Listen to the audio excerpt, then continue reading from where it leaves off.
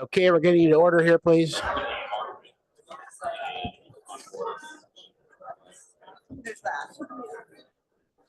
All right, thank you very much. If we could have order in the courtroom here.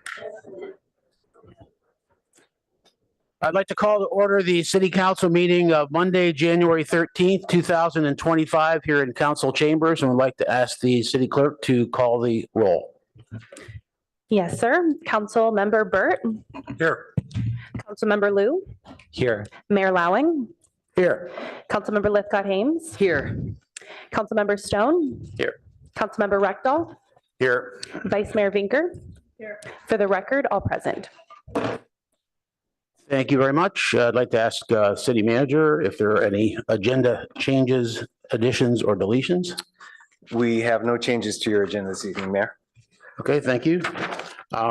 Just before we get going and move to public comments, I just wanted to recap a couple of process items for our council itself. And after that, I'll comment on process for public comment. And these are just reminders of our guidelines of how we conduct business. First of all, we have a high degree of civility and respect for our colleagues in the debate, regardless of opinions. And that, I think, has worked quite well in my tenure here in the last 2 years. That's going to continue. Secondly, midnight meetings are not a good thing. So we just can't do our best work for citizens when it goes that late. So I want to try to keep the pace on point. And my granddaughter in her school gets this little rhymes that say things like, the latest is sharing is caring. And she needed some attention to share a little bit more, and that's working. So I've come up with more of an adult version, which is concise is nice. So we're going to go with concise is nice, and we all know what that means. Don't speak if the other guy said the same thing 3 times, and you don't have to speak at all, or say +1, or you know all the rules, and also watch the timers. So that's the not new but repeated processes. And welcome again to our 2 new Councilmember Liu and Reckdahl to their first full meeting. Okay. Next on the agenda is public comment. And I know there are a lot of public commenters. I do want to remind the public with the guidelines on that of our public comment, particularly of items not on the agenda. And we no longer allow virtual speakers. All speakers have to appear in person for this part of the public comment. We initially capped total speaker time to 30 minutes. And if public comment goes beyond that, we move the rest of public comment to the end of the meeting. If you'd like to speak, please submit your comment cards to the city clerk. And here are the ground rules. First and foremost, the City of Palo Alto values inclusion and tolerance. We strive to create a safe place for all to express their views, and any intimidation or harassment of anyone in the room will not be tolerated. And second, the First Amendment protects an individual's right to express his or her views in the public space. We can implement reasonable time, space, and manner restrictions. We cannot prevent a speaker from expressing their views, no matter how much we may disagree with it. If a speaker is saying something you disagree with or find troubling, you're welcome to excuse yourself from the room. We won't tolerate members of the public interrupting a speaker, where everyone is guaranteed their time to speak. Please withhold your commentary both during and after, and we don't want to see demonstrations along the lines of clapping and so on. So we ask you also to honor people's personal space and their right to express themselves. So thank you. With that, we have public comment, and I understand we have a number of public commenters tonight. Correct, Mayor. We have a total, including our groups, of 27 speakers. And how many groups? 2 groups. We have 1 group on behalf of 6 and 1 group on behalf of 5. Okay, so for individuals, then we'll do 2 minutes, and the group would do 6.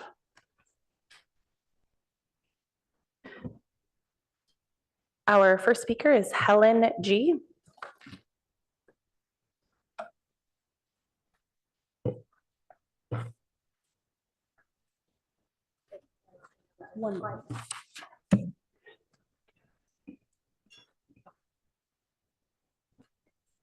All set?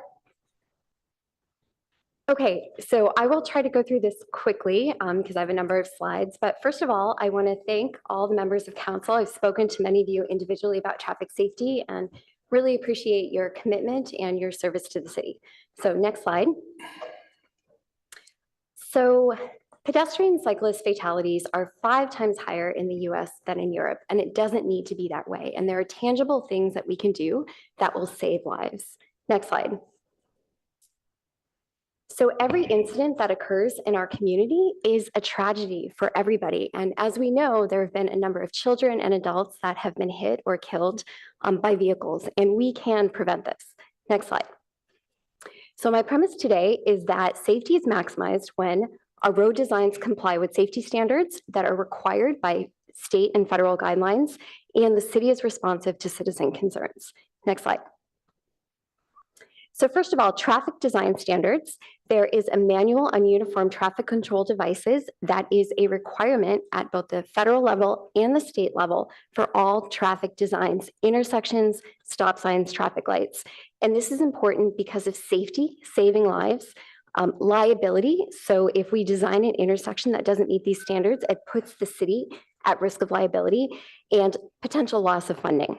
Next slide.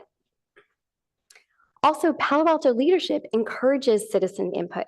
When there was a number of children hit on bicycles, Mayor Koo put out a statement that community safety is our #1 priority and all of us should submit our concerns, which we have done. Next slide. So here I will give my own experience as a mother of 3, 2 of whom bike to school, and what my experience has been. Next slide. Okay, so first of all, in Mountain View, I reported 1 safety issue. Within a week, they had replied, and within a month, they had fixed it. It was easy, it was straightforward, and it was a great experience. Next slide. In Palo Alto, the experience has been very different. So over the course of about 2 years, I reported 8 issues, and you can see here that I have not gotten action on a single issue. Moreover, for a number of these issues, I got no reply whatsoever until I escalated the ticket.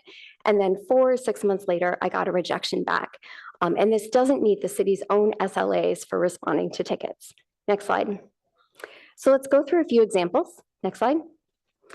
So roundabout at East Meadow and Ross, I've spoken to a number of you on the council about this intersection. So the issue here is the original design did not meet MUTCD standards.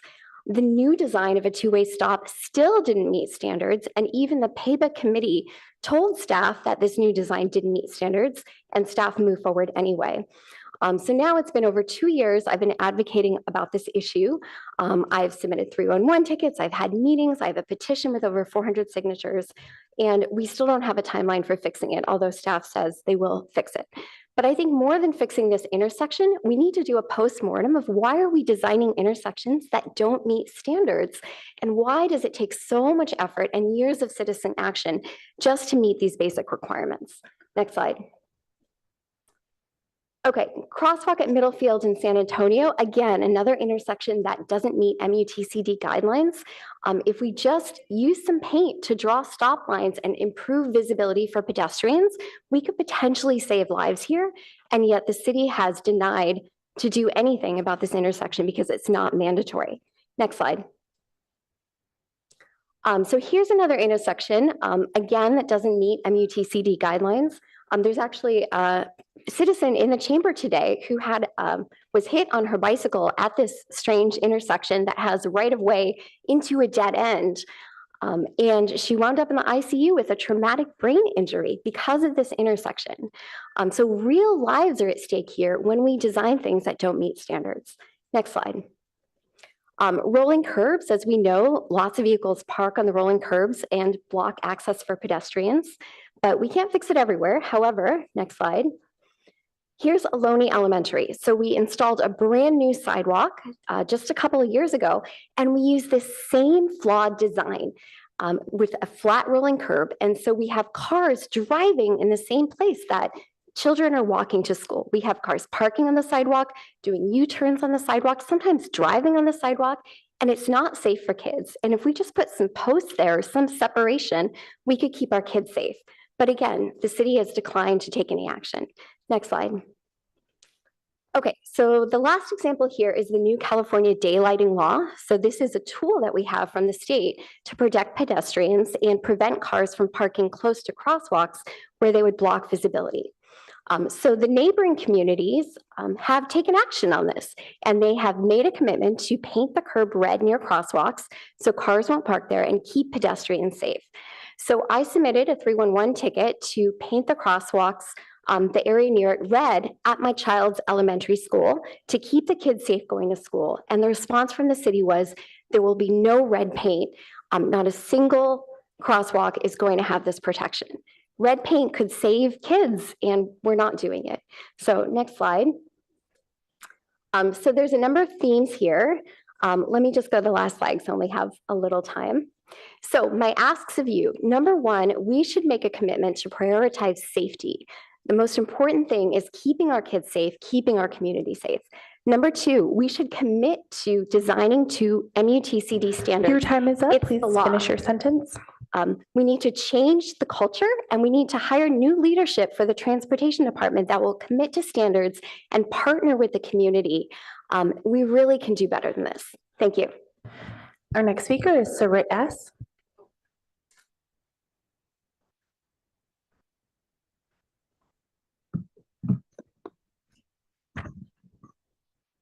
Good evening, Mayor Lowing and City Council members. My name is Sarit Chubi, and I'm a resident of Palo Alto. I'm sure you recall that during last Monday's City Council meeting, a public commenter repeatedly targeted Mayor Lowing for his quote, white male Jewish privilege, and went on to attack members of Congregation Beth Am, calling every single person there a vile Zionist. These comments were unmistakably anti-Semitic, targeting the mayor and thousands of Congregation Beth Am community members simply for being Jewish. This is hate speech, and it's painful to hear such rhetoric in our city. Councilmember Stone immediately called out with leadership and moral clarity, called the speaker out with leadership and moral clarity. That's why we were so disheartened by the remarks made at last Thursday's HRC meeting by Councilmember Lithcott-Hames.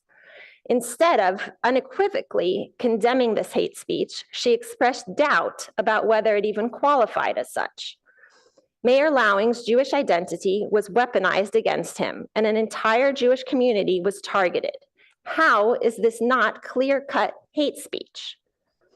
And how can a city leader and HRC liaison not recognize this as hate speech, let alone use her platform to question or excuse it?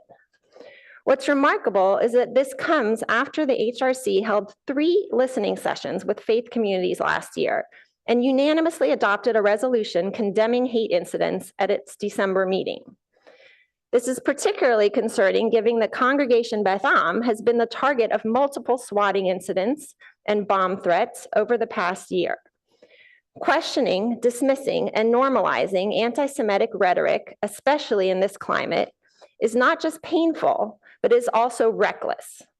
Denying that anti-Semitism or hate speech happened is exactly what fuels anti-Semitism and hate today. Palo Alto has worked hard to build a community of safety and belonging, and moments like this erode that progress. I want to emphasize that our 2024 Palo Alto City Council Procedures and Protocols Handbook requires council members to model civility, inspire public confidence, and act with respect, kindness, and integrity. It's not about their intent, it's about demonstrating the responsibility that comes with leadership. We are asking Councilmember Lithcott-Hames to issue a public apology to Mayor Lowing, Congregation Beth Am, and the community at large. Not just provide context for her remarks, but to apologize. There is no context in which it is acceptable to deny that hate speech occurred. While we also ask Councilmember Lithcott-Hames to identify the comments, we also ask to identify the comments as anti-Semitism so that others can learn from what happened. Finally, we urge Councilmember Lithcott-Hames to both undergo anti-Semitism awareness training and to meet with Jewish community leaders to better understand and address these issues moving forward. Our community has been targeted and is in pain. This is not about blame. It's about learning, growth, and ensuring our leaders are equipped to stand against hate in all of its forms. Thank you. Our next speaker is Lisa M. Lisa M. Moving to our next speaker, Ward T. Good evening, everybody. My name is Ward. My family and I moved to Palo Alto in 2015. We currently live in the Ventura neighborhood. We live down the street from Bulware Park. We walk through that park every single day to walk our dogs until the construction started in September of last year, or September of 2023. We're excited for the expansion of the park, which was to be completed on October of last year, 2024. I emailed the previous city council for a status update, didn't receive any comments back from anybody. So I'm here tonight to put it back to the top of your agenda. I found out some things which I'm going to share with you. What I'm asking for is that the city holds the contractor accountable to the new end date of February 1st, 2025 to finish the park. And if that date is not met, to please hold them liable for liquidated damages of $1,000 a day, which is in the contract. There's a presentation which I've given to all of you guys up there.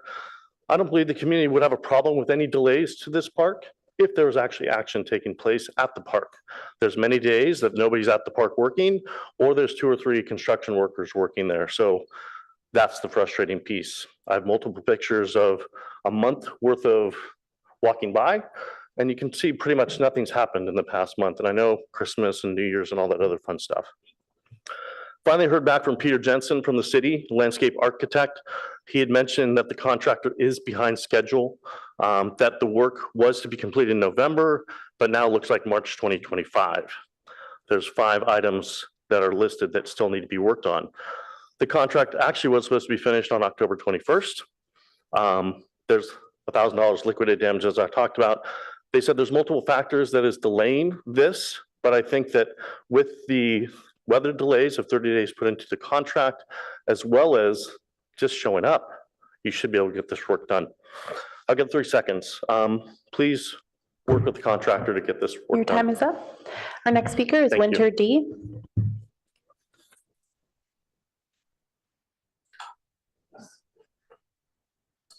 Hi, I just want to briefly, I tried sending something to you all today, but I use Apple Pages and many of you couldn't make sense of that. I just want to, what I'm talking about is our transitional housing site out by the water treatment plant. And there has been recent, and I confirmed this with then Supervisor Joe Smitian, who attended the May 5th meeting, that the Board of Supervisors made a decision that currently sheltered single people in Sunnyvale, in the Sunnyvale shelter, are to be transferred to our shelter in Palo Alto once it opens, the transitional housing. And I got very confused about this and concerned because I read the intent of the council at 2 different meetings that the proposed project is for the purpose of providing interim housing opportunities for homeless individuals and families in the city of Palo Alto, and that a shelter crisis exists within the city of Palo Alto because a significant number of Palo Alto residents are without the ability to obtain stable housing or shelter, resulting in threats to their health and safety. So you intend for the shelter to be primarily for Palo Alto people, and yet the Board of Supervisors feels they have some authority over the shelter and can decide who's going to live there from where. And finally, that the county, there's going to be a countywide processing of, I guess, referrals and applicants or potential occupants of the Palo Alto transitional housing. Anyway, all of this needs to be clarified. What did we actually agree to in the end? And I just want to say that City Manager Ed Chicada did assure me that the city was going to look at this and address it in February. Thank you, but I want you to know about it. Our next speaker is Robin M.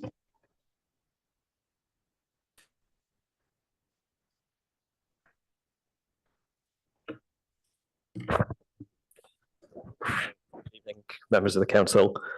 I attended the council meeting here last week where a participant on Zoom made a number of anti-Semitic comments that were rightfully condemned at the time by Councilmember Stone. I was also present at the Human Resources Commission meeting last week, and the agenda there was typical for the Commission, which is why it's so shocking to me that the council liaison to the Commission chose to use her time not to discuss agenda items, but to use her position of privilege to tell us that the anti-Semitic hate speech that we all heard at the council meeting wasn't actually hate speech. I thought we'd move past this. I don't think anyone would stand here and deny the hate speech directed at any other community member, whether it's based on religion, nationality, gender, orientation, or anything else. It's unclear to me how Councilmember Lithcott-Haynes believed she was in a position to deny the anti-Semitic hate speech against our community, let alone this particular example was presented on Monday. Since those comments at the HRC meeting, Palo Altans have had no public statement from the council member apologizing for or disavowing those statements. These hurtful comments are still out there. The mission of the HRC is, and I quote, to create a community where civility, respect, and responsible actions are the norm. I asked the council whether they think that the current council liaison to the HRC can be expected to live up to this mission. Thank you. Our next speaker is Hugh L. Hi, I would just like to keep it brief, concur with the presentation on traffic safety and the design standards and so on, and that's part of the problem. I think the other part that I see is lack of enforcement in the city, and I'd really like to see traffic enforcement. If we have standard intersections, but people are ignoring the law on stop signs, for example, that won't be good enough. So we need enforcement also. Thank you. Our next speaker is Carol G, followed by Julia Z. Hello, greetings, City Council members and community members. My name is Carol Garston. I've lived in City Palo Alto for 22 years, and I'm the producer of Third Thursday California Avenue Music Festival, monthly year-round music festival on Car-Free California Avenue. I want to tell everybody about our event this month, which is a Wellness Reset, and we'll be featuring 11 businesses from Palo Alto to inspire our journey to wellness. We'll have a wellness circuit, and people will be able to win prizes. Additionally, our theme for 2025 is local and live in 2025. And we have a list of our themes on our website, all designed to engage with our community in an uplifting way. We welcome people in the community to volunteer, sponsor, entertain on Third Thursday. Please reach out to me. My email is carol@3rdthursday.fun. Please also go to our website, 3rdthursday.fun, and also like us and follow us on Instagram and Facebook. Thank you very much. Our next speaker is Julia Z, followed by Mark E.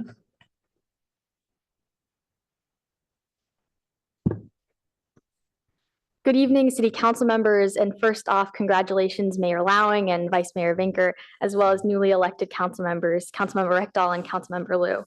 I hope you're all doing well. I'm Julia Zeitlin, a freshman at Stanford University and co-founder of the Palo Alto Student Climate Coalition. As we enter the new year, I urge you to reaffirm addressing climate change and implementing the SCAP as a top priority for the city. Furthermore, I believe the council should adopt a priority to address the ongoing and future threats extreme heat poses to our community. The urban heat island effect is present in our city and disproportionately impacts lower income neighborhoods in Palo Alto. The council could begin to address this by adding extreme heat to its list of priorities so that the Office of Sustainability can take on efforts supported by community volunteers such as myself to implement cooling solutions that prevent dangerous conditions in the summer. As an intern in the city this summer, I helped conduct the 2024 Bay Area Heat Mapping Campaign. We partnered with Menlo Park, East Palo Alto, and other community organizations to develop maps of the distribution of extreme heat in our cities. And we've identified specific points throughout the cities where cooling solutions like additional trees, green space, or cooling centers are needed. And so now more than ever, we need to invest in local climate solutions and prioritize action at the municipal level. California is, as we all currently know, under threat from apocalyptic wildfires. And at the same time, our state's ability to fight the fuel of these flames are being challenged by lawsuits attempting to undo the world-leading environmental protections we have. So we must summon the power we have as a city to push further ahead and make a tangible impact here and now, this year in 2025. So please consider adding extreme heat as a priority for the coming year. Thank you. Our next speaker is Mark E., followed by Lisa A. Yeah, there was a young lady here that needs to be at work at 4 a.m., so I was hoping she could go next. The men and women who get up every morning and come to work, that provide the best services on the planet. The men and women that clear the drains at midnight and provide safe and clean tap water and provide safe power to houses and gas day in and day out. We are here to serve, and we are also here to take care of our families. We're asking you all, by the Lord's grace and mercy, to give us a fair offer. Our next speaker is Lisa A., followed by Val P. Thank you. Palo Alto 911, what's the address of your emergency? My dad's not breathing. Dispatcher guides son how to do CPR, while partners dispatch fire, paramedics, and police. Palo Alto Communications, there's an injured squirrel in my backyard. I'm getting animal control started this way. What's your address? Palo Alto Utilities, a tree branch fell in the roadway. I'm getting public work started. Did it fall on a vehicle or a power line? Palo Alto Utilities, I smell gas in my kitchen. I'm sending a service unit to check it out. Does anyone feel ill? Palo Alto 911, what's the address of your emergency? There's a girl walking on the tracks. I'm sending police now while my partner stops the trains. What's the closest cross street? This is just a small sampling of the type of calls we get 24 hours a day, 7 days a week, 365 days a year.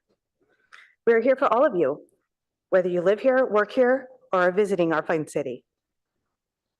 As the first responders, we must quickly assess the situation, send the appropriate help, and make sure the public, police, fire, utilities, animal control, and public works all stay safe.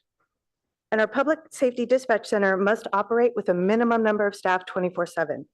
We take breaks when we can, sometimes 2 hours into our shift, and sometimes like today, 10 hours into our shift, depending on the needs of our city. And our job cannot be done remotely. We must be here. Our work cannot wait. If a dispatcher's on vacation or calls out sick, someone fills in, sometimes having to cancel plans with our family and friends. And all we ask in return is that we're appropriately compensated for the work that we do. Thank you for your time. Yes, your time. Our next speaker is Val P., followed by Henry E.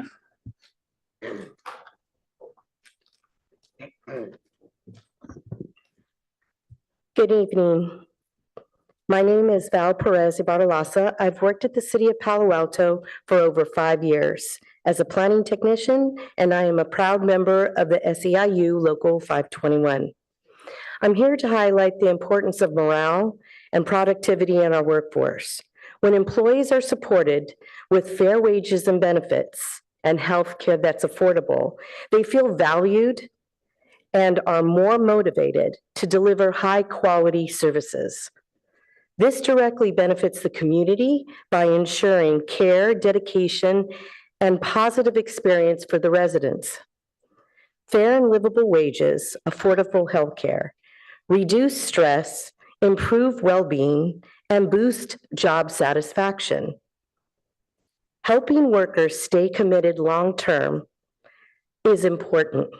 I urge you to recognize our vital role for all of our departments in the city's success and invest in us to create a stable, productive workforce for the benefit of all. Please give us a fair wage, affordable health care, and a contract that is good for all of us. Thank you. Have a good evening. Our next speaker is Henry E., followed by Tom H.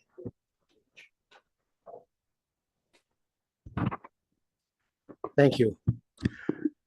I will submit to you that we are in the midst of a crisis that will in time be recognized as equivalent or even greater than the 1906 earthquake, which led to federal armed forces being called in to create the fire breaks to stop that catastrophe.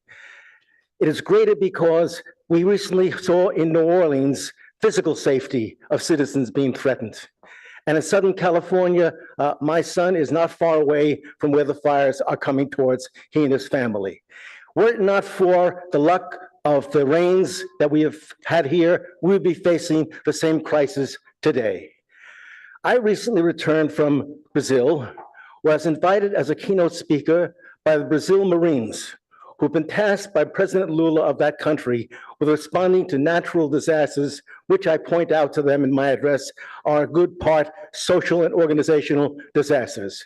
We face the same situation here. So I'm calling upon council to take some immediate steps to put aside the plans for downtown and to reconsider the plans for the periphery. And I wish to offer as consulting services, sustainability urban design. Our consortium will provide you with the data, the analysis, and an alternative plan for Palo Alto to address these oncoming crises. We'd like the same kind of sole source contract I was recently given for a gymnasium to be built. This crisis is much greater and of greater importance. We'll bring you the international experts on this for a fair price, together with our colleagues from Stanford, to provide you with this crucial data and plan for the future. Thank you. Our next speaker is Tom H., followed by Wei Fang P. Thank you. Thank you for hearing public comments. My name is Tom Haxton. I'm here to voice a concern about retaliation in one of the city's hiring decisions for middle school coaches. Last year, I served as a head coach for both cross-country and track and field at JLS Middle School and under the city's middle school athletics program. I received positive feedback from students and families about my coaching. In the spring, I provided the city's middle school athletics program with constructive feedback on areas where their support was inadequate. Over the summer, I founded a nonprofit to demonstrate a better way to manage middle school sports. The city's program charges $335 per student per season, with most of the funds going to overhead rather than directly supporting teams. Our nonprofit demonstrated a better way to manage teams by operating a cross-country team for JLS last fall. We reduced fees to $200, eliminated unnecessary overhead, and focused our budget on coaches and resources that directly supported students. Our initiative prompted this city council to consider outsourcing middle school sports to nonprofits, and I'm grateful for your support and interest in improving opportunities for students. Thank you for passing the resolution to evaluate this option, and I encourage you to continue taking steps to improve middle school sports. However, despite your support, city staff have treated those involved in our initiative adversarially. Examples include blocking our team's access to league meets and attempting to reschedule the JLS track and field registration period without adequate notice to families. In November, I proactively applied for a paid coaching position with the city to ensure I could continue supporting students if the city retains management of the program in the spring. Given my qualifications and ongoing staffing shortages in track and field coaching at JLS and throughout the district, it'd be hard to overstate how clearly the team would benefit from my continued coaching. Unfortunately, I learned on Friday that the city had declined my application. I believe this decision constitutes retaliation for my critiques of the middle school athletics program.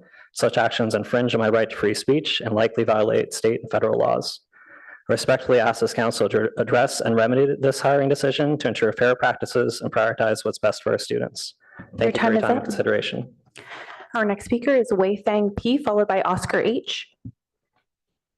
I'm speaking to support Coach Tom Haxton. Over the years, the city has mismanaged the middle school athletics program, grossly misused the funds from registration fees, and provided little to no services to our children. Coach Tom started his nonprofit organization last year to challenge the status quo, and it was a great success. The coaching team was much better staffed, and our children had great experience. The registration fee was also much lower. But instead of facilitating the much needed reform with earnestness, the city government is doing the complete opposite. They set one roadblock after another, trying to kill Coach Tom Haxton's initiative. Now they just outright rejected his coaching application.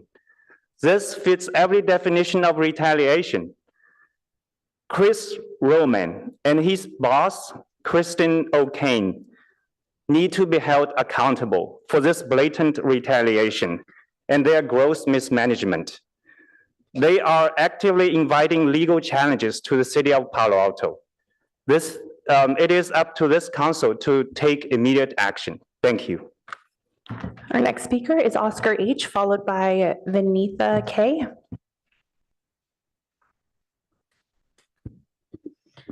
Hello, ladies and gentlemen. My name is Oscar Hughes, and I go to JLS Middle School.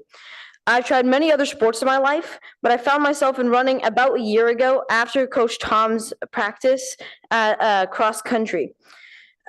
He helped me motivate to run because I've always wanted to become a fast runner and become better at running. And he's motivated me to run even in my free time and get friends to join me on run. And if they can't join me to run, they can bike next to me. I've also noticed how Coach Tom unites the team in a unique way that I've never seen before in many other sports, given that I've tried many other sports before. Thank you so much. Our next speaker is Vinitha K., followed by Ryan K.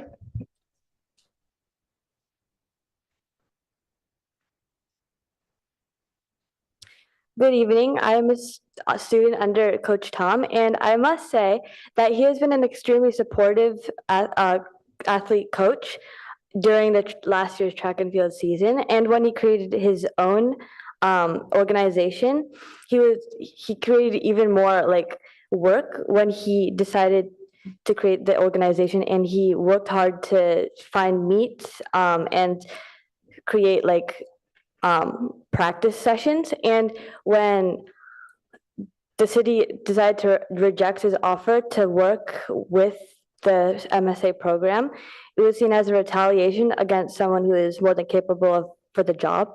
So to end this briefly, Coach Tom is the best you're gonna get. Thank you. And our final speaker is Ryan K.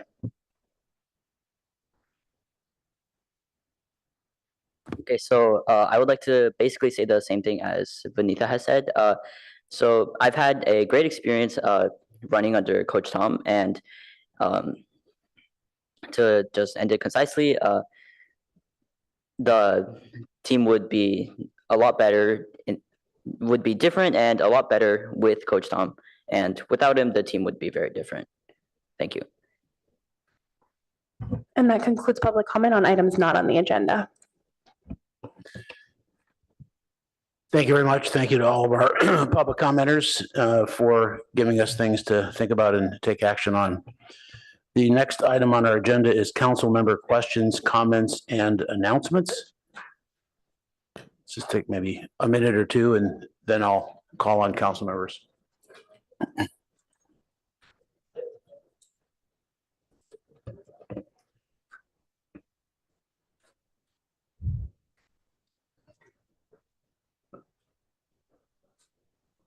Okay, council member comments, starting with Councilmember Lithcott Ames.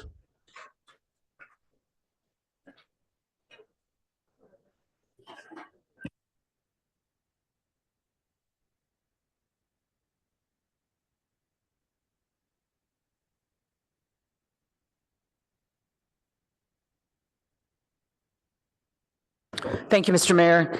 I have three things to offer here in council member comments. I'm going to wait for members of the public to make their way out. We know folks like to chat as they're exiting chambers.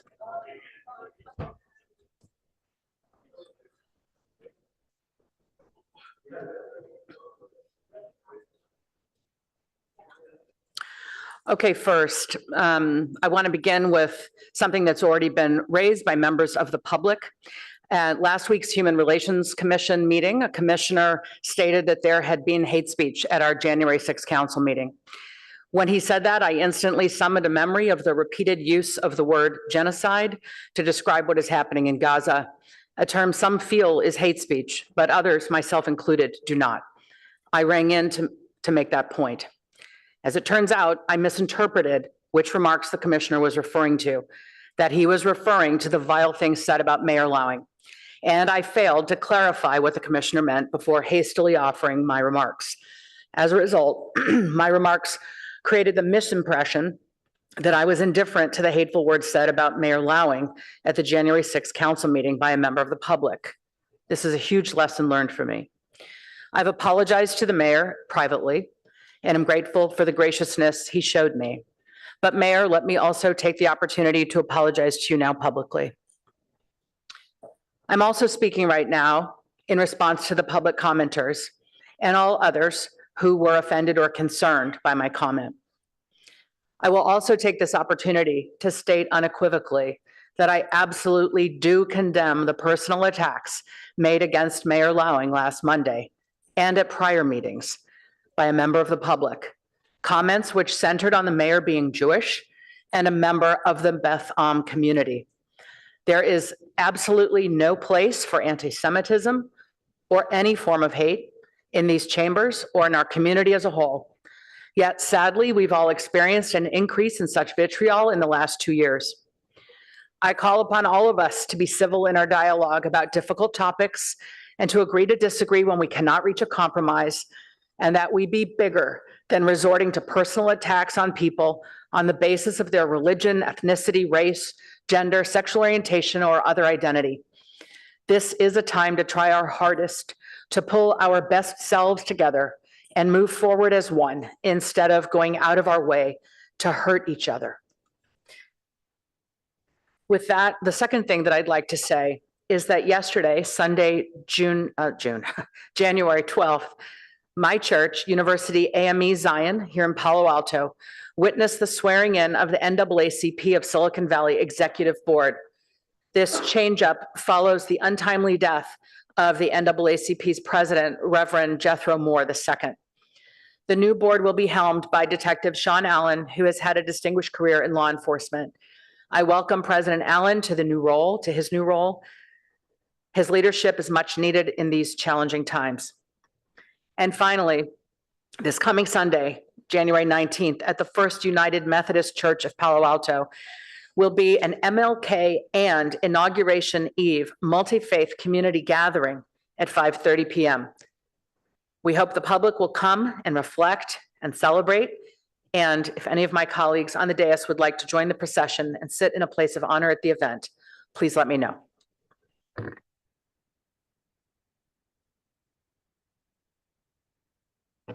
Councilmember Burt.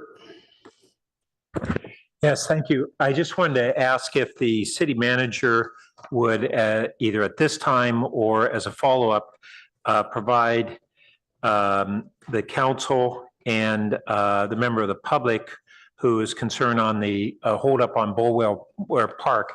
I seem to recall that we did get a update from the city manager on this, but if the member of the public didn't get a similar response, then I wanted to assure that was happening. And either way, I think it's a matter of interest.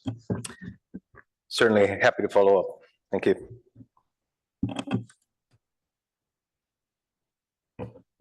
I have a couple announcements myself. This week, starting Wednesday, I'll be off to the U.S.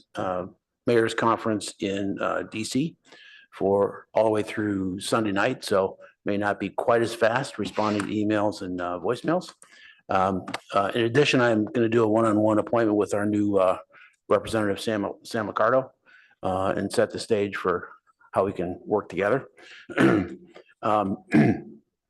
So that's one point. And then secondly, as you know, this is the time that we start working on committee assignments, and it's very complex because there's a lot of committees and a lot of requests and so on.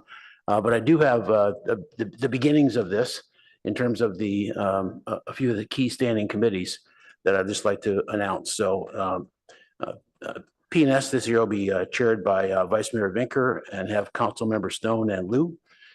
Finance will be chaired by Councilmember Burt and have Councilmember Lithcott, Hames, and Rectal. And the CAO committee is going to be chaired by ex-mayor Mr. Stone, and we'll have Vice Mayor Vinker and Councilmember Burt. So those were very uncontroversial since we all agreed. So my job gets harder from here. And then all the others are in process, but as you will see in the next consent item here, we're agreeing essentially to hold off on ad hocs or probable ad hocs until sometime after the retreat, so we can give, full consideration to, frankly, the whole list of committees that we need or maybe don't need anymore. And we'll pick up the baton from there. Okay, if there are no other comments, then we can go to the consent calendar. So to begin with, before we do public comment, are there any requests for pulling items? Councilmember Stone. Request to pull item 7. Councilmember Burt. I would also like to pull item 7. I think Councilmember Rectal was next. Yeah, I also would like to pull number 7. Okay, so we have 3 to pull already, so we don't need any more. Okay. That was anticipated by notification to the city manager, so he has a comment on that in terms of when we'll be hearing this item. Yes, in fact, and thank you to council members for giving me the heads up. I have been able to discuss it with staff, so we are prepared for you to hear it this evening. And in consultation with the mayor today, we would recommend it be heard immediately after your consent calendar, in which case you may, Mayor, suggest that members of the public who are here to comment on the consent calendar hold on item number 7, hold their comments until that item is specifically called. Yes, that's correct. It would be more appropriate if people want to comment on that. We'll comment it now because it will be, after we vote here, it will be an actual item to be debated, and that will come immediately thereafter on consent. Any other requests to pull or no votes? In that case, we can take a vote.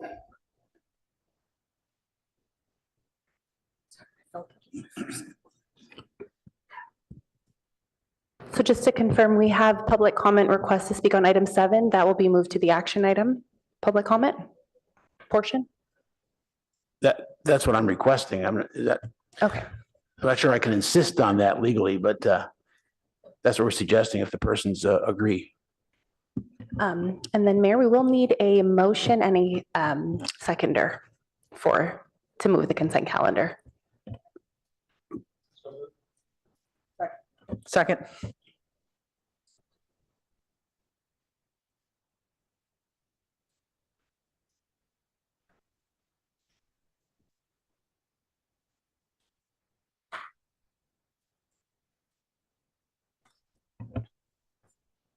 All right, taking the vote. Councilmember Rectal. Yes. Councilmember Lithcott-Haynes. Yes. Councilmember Stone. Yes. Vice Mayor Vinker. Councilmember Liu. Yes. Mayor Lowing. Yes. Councilmember Burt. Yes. Motion carries unanimously. Okay.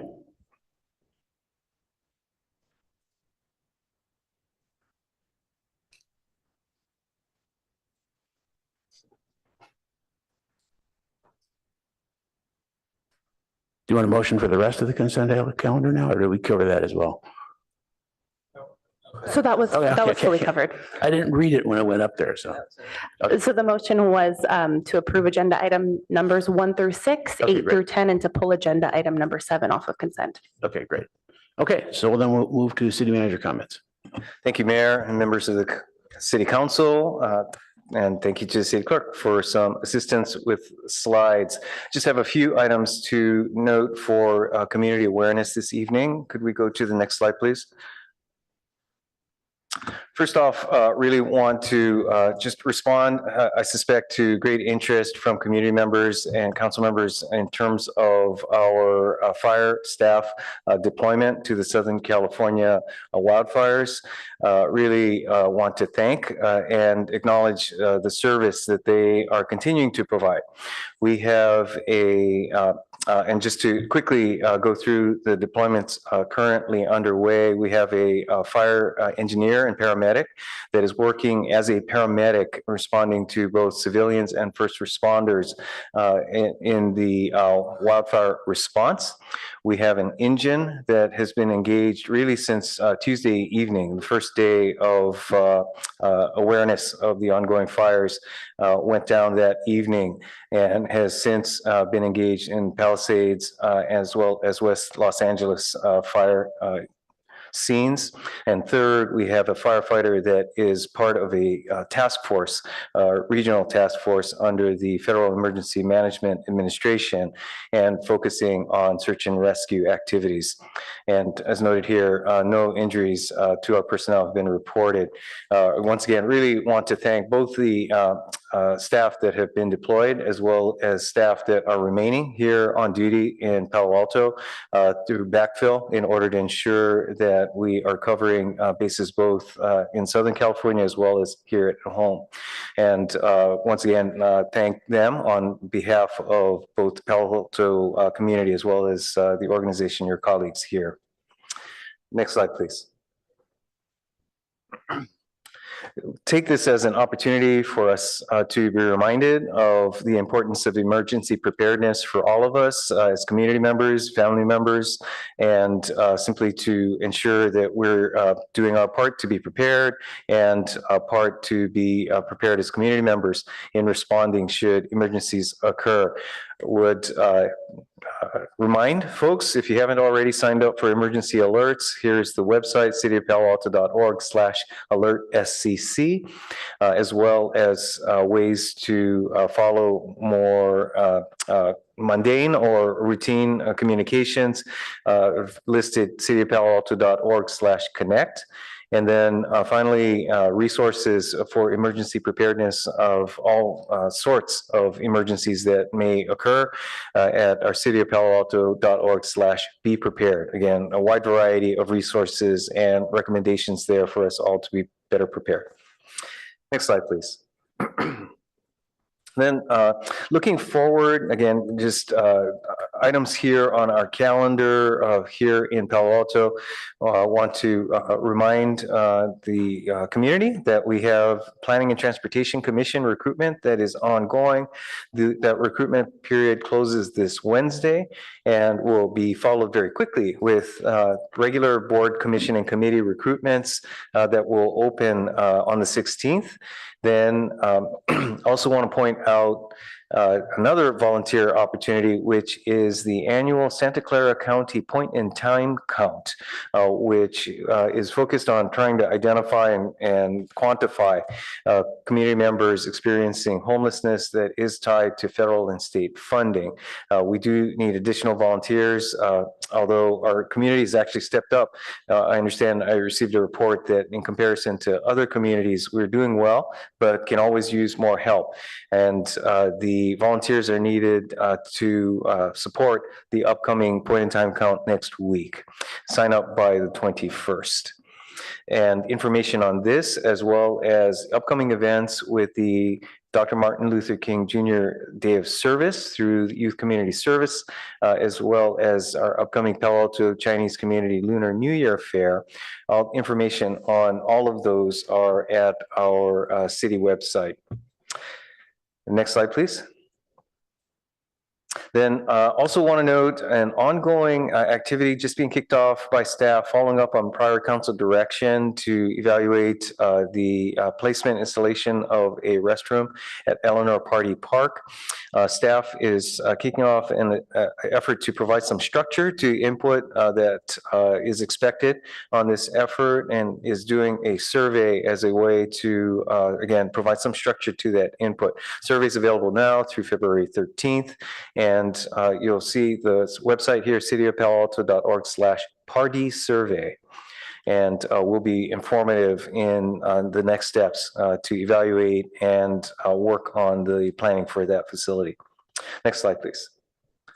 And finally, just want to note upcoming items on City Council's agenda. First off is next Tuesday. Note that that's Tuesday, not Monday, recognizing the holiday. Tuesday, we have a study session on the update to the city suicide prevention policy, as well as an action item related to downtown housing on city parking lots. Then next Saturday, on the 25th at 9 a.m. at Mitchell Park Community Center will be the annual City Council priority setting retreat. Then the following week on February 3rd, a study session on safe streets for all, as well as the California Avenue ongoing activities and dark sky ordinance. The 10th, as was, actually was noted by Winter Dellenbach, you have a study session on homelessness in Palo Alto, as well as action items related to the Public Improvement Corporation's annual financial report, weed abatement, and the proposed project at 3265 El Camino Real. Then the last meeting in February will include your mid-year budget review, as well as an action item on bird friendly design. And with that, Mayor, that concludes my comments. Okay, thank you. Any questions of the city manager?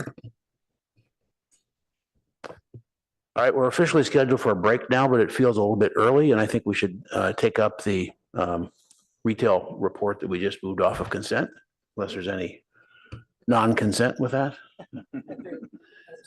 All right, so we'll pick that up with item 7. And I thought maybe it'd be good to get input from the remaining members of the retail committee, in addition to any staff comments that want to come before that. So.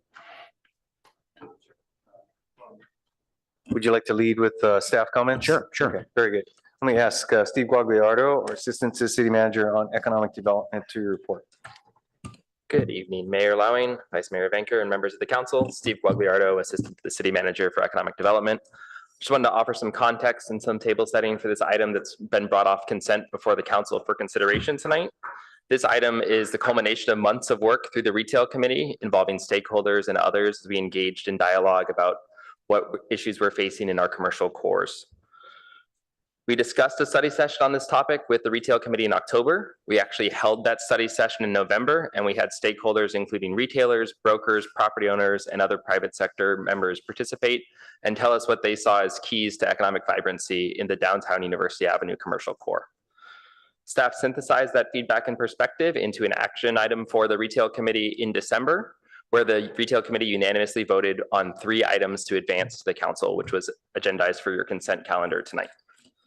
Those items were funding for enhanced maintenance efforts for University Avenue and California Avenue commercial cores, developing a plan for improving our temporary use permits, and exploring a plan for improvements to downtown infrastructure and experience.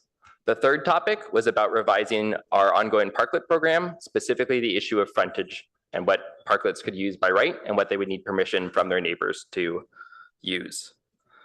At the November study session, many participants noted that parklets extending beyond a store's frontage without a neighbor's consent was problematic, both for citing potential new tenants in a store because of the uncertainty about what would be happening in front of that store, as well as existing tenants who weren't sure what might someday extend in front of their own storefront. As a reminder, the ongoing Parklet program applies only to our University Avenue and California Avenue downtowns, and it excludes the car-free portions of Ramona Street and California Avenue. Each of those areas is having outdoor dining guidelines developed independently, given the unique parameters and design considerations of a car-free street compared to a parklet, which operates alongside vehicular traffic. So as of right now, the ongoing parklet program regulations allow a parklet to extend beyond a store's frontage if it is uncovered without a neighbor's consent. In December, the Retail Committee discussed this and voted unanimously to bring forward to council consideration of amending this, and instead requiring that parklets extending beyond a restaurant's frontage require a letter of consent from the neighboring landlord. This would apply to both covered parklets and uncovered parklets. At the moment, a letter of consent is only required if a roofed parklet extends beyond the restaurant's frontage. So that recommendation is before the council tonight, requiring a letter of consent for a parklet, either uncovered or uncovered, to extend beyond its frontage on a go-forward basis. Existing parklets in good standing would be able to maintain their current footprint through the term of the permit. Most of them were issued, of the existing permits were issued in November, and so they would continue through November of this year. There is probably a separate policy discussion for council to engage on if they want to phase that in or extend that term somewhat. But ultimately, the policy discussion about parklets is what should we apply on a go-forward basis for letters of consent for parklets beyond a store's frontage. Understandably, there are different interests on this item. Restaurants enjoy the space that parklets confer to them, offering additional seats, additional services at a marginal cost. As a reminder, based on council direction, those parklets are offered at approximately 15% of the market cost of similar space. So there's a significant subsidy associated with that rate that we charge per square foot for the parklets. On the other side, we have retailers, brokers, and property owners each noting that the uncertainty of parklets extending beyond a store's frontage and the difficulties that that causes them in citing potential tenants in those locations. Tonight, we're seeking council direction on retail committee's unanimous motion to require a letter of consent for a parklet that extends beyond that restaurant's frontage, and also the other items that were included by retail committee, specifically those enhanced cleanliness efforts and efforts to explore the medium-term infrastructure issues, the parking issues, the character of downtown, as well as the temporary use permits that retail committee discussed. But I expect the balance of the discussion to be focused on that parklet item. With that, staff is open to any clarifying questions, any feedback we have from the members of the retail committee on their December discussion and November study session, and members of the public at the mayor's discretion. Yes, let's go to any comments from the two remaining members of the retail committee. Councilmember Lithgott-Haim and Councilmember Burt. Thank you, Mr. Mayor. Councilmember Burt, Councilmember Koo, and I served on the retail committee, and actually before I was put on it, I think Mayor Lowing was the third member for a time. And Councilmember Koo has completed her service for the city. Councilmember Burt joined the group that pulled the item. And so I want to offer my perspective, perhaps as a counter to that, simply to represent what was the unanimous vote of the retail committee at the time. I'm delighted we're all talking about this, actually. I think it's such an important topic, and it deserves being fully fleshed out with the entire council. So let me just try to summarize what I experienced on the retail committee, and invite my colleague, Councilmember Burt, to clarify, of course. I want us to remember that we formed a retail committee to revitalize our downtowns, and that we have been hard at work trying to determine the best ways to do so. We did have a 3.5-hour study session, very ably arranged by Steve Guagliardo, and with a lot of community input. And our key learnings seem to boil down to making the downtown more clean and attractive, filling our numerous retail vacancies with pop-up businesses that can operate in the interim as longer-term tenants are found, and determining whether parklets that extend beyond the frontage of the business in front of them might be harming the vitality of that neighboring business. Enhanced cleaning is a no-brainer. We continually hear that the downtown is perceived to be dirty and therefore unwelcoming, and perhaps even giving the impression of being unsafe. And so it seems logical that we need to allocate more at the mid-year to enhance our cleanliness efforts. In terms of the pop-ups, it is very much in keeping with Palo Alto, our history, and our current selves, to offer opportunities for startup businesses, pop-ups, artists, whomever might be able to make use of a storefront without having the capital ordinarily required to get a bricks and mortar business going. And so there's quite an appetite for perhaps a pilot program where we would figure out what would a set of rules be to complement our temporary use permit that already exists, or to augment it, to really support the notion of pop-up businesses on a short-term basis, helping bring vitality to storefronts and windows that are currently empty and papered over. And finally, on parklets, what we wrestled with was that parklets solved 3 problems in the pandemic, and lucky for us that they did. Parklets enabled restaurants to stay afloat. Parklets brought income to the city because people were eating in restaurants when we couldn't otherwise gather safely inside.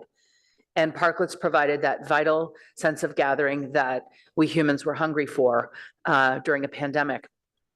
And of course, we still love it.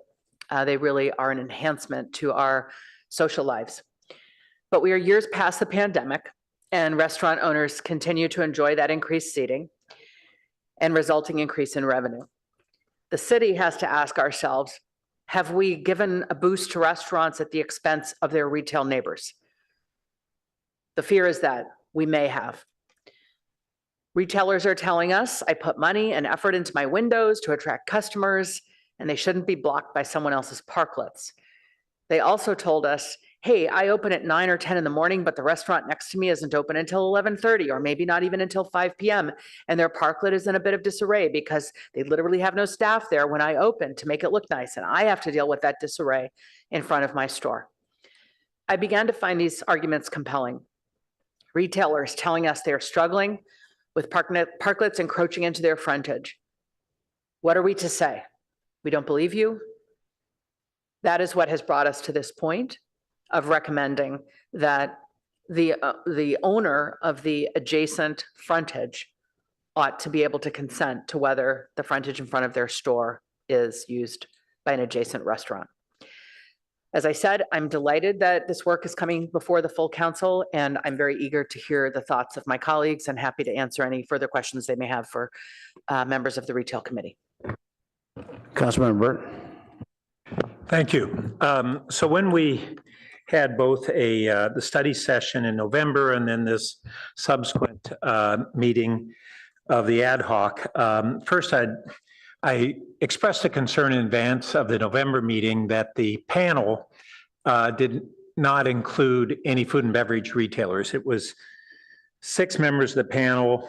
1 was a goods retailer, and the other 5 represented different points of view, but no food and beverage retailers, even though the staff report talks about that stakeholders and partners from the private sector voiced their perspective. And there were comments from some food and beverage members in the public comment period, but I wanted to be clear that that was not part of the panel discussion or the study session itself. When we voted to refer this to the council, I was anticipating that it would come to the full council for discussion, as it is now doing. I should have, in hindsight, made that even more clear that that was my intent. I was expressed at the time ambivalence over the recommendation, but went with the colleagues in their recommendation. I do want to clarify what I think is an accurate statement, which is we did not hear from retailers saying that the parklets were obstructing their storefronts. We heard from property owners who made those assertions, and a retailer who was a single retailer, I believe, who was concerned that it could obstruct her storefront if the parklets proliferated in front of her, which is not the case today. Yeah, I stand corrected. I used the wrong verb tense there.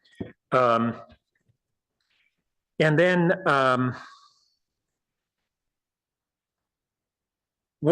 we were presented with 2 arguments, primarily by the property owners. One was obstruction of storefronts and signage. At that time, I made the point that the average car that parks in front of on the street is an SUV, some smaller, some larger, but that's the average size. And it provides a greater obstruction than people sitting at a table without a wall or a ceiling. And so that argument, I said at the time, I didn't understand what was the real rationality for that argument. Second, there were arguments by property owners that basically indicated that they believe that they should have control over what happened on the public street in front of their property. And that's a legitimate discussion for us to have, is to what degree should this be a city community interest decision versus what is a private property right. And I'll look forward to the city attorney helping at least clarify that from a legal standpoint. We still would have a philosophical question before us.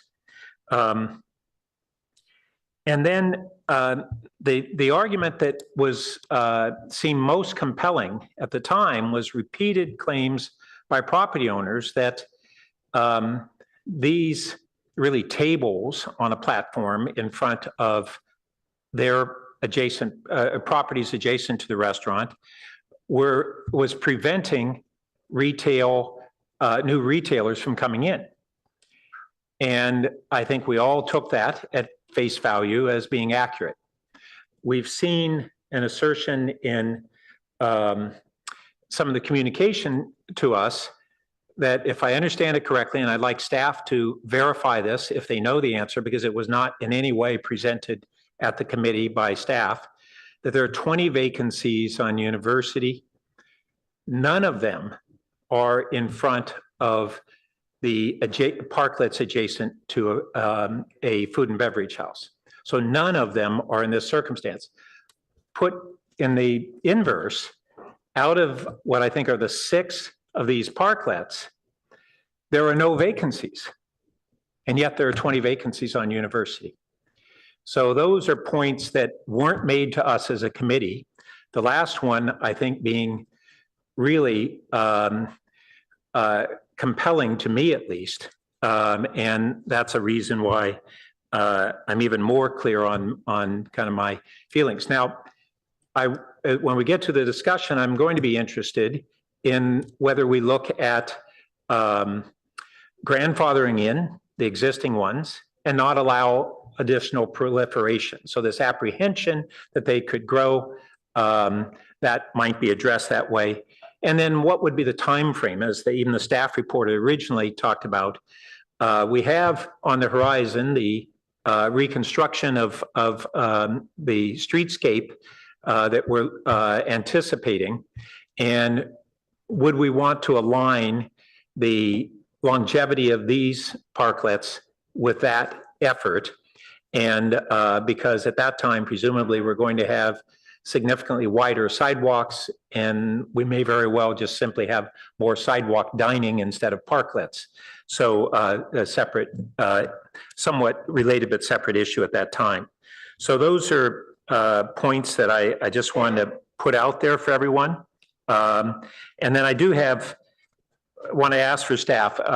One, have we had any additional requests for this type of parklet? We should have 2 names for them, just the partial parklet or whatever is what we're really talking about. Have we had any requests in the last year or more for any additional ones of these? Partial parklet meaning an uncovered one that extends beyond its frontage. I'll defer to Holly on that. Yes, we have. Do we have is that current and it's not? Well, we have some that are been discussed with staff and the parklet owners about submitting applications that haven't been submitted yet. And then there's actually one application that has been approved, but not paid for and issued yet. Thank you. And part of why I asked this is because one of the points that have been made is the significant financial investment that restaurants have made in some circumstances in the anticipation that this is part of our permanent parklet program. And then we're looking at changing it months after we enacted that and they made that investment. Thank you.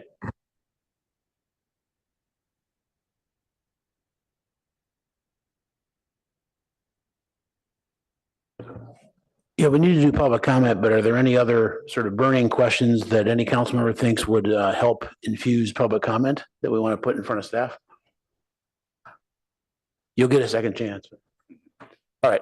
Okay. Councilmember Baker, Vice Mayor Baker. Yeah, I just have some logistic questions about sort of the current rule. What if there are 2 restaurants next door that both want these, what I'll call low-rise parklets? Is it just whoever gets there first? Could one go in front of the other restaurant? Or do they need, because they're restaurants, to stop and not extend in front of the other restaurants? What happens then? So I'll defer to Assistant Director Boyd to weigh in on some of the particulars there. One thing I will point out is we do have a couple examples of folks that have worked well together. So one example is Evia and the patio. If you look at that, it looks like one connected parklet, but really it's two distinct ones, but they're thematically similar. Another one is the Beverly Kazana one, formerly the Joya. And so that's a shared parklet. So there are examples where there is that mutual interest and there's a solution that's found, but I'll let Assistant Director Boyd weigh in on the particulars as well. Yes, thank you. I didn't introduce myself before. I'm Holly Boyd, Assistant Director of Public Works.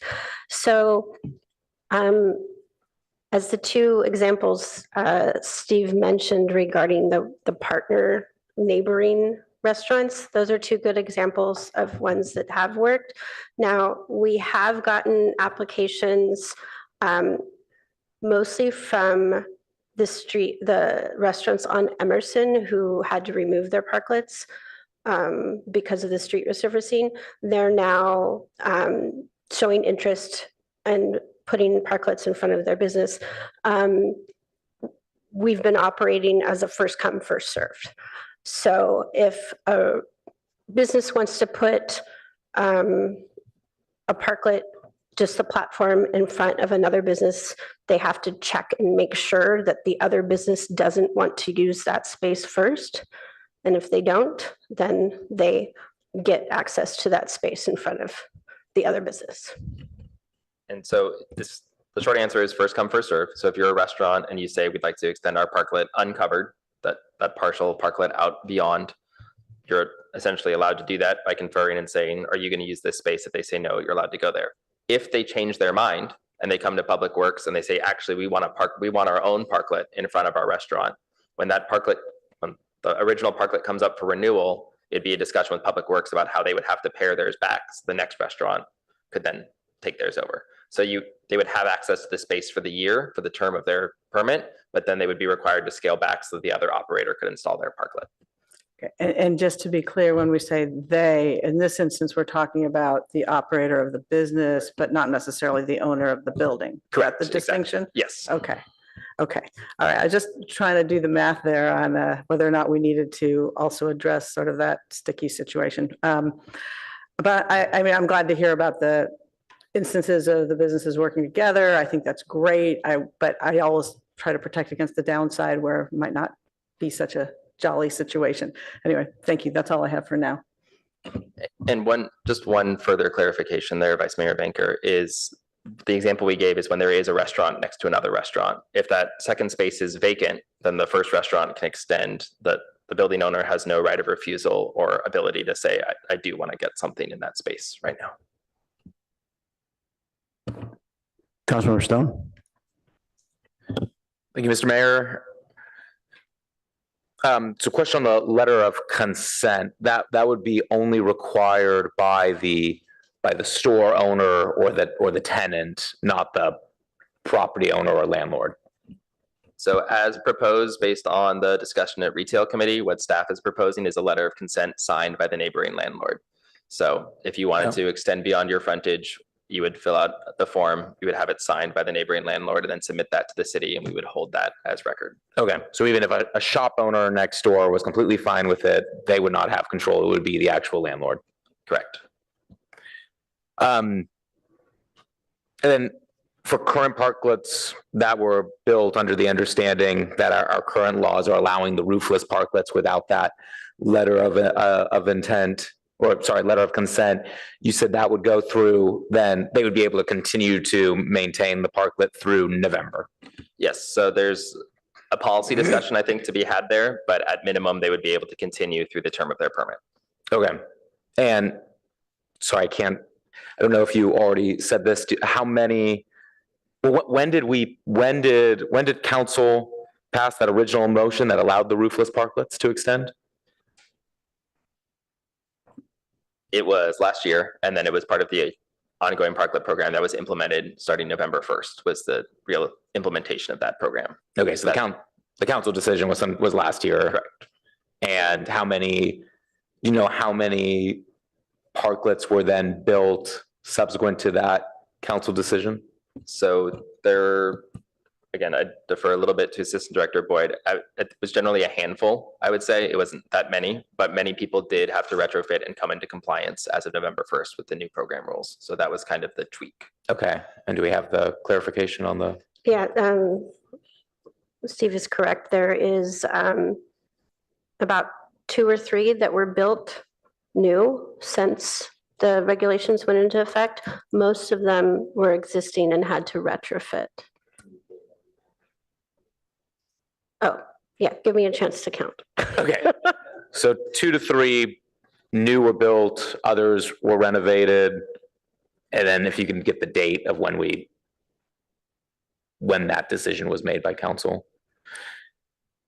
And then last question. So there are 7 parklets on University Avenue currently, I believe. And this is probably related to the research you're doing now. How many of those do extend beyond their store's frontage?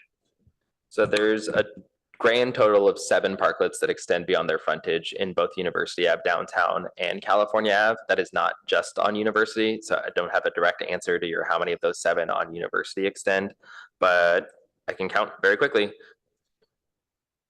There are 5 on University. So 7 total, 5 on University. And just kind of confirming what Councilmember Burt was saying, none of those are in front of then a vacant storefront. That I'm a little hesitant to commit to that. I would take that comment kind of at face value based on what we saw. I will say that I have had discussion with one of the tenants who's going into one of those spaces, and they voiced a great deal of reluctance about the uncertainty of would the parklet persist in front of them or not, even if they opposed it.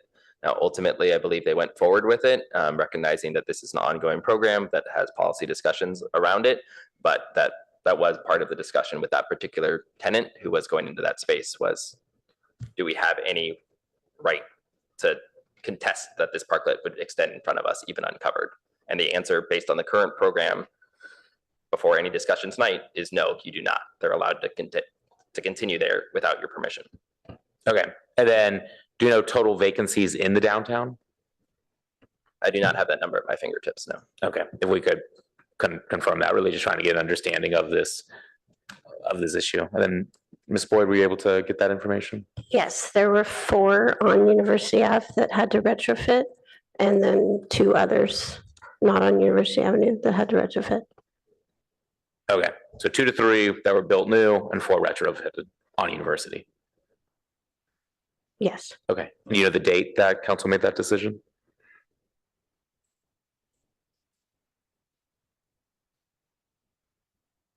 Yeah, while she pulls that, it was around the spring that we had the discussion, and then the part of that discussion was March 23rd, I believe. Great, March 23rd. And that's it for me. Seeing no other questions right now, let's go to public comment, please.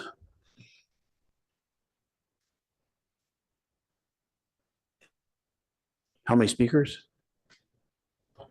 We have 10 requests to speak. 11. A bunch are raising their hand in Zoom, so looking more like 15. 50? 15. Okay, we'll go to 2 minutes. Our first speaker is Nancy C.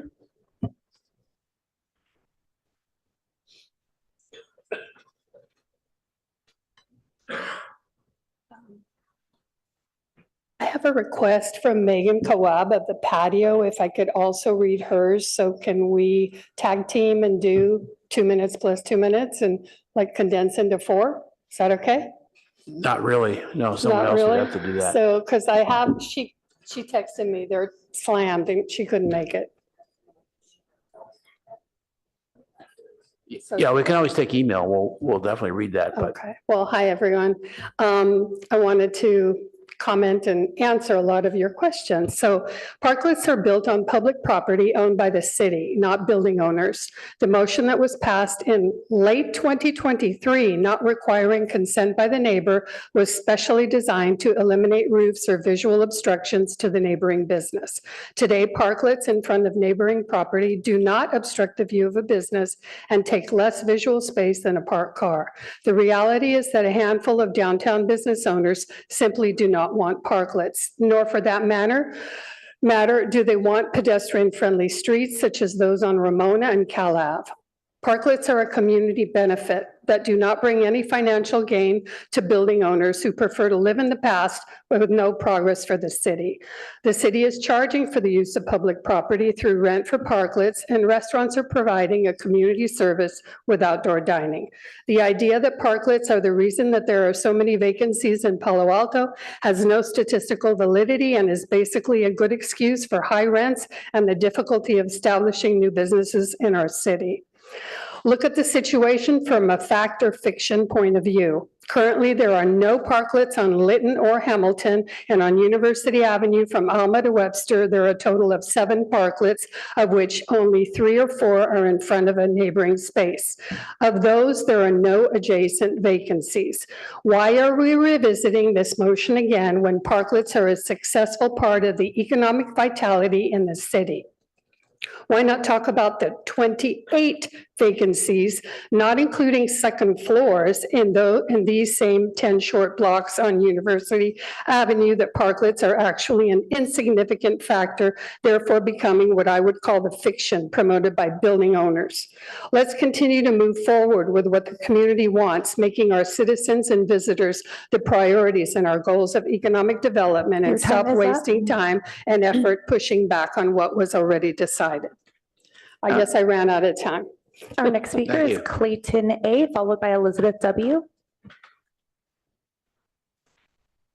Hello, City Council. My name is Clayton Adelholm. I'm the CFO of local Union Restaurant on University Avenue. I'm here to ask you to vote no on item 7 today. This item just comes 6 months after the permanent parklet guidelines were finalized and put into action. These spaces are owned by the city, and we are paying the city rent for these spaces.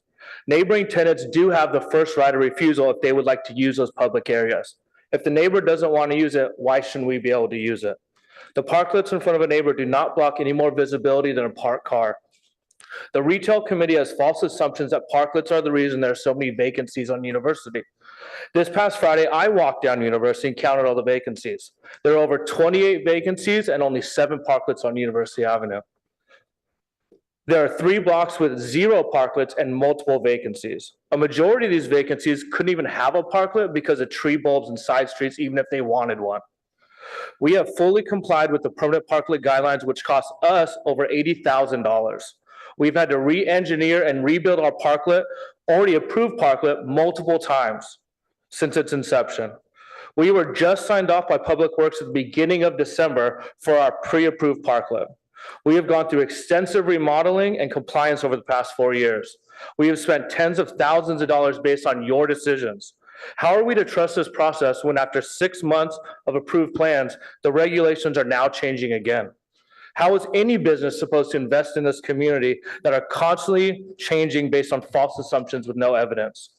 In our case, our neighbor Miniso enjoys our parklet because we sit potential customers in front of their windows. We are actually teaming up with them and putting their coupons on our parklet tables to entice guests to go in there. We also plan to use our parklet to help them with their grand opening party next week. Parklets are the vibrancy that this city needs, and I urge you to pull this item and keep the permanent parklet guidelines as stated. Thank you. Our next speaker is Elizabeth W., followed by Marcus B.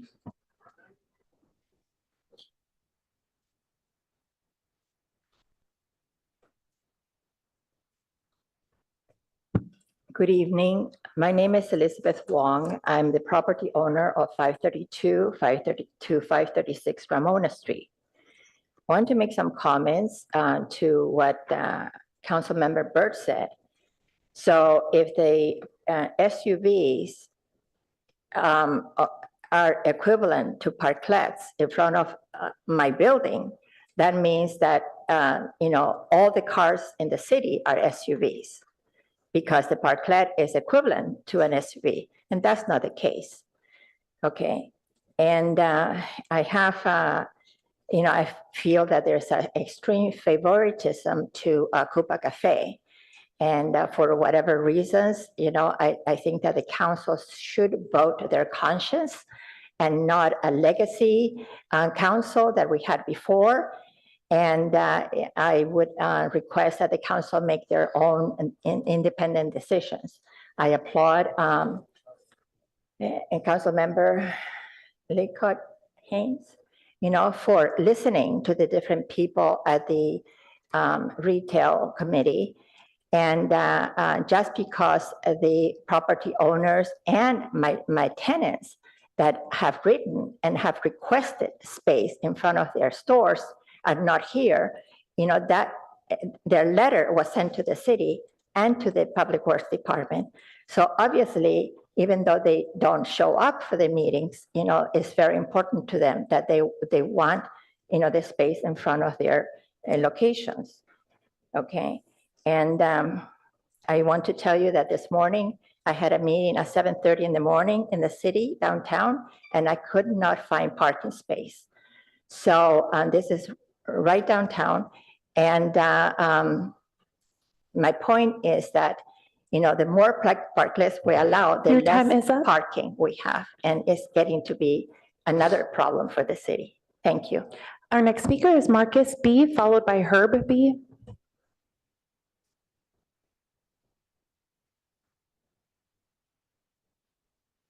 Marcus B.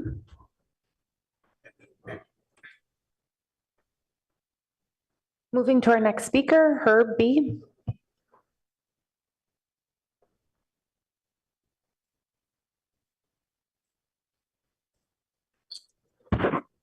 Mayor Lowing, Vice Mayor Vinker, and council members, parklets take up space where on streets that allow vehicle traffic, take up spaces where cars can park, and the equivalent cost of creating those parking spaces someplace else is magnitudes greater than the amount of a fee that are paid for the parklet. Also, having additional retail space, normally, if it would be in the building, the proportion of any assessment district payments for the business would include that new space, and they would be paying a higher share of parking assessment district payment than they are now, which means others will be paying less than they are now. Also, for 71 years, it's been the law that the occupant, tenant, or owner of a property is responsible for cleaning the sidewalk and for refraining from putting anything that's clean into the street. And so therefore, they should be paying, the property owners or the tenants or other occupants should be paying for cleaning the street rather than the general taxpayer. And creating the parklets essentially says you're creating something that is the entire street width is getting things into the street that don't belong there. And the parklet owners should be paying for cleaning that. And that includes reimbursing the city proper fund for the amounts that have been paid to the downtown streets team, including the high overhead of their top officers for supposedly cleaning the streets. Remember, it was downtown streets that created that in order to get the city to pay for cleaning the streets that they're supposed to pay for. Thank you. Our next speaker is Faith B., followed by Claude.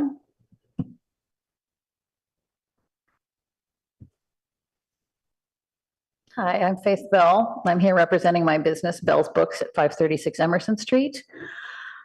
I think you heard the city staff mention that there are going to be a number of parklets being added to Emerson Street. There are more restaurants than there are retail businesses on my stretch of Emerson Street. If the parklets are put in that are proposed, we will have no parking, and I mean that zero zip. The setbacks of 20 feet from the crosswalks now, we have 3 crosswalks on the street, which means that takes 60 feet out of what we would have had for parking, and ours is diagonal parking. So the people who can be in front of my adjacent business will diagonal across my business. And then there's a 5-foot setback as well, which means no parking. This is not insignificant, and I thank Mr. Borak for bringing that up. The economics of that is very significant. If they're only paying 15% of the cost and the value of that parking, and I've paid hundreds, literally hundreds and hundreds of thousands of dollars to build parking structures, I don't want to do that again. I have parking that I should be eligible to use my storefront. And you did mention, Commissioner, Councilmember Burt, that you took at face value what the 4 different developers said was true, but you also said that I only said it as if it were somehow anecdotal. We've been in business 90 years. You show me one of those developers, one of those property managers who've been going even a fifth of that time in this town. I think I know what it takes to run a business. I know what I need, and what I need is storefront frontage, visible from the street. I really would ask you to consider strongly, maybe I should take over my place. Maybe you should let me have a parklet and I'll put like a book sale sign out there, and then I'll take over my neighbors and I'll have a bunch of sale books in there. What are you offering the retail that you're offering the restaurants? I'm not seeing it. Our next speaker is Claude, followed by Roxy R. So Faith, you can actually build your own parklet and do whatever you want on it. That's not, you have that right. City Council, my name is Claudia, representing my business, Cafe Venetti on University Avenue.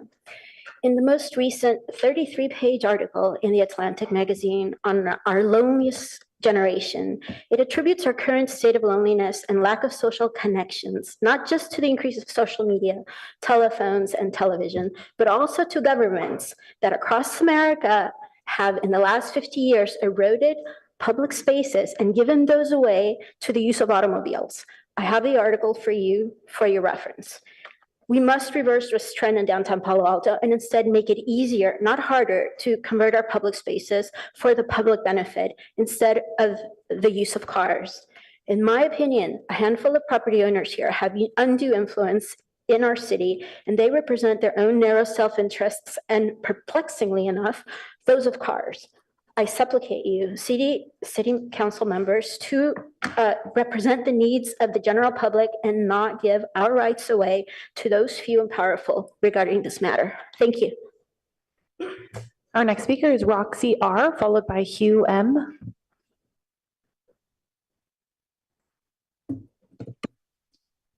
Good evening, Roxy Rapp. I grew up on University Avenue and grew up here in Palo Alto as a retailer. I'll tell you a quick story. My father started a shoe store in 1947 called Rapp Shoes, and I worked in the store my whole life and built up a great business. And I sold the store in the early 90s, somewhere in the 90s, to a guy named Ellie Monarch that started footwear, et cetera. And he kept it as Rapp Shoes. And he came to me one day and says, Roxy, family shoe stores are dying. I need to shrink down. And I said, Ellie, I understand. Let me work with you. And I put Copeland Sports in there and then leased a smaller space to Ellie. Ellie moved from a small space, lost his lease, and he moved down the street to the 400 block called Footwear, et cetera, right next to an Indian restaurant, a very fine restaurant called Root, R-O-O-H. And then next to that was, in the old days, was Swain's Music. And then there was an Adidas store, or a shoe store, an athletic store that went out of business. That space is 50 feet by 125 feet, say. It's been vacant ever since. It's been vacant for years now. And I own another building on the corner of Cowper and University that's been vacant also in the same block. So Ellie's retail is tough. I mean, it is tough. And Ellie opened up 12 stores in California, in the state of California. I have all the names. I can give you this towns, but that doesn't mean anything. But he couldn't make it in Palo Alto, so he closed his store. And his store is still vacant right next to the restaurant. And we're talking today. Thank you. Okay, we're talking today about retail, not restaurants. Those are the vacant places. And that's what we got to fill, is the vacant places.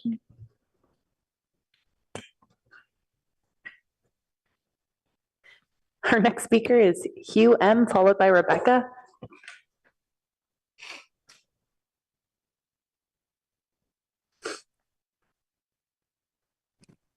Hello, can you hear me?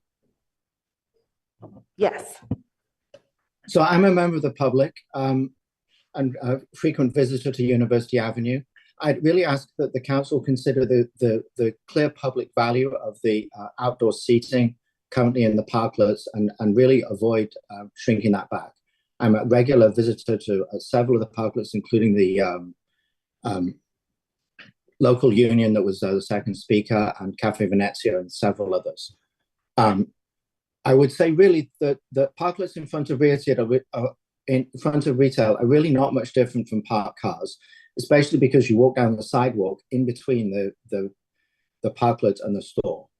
And there are also many other empty businesses with no parklets, including the footwear, etc. building that was just store that was just mentioned by Roxy, which has been empty for years, Starbucks and several others. So I really don't think that parklets are the reason that you have so many empty stores right now. My understanding also was that footwear store closed because the lease was not renewed or the rent went up. They did not want to leave. And just now, West Elm is closing for a similar reason. I also would ask that if there is a change in the program to allow objections from neighboring businesses, then you grandfather in existing parklets and they'll provide compensation for the money that businesses have invested, that people did in good faith. And for example, don't allow refusal from a neighbor unless the building is vacant, because if there's an existing retail business, they're presumably doing okay. Longer term, I would encourage you to go to wider sidewalks, a more pedestrian-friendly street, and move parking onto adjacent streets where there already are several parking structures, and you can find ways to have people park on adjacent streets, maybe make portions of university pedestrian only, or a single lane in one direction to allow wider sidewalks. Thank you. Our next speaker is Rebecca, followed by Brad E.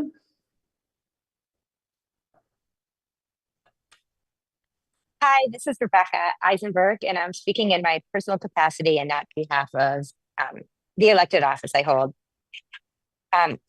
This conversation, as eloquently said by numerous previous speakers, is highly frustrating. What is possibly the most frustrating about all this is that the retailers and restaurants have been entirely clear about why those who have left, about why they have left. That is because the landlords continue to raise the rents.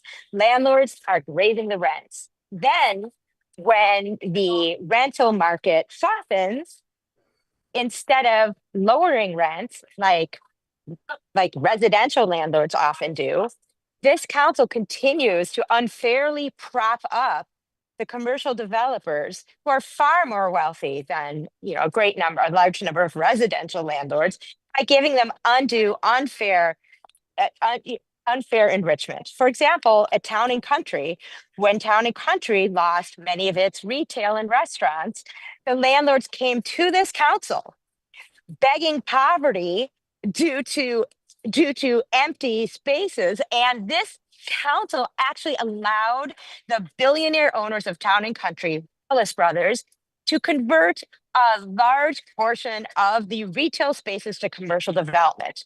That is what the landlords want. They want to maximize their revenue from the spaces they own. They have no incentive to serve the public. That is what you all do. So here's what I am asking you. I think it is appropriate and fair to tell these landlords that if they want to fill those spaces, they need to lower their rents. Problem solved. And by the way, we also should have a vacancy tax, which might ease them along. Thank you for considering. Our next speaker is Brad E., followed by John S. Good evening, Brad Hickey with Premier Properties. I'm here tonight just to support staff's recommendations. I just want to thank them for their hard work as well. Over the past year, I've had a pleasure of participating in various meetings with the city surrounding retail. As all of you know, the focus of these meetings is really to kind of converge a bunch of stakeholders and identify ways that we can enhance our retail environment with the hopes of reducing vacancy and improving vibrancy downtown. So we heard from our retailers, we heard from restaurants, economists, brokers, property owners, and retail consultants. One of the main issues raised surrounding the need for parking. This was even echoed by the city's own funded study that showed that the vast majority of people visiting downtown drive their cars. Our downtown is basically an unorganized shopping center. Convenient distributed parking is a pillar to our successful retail. Take Stanford, you have a top 5 mall in the country. You've got an island of retail surrounded by a sea of parking. Notice they didn't just dump a massive garage at one end of the shopping center. Rather, you have the ability to park relatively close to the area you wish to shop. Those same factors play into our downtown. By allowing tenants to expand their parklets in front of other tenant storefronts, not only are you obstructing the visibility to that retailer, but you're now taking away a paying customer. Every stall you remove and not replace is one less customer for our retailers. You are prioritizing one tenant's business over another. By ignoring this important issue, gets us further away from the intended purpose of supporting and enhancing retail. Thanks. Our next speaker is John S., followed by Lydia K.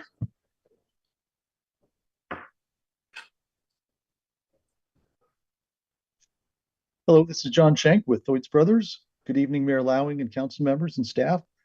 There are many issues making filling retail spaces difficult these days, and the threat of parklets being built in front of a retailer's storefront is a significant one. Restaurants love them as they're very profitable. I applaud them for making as much money as they are able, but not when it hurts others. My restaurant tenants have parklets and their profitability benefits me directly. But I'm asking you to proceed with the retail committee and staff's recommendations as it will benefit the entire retail market on University. Retailers need the parking spaces and the added visibility to give their businesses the best chances of surviving. The retailers who are harmed by the current policy are those that are not willing to invest in a new store when they can't be certain about what their frontage may be in the future. They're looking out 5, 10, 15, 20 years, hoping to find certainty, and they don't today. The city's retail expert shares this perspective. Of course, there are exceptions, but the current policy leans too far to favor restaurants. Limiting parklets to the restaurant's own frontage is equitable and appropriate. Parklets are great. The restaurants can operate with the indoor seating they had before this policy, plus the parklet in front of their store as additional area that we all enjoy. Permission to be granted by a retailer neighbor is inappropriate and very difficult. Who on behalf of the retailer is authorized to grant permission? The person at the desk, the storekeeper, the corporate owner? I don't even know how you manage that these days. If that operator has one day left on their lease, do they still get to be the decision maker? The property owner is the appropriate entity to provide authorization. As for making changes, we do need to be fair to those who have made investments in this last year based on the current policy. There is a 12. Your time is up. Rule, and that seems like the right period of time to have those changes or the new policy implemented. Thank you very much. Our final speaker is Lydia K.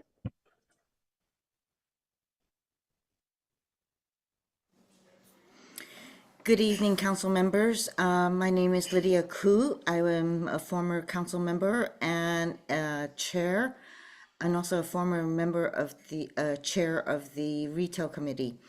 I want to align my comments with Brad E. and John Schenk, as well as with Faith Bell. I also want to thank Councilmember Lithgott Hames for her comments in bringing forward what was said at the retail committee for where we came up with this recommendation, which is today on the consent calendar. And I have to say that, you know what? At the end of the day, I do appreciate Councilmember Byrd being able to change his mind on something that he said, which he has accused me of formally. But at the end of the day, I don't think this council pulling this consent item, which was unanimously voted on at the retail committee, after thorough hearing from business owners, especially property owners who have invested heavily in our community, and to make sure that we have economic vitality as well as recovery. And at this point, Palo Alto is trying to be a city that is a destination city, especially on University Avenue. And it has taken away a lot of our parking slots, but also encroaching into property owners' spaces and other retailers is also a taking. And I want to reiterate, this is a taking from these property owners who are in charge of renting out their properties. So hopefully you will listen to these owners. Thank you. That concludes public comment on item 7. Thank you very much. So we'll come back to the dais and pick up the string of comments. So you can light up if you want to make a comment. Councilmember Stone. Mr. Mayor, well, first, a couple things I love. I love the pilot program for the pop-ups, something that I've been wanting to see for a long time. I think it's a great way to be able to bring vibrancy, and I think what Councilmember Lithcott-Hames kind of talked about, that Silicon Valley spirit of innovation and giving people an opportunity to be able to create a customer base, and then hopefully when the time comes up, move to a brick and mortar location. I talked a lot about it on the campaign trail, got a lot of really great feedback from community members who would love to be able to see something like that. San Luis Obispo does something very similar, always fun. I try to get out there once or twice a year, and always a fun thing to be able to see what's popping up there. And so I'm really excited for that. Of course, the cleaning, absolutely necessary. So glad we're moving in that direction. But I think the whole reason why this was pulled is to focus on this Parklet issue, obviously. And I think my great frustration is that we already decided this issue of whether Parklets can extend beyond a store's frontage without that letter of consent from neighboring businesses. And then in response to that decision, various business owners, and quite a few, 2 or 3 have made now completely new Parklets because of that, and several have had to make significant changes. We heard one member of the public today had to invest over $80,000 into their Parklets. I mean, this isn't chump change. And one of my great frustrations throughout all of this process of Parklets, going back about 4 years now, is this feeling that we're continuing to move the goalpost, and we tell people who can put up Parklets, which is both restaurants and retailers. This is not just for restaurants. Anyone can take advantage of it. My frustration is that we tell them what the rules are, and then months go by and we change those rules. And that is just so fundamentally unfair. So I understand if there was a desire to make some changes moving forward, but to then punish those who followed the rules and who have invested tens of thousands of dollars into the new program that we just passed. I mean, no one would anticipate us to then all of a sudden change it less than a year later. I think that's just really, really unfair. I also, this argument by some that these Parklets are causing vacancy rates in downtown is just not supported by the evidence. I mean, if we've got about 27 vacancies on University Avenue, and only about 7 Parklets that have extended beyond their frontage and no vacancies in front of those, I don't quite know the concern. I mean, we kept hearing these concerns too when we shut down, when we kept California Avenue closed, when we kept Ramona closed, this issue that was causing vacancy rates, and there was no real data to be able to support that. I mean, I think at the end of the day, what's really causing these vacancies is, one, very, very high rent, but also we still haven't seen everybody return from work from home, and we're starting to see that more and more and more. I think we're going to continue to see vacancy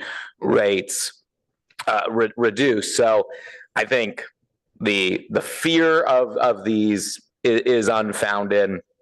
And just as a matter of fairness, doesn't make sense to change this. I'm open to some sort of compromise where we allow those to be grandfathered in, as Councilmember Burt mentioned. I think I'm open to something like that. But to just now change it again once many of these business owners put in tens of thousands of dollars is unfair. And then ultimately, just on this question, this kind of policy question about whose decision it is, landlords might own their buildings, but they don't own this city, and they shouldn't be in control of determining the fate of public spaces. That is of this council, that is of the residents of this community. And I think it's clear these parklets have been a very successful program. So so that's where I stand on this. And it's frustrating that this is coming back. I understand there are strong arguments on both sides, but I think it's time that all business owners, retailers, restaurants, landlords have a clear understanding of what the rules are going to be, and faith that when this council makes a decision, that is going to be the rules in the long term, and they're not going to change from year to year. Councilmember Liu. Thank you, Mayor. I'll just note that I really appreciate that we can hear and discuss this topic quickly, that we don't have a long turnaround time, and I'm glad that there is robust public comment. I am still concerned, though, that the way this has been agendized has not brought all the voices in the room, and I know that that was a chief concern among public commenters. I still carry that reservation in the back of my mind as I think about what the right course of action is today. Some concrete thoughts on the actual parklet issue. For me, my top priority is the vitality and energy of our downtowns. So I realize the value of parking, especially loading place spaces, accessible spaces. But my primary goal is to get people on the street, and I have no strong opinion on maximizing property values or maximizing values for restaurants or retailers. So how do we actually get people on the street? I am unsure on how to balance the competing interests of parklets potentially deterring tenants versus the dynamism that you actually get from people sitting on the street to people watch, to actually add their presence. I'd really want to hear my colleagues' perspectives on how to balance that for vitality. What I will take a stronger stand on right now is that I would advocate that existing parklets be given a grandfathering with a grace period of more than 1 year.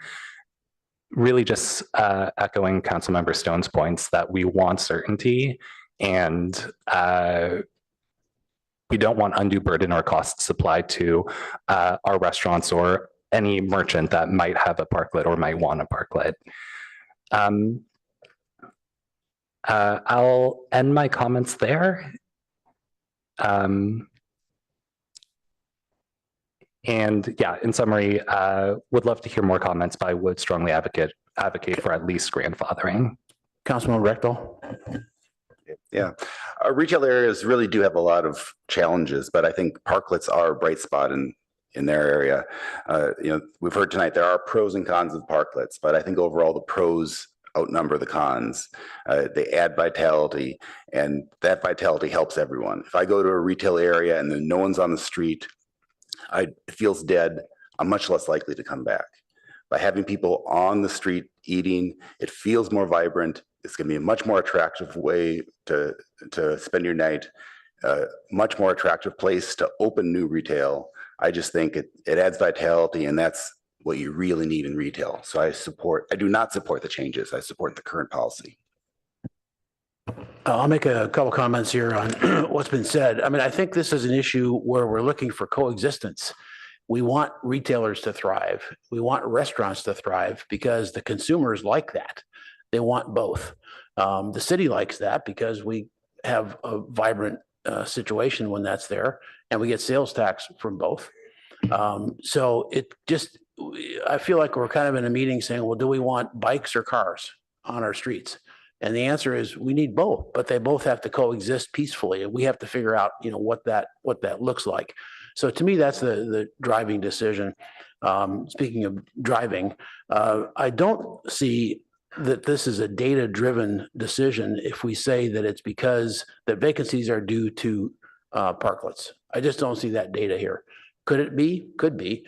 But if it is, it's not material because of the data that we've looked at.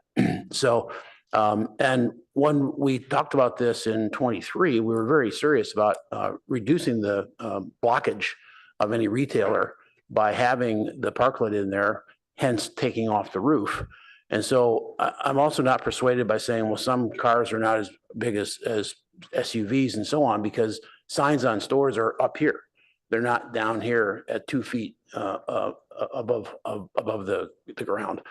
So what we have to figure out is how do they exist? Do we want to fill up the streets with parklets and not have no parking? Absolutely not. We need parking in outside of bookstores and so on. So we certainly should also be looking at, without maybe getting too complicated, some balance of the number of parklets versus the number of parking spots on a given street, so we don't end up with a bookstore where there's no parking anywhere around there. That said, as you know, there's some of our parking lots are very underutilized right now, and we're building another one downtown. So the city is not ignoring that fact that we need more parking as well. So it's a question of how do we kind of live together on that. I'm very much in alignment with Councilmember Stone, particularly with respect to, we need to have some credibility here when we're making some decisions, and we need to respect the decisions of other councils, not 100% of the time, of course, but when you're investing the kind of money that's there. Someone recapped the benefits of this when we got going, including keeping the restaurants afloat and having great places to gather outdoors. And what was the other one? Oh yeah, making money. I'm not sure any of those are gone. I mean, in some cases, if the restaurant is not right on University, it might literally help keep them afloat. And the other comment I wanted to make is, I can't remember where this was, but we're only charging 15% of the rent that the retailers, we're totally in control of that variable. We could charge exactly the same rent if we want.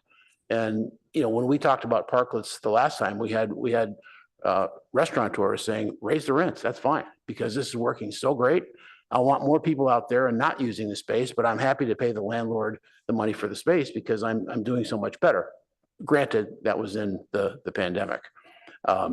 So I do think a compromise is in order. I think when Councilmember Burton mentioned when University Avenue is redone, that's so far in the future, but that is a total redo. That's a reset for everybody. So I'm not too concerned about that right now.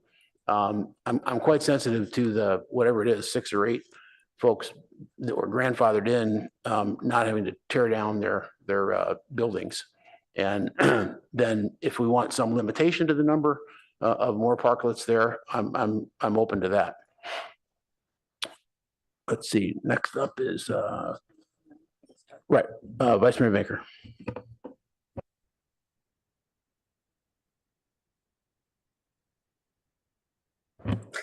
Got a finicky button on my microphone. Thank you, Mayor Lowing. I'm just going to try not to recapitulate all of this and try to just make a couple points and agree with some of the things my colleagues have said. First of all, the vacancies factor downtown is, while something we all care deeply about, and I included, it's not a huge factor for me in this decision. I think that's a somewhat separate issue. I also concur with what seems like most of my colleagues that whatever we do, that we should consider grandfathering those who have made significant investments in reliance upon this, our prior rules. I think it's also universal that just about everyone is delighted by outdoor dining and no one's trying to eliminate that. It's just a matter of whether extending that in front of other people's stores, what that balance should be in terms of allowing that or not. It's funny, when I first moved to Palo Alto, I just couldn't figure out why we didn't have more of that. And that's, if there's one real silver lining of the pandemic, it's that we are now having more outdoor dining. So that's terrific. And I do think that has been a huge role in helping us come back from the pandemic and performs a big function in vitalizing our downtowns. That said, I do have a couple of questions, and I did want to make a comment that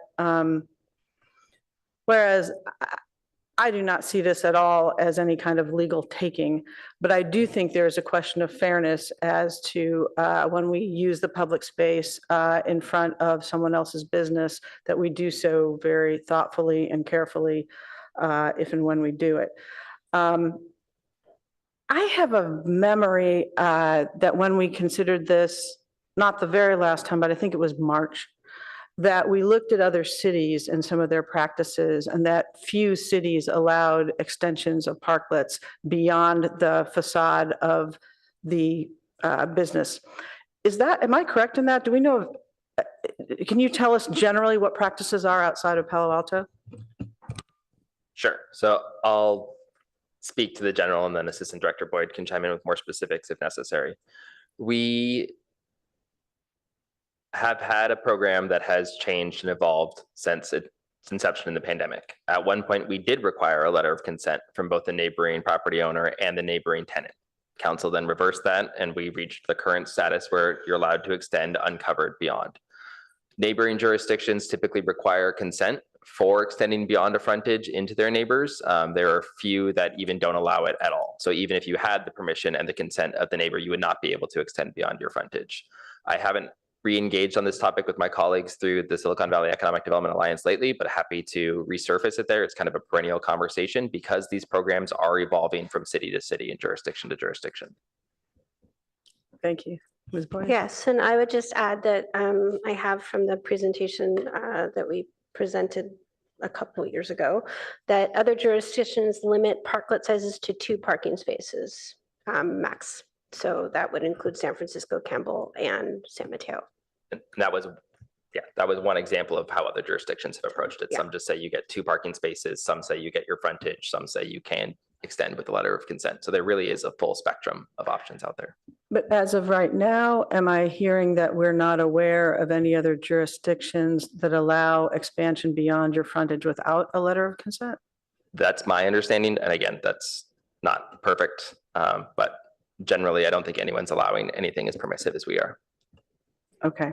And is it correct that any business could build a parklet and extend beyond the frontage, whether or not they're a restaurant? Because you're a Yes. bookseller, for example, or? So the ongoing Parklet program does allow both retailers and restaurants. I will just note that the Parklet program uniquely benefits restaurants. It's ideally suited for it. When it was developed during the pandemic, it was designed for that. And so while yes, a bookstore could apply for a Parklet, the feasibility of such an undertaking versus the practice of outdoor dining would be very different. Yeah. Sorry. Only to reinforce that I think in the conversations we've had, it's fair to say that retailers don't staff in the same manner that a restaurant would, in a way that would maintain the presence, both with patrons as well as with staff, in order to ensure security of their goods on the street. Yeah. Yeah, no question. It's a different calculus and not one inclined toward it. I just was curious about the circumstance there.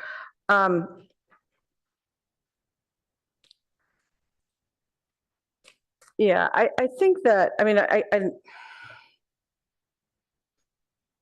I'm also intrigued by the answer to the question I asked before about neighboring restaurants and or I guess technically businesses neighboring businesses, but per the last comment, it only comes up in the case of restaurants, that you ask them if they consent, they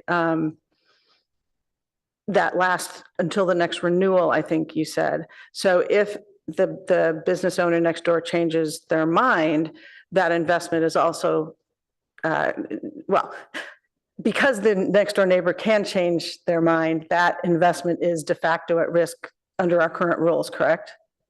Yes, if they were extending beyond their frontage with the uncovered parklet, they would be at risk if the restaurant said, no, we want our own parklet at the term of the permit. So my point in noting that is it seems that there's a comfort with the next door business having the ability to put your investment at risk, but not with the next door building owner putting your investment at risk. That's what I'm hearing from the community, I think. So if anyone hears something different, I'd be interested in knowing that. I am over my time, so I will stop now because it looks like we have another round going, but thank you. Councilmember Lithgott Ames. Thank you, Mr. Mayor. I'm not necessarily trying to start another round. I was reporting last time as a member of the committee. I do have just a couple questions of my own. Really great to hear everybody's feedback and good questions. I'm certainly in favor of the grandfathering concept. I want to put myself on the record for that.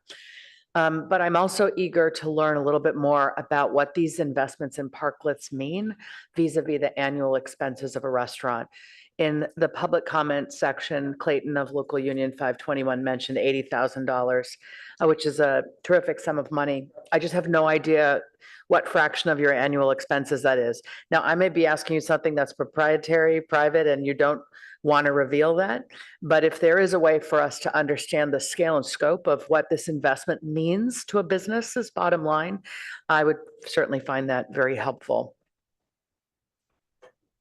Is that something you're interested in talking about, or? Are you wanting to address that? Oh, I'm sorry, Mr. Mayor. I'm trying to address a member of the public. Well, I mean, each one's going to have a different number, but it has to do with all the construction. Well, he said 80,000 to construct it. I'm just curious. I don't know if that's.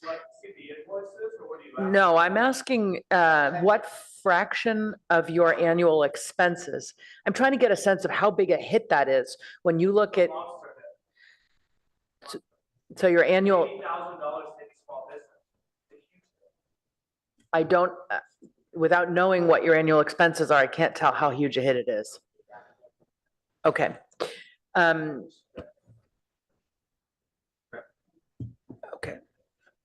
That's capital NABY.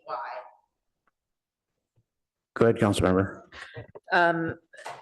My question now for staff is, what is the annual parklet fee? Is it 3,000? So it's about 1071 per square foot. If you figure it's a 300 per year. So you figure it's a 350 square foot covered parklet, but then the extension could go beyond that. So it really does scale to the size of the parklet. But that rent is very favorable compared to similar rents. So for those who are a little slower on the math, approximately for sort of what's the mean amount being spent by tenants on a permit for a parklet? Yes. So for the annual rent portion of it, it would be something between $3,500 and $4,500.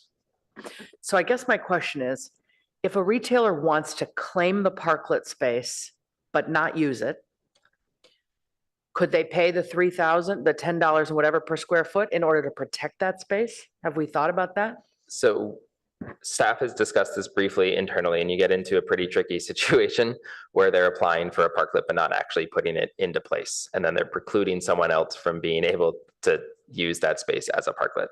This is really the policy discussion at heart here of what are we trying to facilitate and what uses are we trying to enable. I think there would need to be a discussion about how to enforce the terms of the permit if someone wanted to build it or chose not to build it, and then how to proceed from that point forward. Candidly, the idea of getting into making people pay to preserve their frontages seems like a thorny policy discussion. That's it for me. Thank you. Councilman Burt. Thank you. I wanted to ask on these applications that are in the pipeline. Can you refresh us again on what you said was the status of these additional low-rise parklet applications? Well, currently to date, we only have one that has been approved but not yet paid for and issued. That is on Emerson. We have a number of parklets, restaurants that are interested in parklets that have been talking to staff, and they're in various stages of And the one that's been approved, by approval, that means they submitted plans and went that far? Yes. Okay, thank you. And then I did want to make a a point. The staff had said previously that there were kind of two competing interests, but left out what some of my colleagues have mentioned, that and some of the members of the public, that this, by having additional people active and dining on University, that contributes to the vibrancy and the customers that are there. And so that's an economic benefit. There may be trade-offs, but that clearly is an economic development benefit. Second, we've had numerous, or at least one, or I think more than one, surveys of the public. And what they have reiterated is that they really do value the vibrancy and the experience of this outdoor dining. And so the general public and the community also has a value that they place in this. They haven't weighted in specifically on this extension issue, but the overall issue, and I think we can rightly say that this issue falls within that that public sentiment of supporting this kind of experience. It's not unanimous. Some people think that they have a notion that a parking space in front of a retailer, that somehow that space will magically be available when they want to go to that retailer. And I'm still waiting for the day that I ever get that space, but I'm sure it's out there, which kind of goes to one of the things that we actually discussed in the retail committee, is that some of the response from property owners, in a way, I think there's an emotional response, and it's not illegitimate to have that, but it is in part a feeling that they should have control in front of their property, whether they can show the facts that support this claim that it affects retail or not. And what we've now seen on the facts is, it's actually, if we were to interpret the facts, they would support the opposite. I'm not sure that the opposite is the case, that these parklets induce retail, but that's what the data would show. So certainly it doesn't show the opposite. So I think if staff or if colleagues are ready, I'll attempt to make a motion and move us on. That's fine. Okay. I'll move recommendations 1 and 3 and substitute for 2 that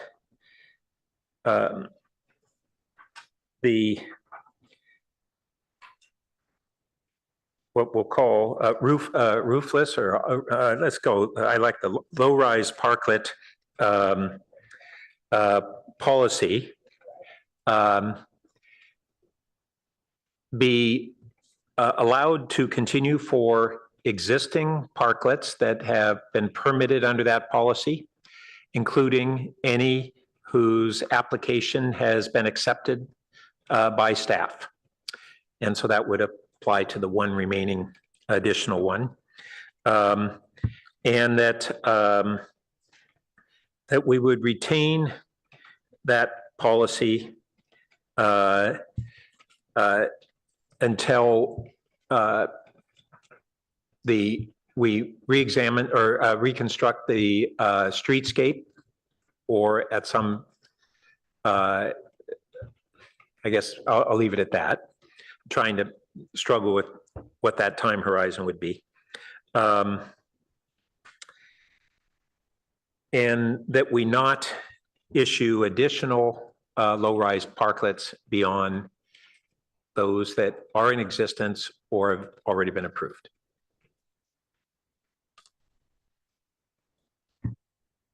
Hopefully I got that right. We'll wait for that to get up. And as that's going up, just for clarity, this is for what we're calling the downtown area. Yes, so this would apply to the commercial cores. The ongoing parklet program applies to the commercial cores of University Ave and Cal Ave, excluding the car-free street portions of Ramona and California Avenue. Right, I just wanted to get that on the record. Thank you. And while we're getting that up, Steve, can you, we have the permanent parklet program and you're describing the ongoing, and can you distinguish? Yes, this was the nomenclature change we did when we discussed this in spring of 24, shifting to the ongoing Parklet program to reflect that it is an ongoing program. But Well, I think also that parklets are to a certain extent by definition not permanent because they are subject to what can happen in the public record. Okay, so that's what we meant when we changed, rather than use the term permanent, it's ongoing, it's not temporary. I got it. If I may, Mr. Mayor, it's also important not to use the word permanent because this council or another council always has the ability to pass a new ordinance. So I think one thing you've stated in here is an intention for a duration. That's perfectly fine as an intention, but it's not a mandatory and binding on future councils unless it gets into the charter. Thanks. Yeah, we're just going to ask you that question. So you're ahead of me. Thank you. Let's see what we have here.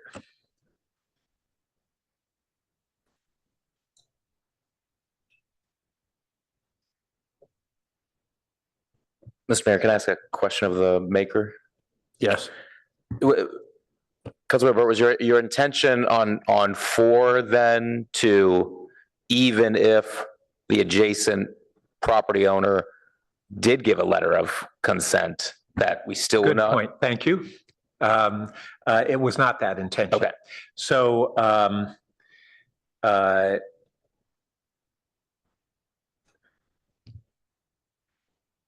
I would add to that sentence, without the consent of the adjacent property owner. Is that captured? Yes. I'll second with one request for amendment. Continue. Thank you.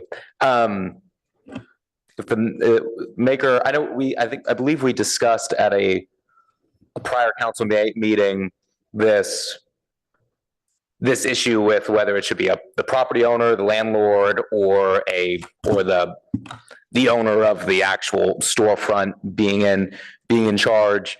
For me, the issue is more the tenant, the owner of the business next door, who should really be making that decision, because otherwise it's a landlord making a decision of public property. I don't think that's their role. And I know there was one public commenter who made a comment, well, who would we know? Well, every business has somebody who has the legal power to make decisions for that business. I don't think this would be that difficult of a thing. If I may, philosophically, I agree with that. In reality, we would be creating a real tension between the tenant and the landlord. And I've actually heard, and maybe others have heard the same thing, that we have tenants who have been strongly, I'll say at a minimum, strongly influenced by their landlords to either revoke a prior support or oppose a parklet. And I think it just creates, unfortunately, a bad tension between the landlord and the tenant if we placed as the tenant's decision. And conversely, if a tenant abided by a landlord's kind of insistence, they might be going against a neighbor that they get along perfectly well with, and they had to speak up and oppose a neighbor. I just think unfortunately, it's a rough situation to try and put a tenant in that position. Don't you think behaviorally the opposite would happen, which is that if they wanted the parklet to extend with their neighbor, but the landlord was against it, they just would withhold. I'm talking about the tenant. The tenant would just withhold that so they wouldn't get in trouble with their landlord. Well, we've seen circumstances where actually what I've described appears to have occurred, where tenants have been forced to speak up. I don't want to get into all those details, but and part because tenants are very concerned about opposing their landlords and doing so publicly, whether to us on this issue or related.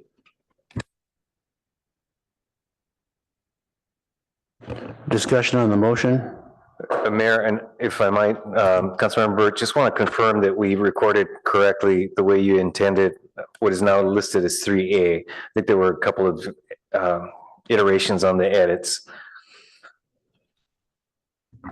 I think that that looks correct. I'll continue to read it carefully. Thank you. Thank you. Is the intent here also to effectively limit the total parklets in the city by this? Well, not citywide. This is only addressing this downtown. Sorry, area. in the downtown area? Yep. Let's see, Councilman Rectal? Yeah, I have a couple questions for the maker. First, if someone has a low-rise parklet, can they renew it? This would include renewals. Yes. And is that the way staff had understood it? Yeah, the way staff is interpreting this is that the renewals would be able to persist until the streetscape is reconstructed. Was that the intent of the maker? Yes. Okay. And the second question is what do you see the problem with the current policy right now? I mean, we only have 7 parklets downtown. It's not like we have that many. Are you worried that they're going to propagate and we're going to end up with no parking downtown? Or Yeah, a couple of things. One is I especially want to respect the investments that have already been made. And then second, we do have this dilemma and this trade-off of the arguments that have been made on the parklets. And a kind of a question for us, if we had a big proliferation, how would we feel about that? And would we feel maybe we went too far? I am concerned about existing retailers who, like we heard on Emerson, who actually see the potential of a major proportion of the on-street parking being lost there. Whereas the few spots that have been lost on the length of University, I don't think are consequential. So that was the intention, and to try and strike that balance. If I might, Mayor, again, Councilmember Burt, given that example, I think staff would want to point out that the wording in number 3 that says permitted, again, specifically is that situation you described, that it has been. That's a single one rather than multiple ones. Correct. So if thank you for that clarification, but where I was attempting to draw a line, if somebody's gone through all their architectural plans and taken it all the way through submittal to the city, and it's the only one that's an active application, that seemed an appropriate place to draw the line. So I have a question for staff. How many parklets do we have downtown? 7, is it? No, there's about 16 in the downtown University area with 2 on Birch Avenue and California Avenue area. But excluding the street on Ramona, how many parklets do we have outside of that area? Oh, that's not including Ramona Street. We have 16 downtown? Yeah.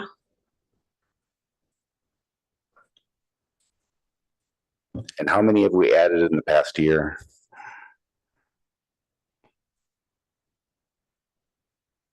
just to clarify, that's not 16 that are in front of neighbors. That's just Oh, okay, yes. 16 How many do we have that are in front of neighbors, these low rise? In the downtown In area. the down on, yeah, outside of Ramona? 6. 6. And how many have we added in the past year of those low rise? None. None. Yeah, that's all. Councilmember Lou? I'll leave a couple of quick notes, but mainly just want to ask a question of staff. I do agree with Councilmember Stone that local businesses should generally have the agency. Some businesses will want to go with the landlords, but I think if we philosophically believe that the local business should have the agency, it is an uncomfortable spot that they may be in many cases. But on principles, it still feels right. And I think there are edge cases we can handle, like if the neighboring spot is vacant and things like that. My question for staff, how many parklets are actively working with you to prepare applications for parklets? My concern is that some businesses may have already spent thousands of dollars on architecture fees or are very close to submitting plans. So the only one I know of that has submitted plans is the one I mentioned on Emerson. They are using the pre-approved Parklet design. So really, they just submitted a layout and application. The other ones are in various stages of discussion. That's the only one I know that has submitted plans, though. I'd want to understand qualitatively, potentially, if the other ones that are in early stages are actually considering extending beyond their frontage, and if those in the early stages have already invested in preliminary plans for you to review before going through an official submittal or anything like that. I don't have the exact number. I do know from staff conversations that there are a couple restaurants on this same block of Emerson that Bell's Books is, that we're talking about extending in front of businesses. They have not submitted applications yet, though. Okay, I don't believe we need to grandfather them in if they haven't submitted applications, if they haven't submitted plans for preliminary review. If they're abstractly talking about their Parklet plans, I don't think we need to make any change to the motion, and I appreciate that clarification. Well, the deadline doesn't have to be tonight either. We could set a date 30 days from now or something like that, if that was a way to manage it. Was that all? Okay, let's see, Councilman, Vice Mayor Banker, we need to get that written better. I can't see it from here. Okay, thank you. No, I support this motion. I think that I think it makes sense for the reasons that have been discussed, and the proliferation issue being one of them. I know Mayor Lowing talked about what do we do if we get too many on a street, and we just get to lots of strange circumstances when we go out on our own and have these parklets extending beyond their frontages. But that said, I agree with everyone about the grandfathering in. And I think that the discussion that was just had about the how ripe something has to be, how in order to benefit from that is appropriate. So I am in support of this motion as well. That's all. Thank you. Councilmember Stone. Yeah, just to follow up, I think my friendly amendment was rejected. I'll try it as an unfriendly. I agree with Councilmember Liu. I think for me, philosophically, this is not a question for a landlord to be deciding what we do with public spaces, but I think the argument for an adjacent business owner to be concerned about what goes in front of their property, such as Bell's Books, is reasonable. And I think that was the original policy. I've also heard the same concerns from several business owners of what Councilmember Burke talked about. And I think it's incredibly inappropriate for landlords to put that pressure. There's nothing we can unfortunately do about that. There's nothing that we can legislate to be able to prevent that, but still I'd rather have the policy be changed in that way. So I'd make an unfriendly then to just change the language to, I guess, in 3A, without the consent of the adjacent tenant. Thank you. So that's an unfriendly. I'll second that.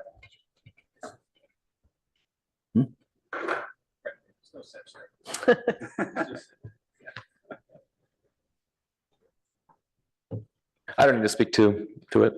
I was just going to add that the other advantage of that, besides what we talked to, is that in the case, Bell's Books, I think is a good example, is if it was just getting too many there, that might be a good reason for the retailer to say no. But on a block, if it wasn't very busy, they might say, yeah, that'd be good to have another restaurant here. So it gives them discretion, some on the ground discretion to figuring out how many parklets should actually be there. Because I'm a little concerned about the fact that we're freezing the number of parklets, period, if we go too far with this beyond where we are. So, Nope. yeah, the low rise.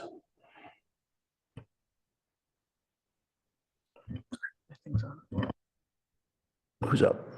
Councilmember Lithcott Hames. Thank you, Mr. Mayor. I have a friendly grammatical amendment to 3A. I would just like to offer to the maker, instead of it being phrased in the negative, the city not issue, I propose it be, we eliminate the first 4 words. It would be any additional low-rise parklets beyond those that are in existence or have already been approved can only be obtained with the consent of the adjacent tenant. That sounds fine. That's good.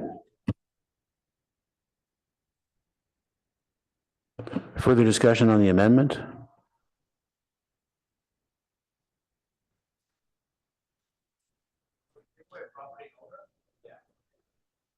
I don't think that hyphenated property owner is intended.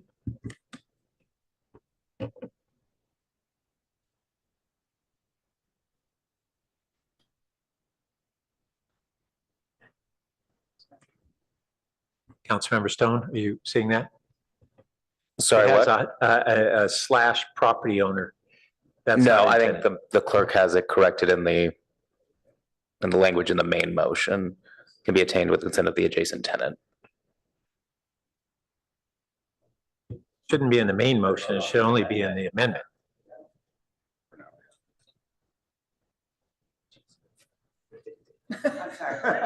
My Main bad. motion language I only forgot changes friendly, if unfriendly. we I thought it approve had the been amendment. accepted. I thought when Councilmember Burt said there's no such thing as unfriendly, he was accepting it. My bad. So we can change what I said about the grammatical change to 3A. You can put that back to adjacent property owner, and if the amendment passes, then you can make the change. The amendment is still tenant. The amendment is tenant, and let's see, Vice Mayor Vinker has a comment. We don't have it right yet. So we've lost. This would, in the amendment, where it says property owner, it should say tenant. Correct? And then the grammatical change to 3A could happen in the main motion. Is that where we're at? Shall I proceed? Okay. I just wanted to comment on this, that I'm sort of grappling between the two. I think there's good arguments on both, but I support the amendment because I think, we talked about, we now have data on vacancies, but the data on what makes a business likely to succeed or not is going to depend on that business, its location, the nature of the restaurant that might be in front of it, all of that stuff that I would like to see the adjacent tenant have a say in. Okay, thank you. Public comment is over. We can't have any more public comment. So we're going to be voting now on the amendment. So clerk, call the roll, please.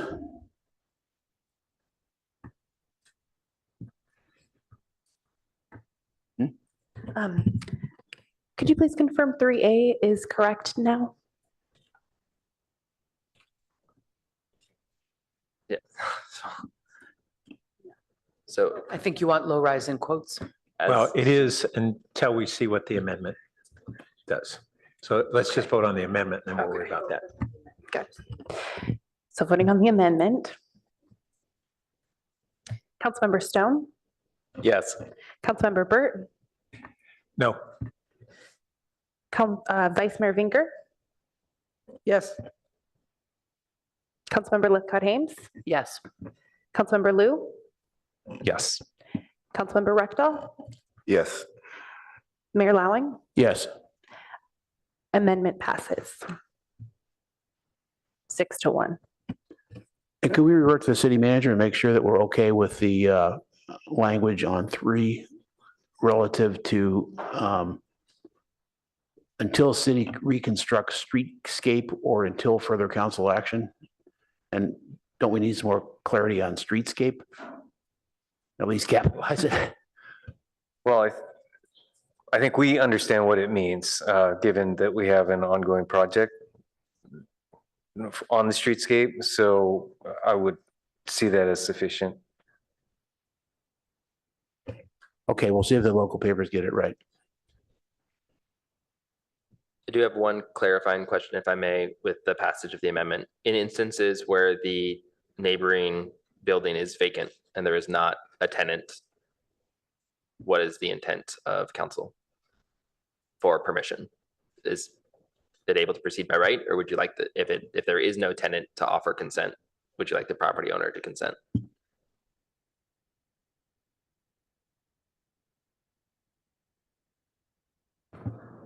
I hadn't considered. I'm interested in what colleagues think. Councilmember Baker? I think actually that was from my old one. I do have something to say, Rich. Okay, Councilmember Lou first. I think if we require, or if we by default, if the property owner is vacant, if the property is vacant, allow the extended parklet, these extended parklets would not be grandfathered in the same way. So I was envisioning that within 1 year, when it's up for renewal, the new tenant, when they actually get installed, can raise their hand and have that portion of the parklet eliminated. So they can object at that point. So if a restaurant does want to build, or any business want to build a parklet that extends, and the neighbor is vacant, they're taking a highly risky choice that they may need to dismantle within a year when a tenant makes a decision otherwise. I think that's a reasonable balance that maximizes street life, but also gives any prospective tenants assurances that they can control the situation in front of their property. Councilmember Stone? I think that makes sense, and that actually made me think, didn't we before have a policy on that? They kind of seem similar to what council member, at least my recollection, similar to what I'm council sorry, member Lou can said. you repeat the question? I guess what the kind of current or last policies, too many policy changes on this. What was our solution before on if the property is vacant? Because we used to have it being the store owner was the one that, the tenant was the one that would consent. What was the policy then if the store was vacant, if the property was vacant? So on our current ongoing parklet guidelines, they can build in front of a vacant low-rise parklet. Previously, on our previous iteration, we had the tenant and the parklet owner have to sign a line of consent. That was like 2.5 years ago. Okay.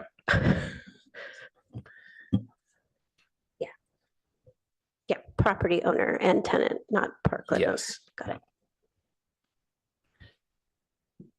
Well, I like Councilmember Lou's suggestion. I think that makes a lot of sense, that it then be issued for, because the typical term is a year. So be issued for the year with the understanding that if somebody moves in, that they can then object. I would be happy to make that. I guess we would need that as an amendment into the motion.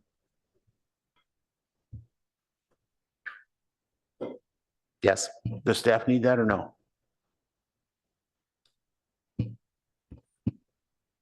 Yeah, I think we do need that in the motion for clarity. All right. Then I'll offer an amendment that, I guess, just to 3A after adjacent tenant. If the property is vacant. New sentence.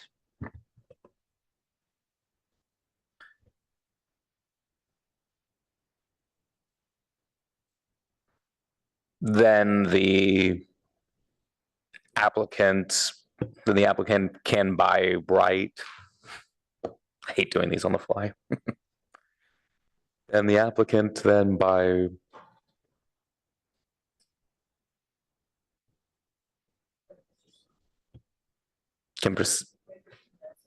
may proceed without such consent.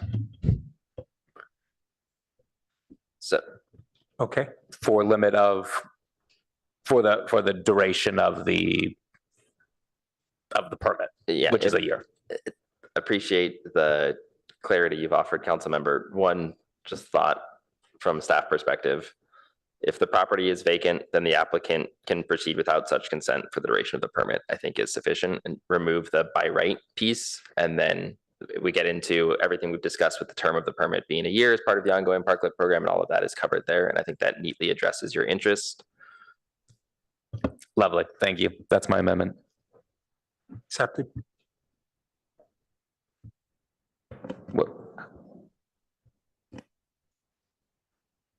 That's fine, because it's an extra amendment, so moved by Stone, seconded by Lou.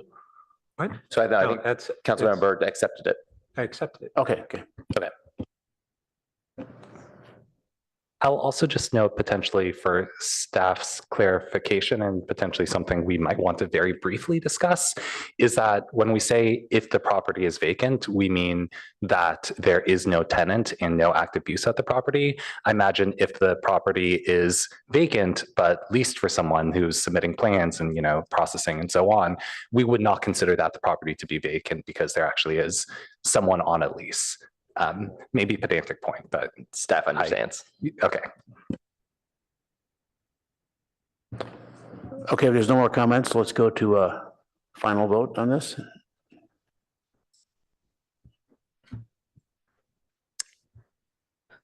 Voting on the main motion with the amendment incorporated into the motion.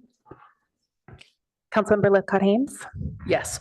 Councilmember Rectal? Yes. Mayor Lowing? Yes. Councilmember Burt? Yes. Vice Mayor Vinker? Councilmember Lou? Yes. Councilmember Stone? Yes. Motion carries unanimously. Thank you all. Thanks to the public comment on the item. All right, we are going to take a 15-minute break, but to the city manager, where should we go with our next item?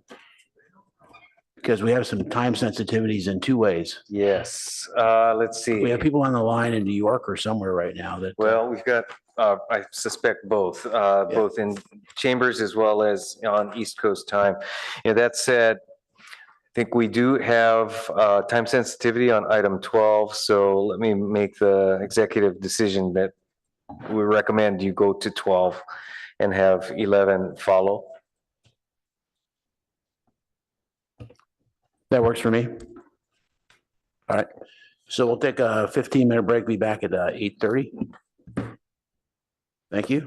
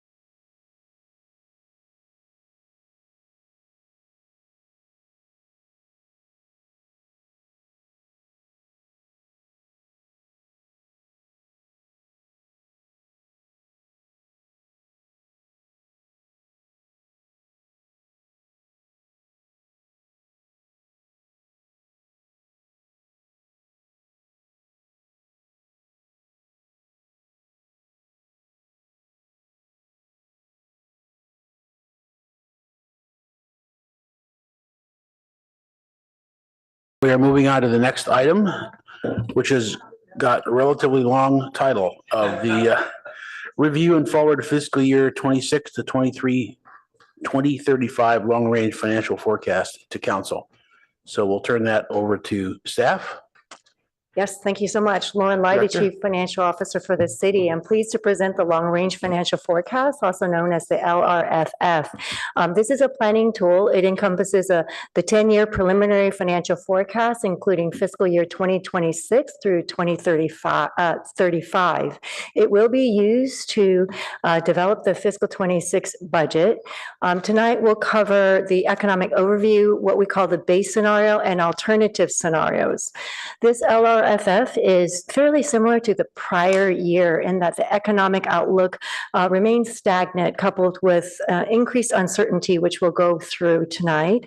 The long-range financial forecast does anticipate a fiscal 26 shortfall of 12 million and projected shortfalls through 2029. This is fairly consistent with the forecast presented in the last couple of years.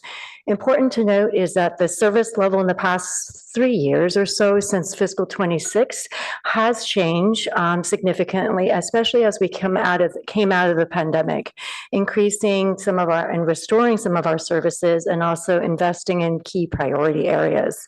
Now is the time for council to provide some direction as we use this to develop fiscal 26 budget. So please instruct us, discuss or disagree with some of our base budget, but we're here to listen and hear your feedback. I'd like to thank the OMB staff and also all other city staffs who contributed to this project. So with that, I'm going to introduce Paul Harper, our budget manager. Thank you. Good evening, council and mayor. Paul Harper with the Office of Management and Budget. As Director Lai spoke, she spoke to the purpose of the LRFF document and why we're here tonight to review it with council. I'm going to highlight some of the assumptions that were used to build the numbers in the LRFF. As she mentioned, it's similar to the two-year budget strategy that we presented as part of the 2025 adopted budget. Economic stagnation is assumed to persist over the next year. I'm sorry, can you go to the next slide? I forgot to say that. Thank you. And there is potential volatility in funding sources, especially on the funding level, the federal level, based on the recent election results. The LRFF is a planning tool, and the base case scenario is the one that we will be using to guide the development of the FY 2026 budget and maintain longer-term fiscal stability. Staff will continue to focus on urgent needs and areas of priority and use one-time funding sources like the uncertainty reserve to manage near-term shortfalls. This approach assumes 100% use of the uncertainty reserve that will be used to fund the 2026 budget shortfall, making it increasingly difficult to resolve anticipated gaps in subsequent years of the forecast. Strategic planning and fiscal discipline will be needed to balance the increased service level desired by the community with the financial resources currently projected. So tonight, council is being asked to provide direction on the FY 2026 budget. Next slide, please.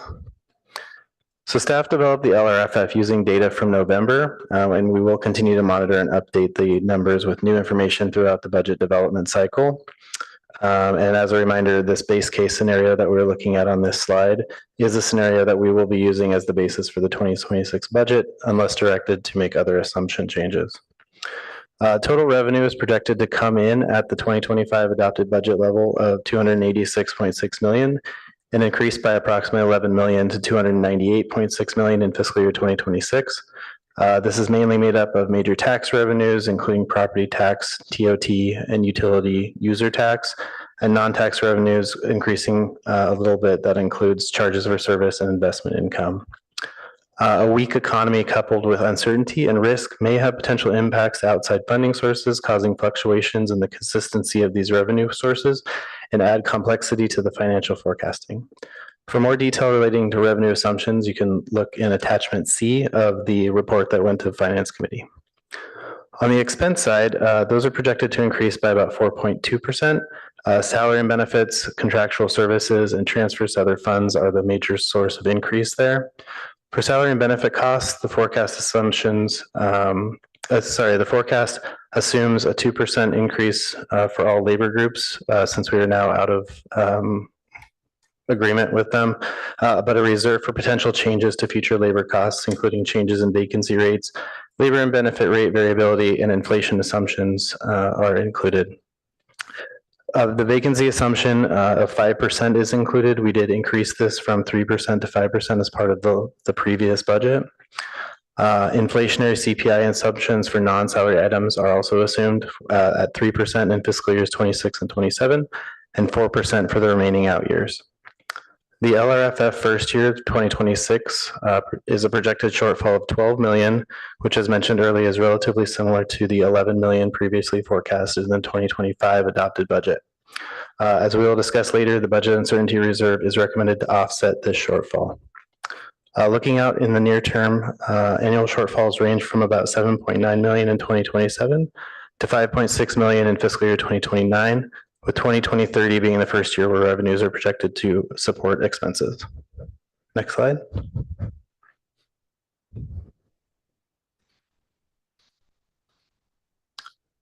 So the chart on this slide shows the General Fund Stabilization Reserve or BSR.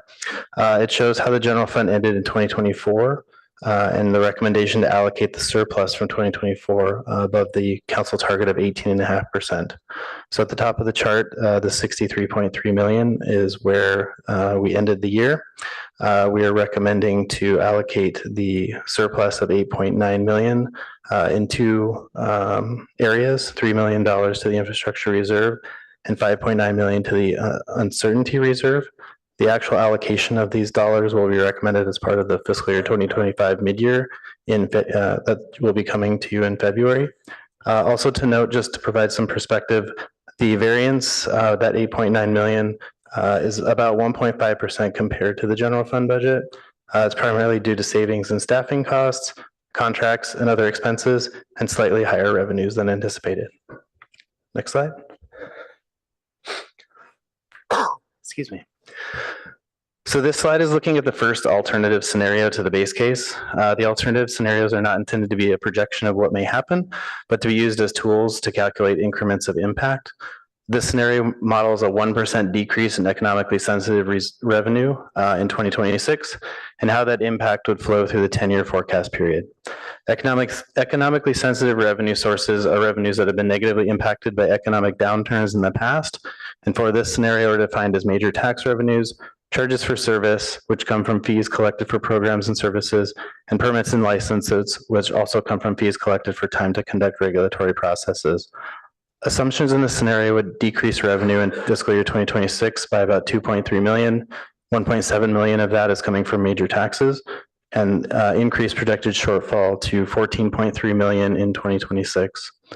The gaps in subsequent years would be larger than the base case and revenues would not catch up to expenses until 2031. Next slide. So this slide is looking at the second alternative scenario. So this models a 1% increase in compensation in addition to what's already included in the base case.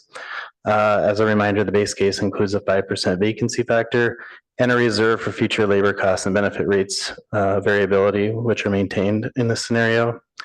Assumptions would increase expenses in 2026 by about 1.1 million and increase the projected shortfall to 13.1. Just to be noted, these scenarios have been presented separately to look at the impacts. However, elements of both scenarios may happen in the future. One of the attachments to the long-range financial forecast is the budget development guidelines, attachment A.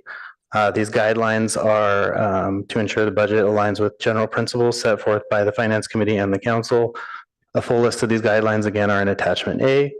Some of them that are highlighted are developing a structurally balanced budget, maintaining fiscal sustainability, allocating resources for council priorities, including examining appropriate uses for surpluses, exploring additional revenue sources, and continuing to prioritize funding of long-term liabilities such as pension and retiree healthcare costs. Next slide. There are several items in the long-range forecast that are typically referred to as known unknowns. These are items that are likely to impact the city's financial position in the future, but at this time, the cost or scope of these items has not been fully defined. Also, the LRFF is developed to maintain current council-approved levels of service, and many of these items have not been approved by the council from a financial impact perspective. A few of these items are shown on this slide, but the full list is in attachment E of the memo. To note, the attachment is not meant to be fully comprehensive, nor in a priority order. A few of the items on here are labor negotiations, which are currently underway. As discussed, the LRFF has certain assumptions for labor cost increases. However, salary and benefit costs would change if new contracts differ from these assumptions. Sorry about that. The growth in housing could impact the city in many different areas, including the cost to develop and build new housing, as well as cost to maintain high quality services across city departments. The new lease term for the Coverly Community Center has been included in the LRFF numbers. However, any funding related to a GO bond for redevelopment or future operating costs are not included at this time. And lastly, fire and ambulance service augmentation is not included in the LRFF, and these services are currently projected at the level approved in the FY 2025 budget. Next slide. So there are a few areas that the Finance Committee discussed as part of their review of this document. And then several topics were brought up, including concerns about revenue volatility and past events in indicating future trends. Revenue impacts from the Great Recession indicated that initially revenues declined by about 4%, but moderated over the next several years to a 1% loss. Vacancy planning and budgeting was discussed, and as mentioned, 5% vacancy factor is used. Currently, the city has vacancies of approximately 10%, which is actually down from the pre-COVID level of 12%, when a 3% vacancy factor was used. And just to note, vacancy savings is one of the levers departments use to make adjustments throughout the year to accomplish tasks, formal budget adjustments coming back to the council. The uncertainty reserve is a one-time funding source that is recommended to be increased $12 million to cover the shortfall in FY 2026. However, once this funding source is used, other resources will be needed to bridge future shortfalls. There was a discussion of risk mitigation and our ability to pivot.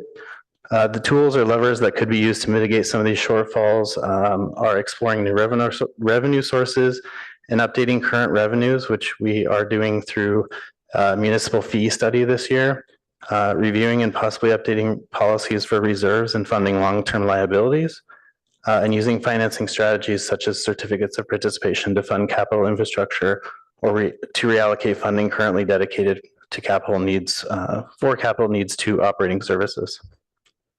Next slide. So this evening, Finance Committee and staff recommend that City Council accept the fiscal year 2026 through 2035 long-range financial forecast base case and the fiscal year 2026 budget development guidelines in attachment A, and direct staff to use this forecast as a starting point for the FY 2026 budget process. In particular, at this time, we'd ask you to provide feedback and direction regarding the base case scenario that we will be using to develop the FY 2026 budget. With that, that concludes our presentation. We are here to answer questions. I'd like to ask Chair Bird of the Finance Committee to make any comments that he thinks are appropriate. Well, thanks. That was a great report, and I'm sure colleagues will have follow-up questions. Just to give a little more high-level context on why do we have this uncertainty reserve and why are we using that to bridge a shortfall the last year and going forward the next couple of years at least. So as we were in the midst of the financial impact from COVID, there was a lot of an exceptional amount of uncertainty in what was going to happen in the economy and our revenues. And so there was a real hesitancy by staff and the council to too rapidly move toward restoring positions that had been cut during COVID or ones that we simply had lost through attrition because we were not any longer as competitive as with our workforce, and we were losing positions, particularly in public safety, faster than we could hire. But we had a great deal of uncertainty on whether we would be able to afford restoring those positions and when. Then as the council began to authorize the restoration of those positions during FY22 as the budget looked stronger than projected and then came in much stronger than projected, we authorized restorations, But the lag time between when they were authorized and when they were filled created basically a large surplus. So there were other factors, but this was one of the major ones. And as a result, we had a big surplus, but we had a big surplus because we had cut a bunch of positions and then had begun the process of restoring them. The revenue started coming back strong, but we hadn't caught up on being able to spend them on things that were really vital, public safety and libraries and many other positions. So it created this extra surplus that was turned into an uncertainty reserve. We'd always had our budget stabilization reserve, but now we have a second one. And that's the reserve that is bridging us between the last year and the coming 2 or 3 years. We also, this last year, as we always budget at least moderately conservatively. And that's for FY24, that's what we did. And we had an 8.9 million greater in revenue versus expenses than was projected. That's not a shocking number. And historically, we've used those funds to put additional funding into our capital improvement plan and our supplemental retirement plan, our Section 130. This year, we put only a portion of that into those purposes and the balance toward further beefing up this uncertainty reserve to help us bridge the next several years.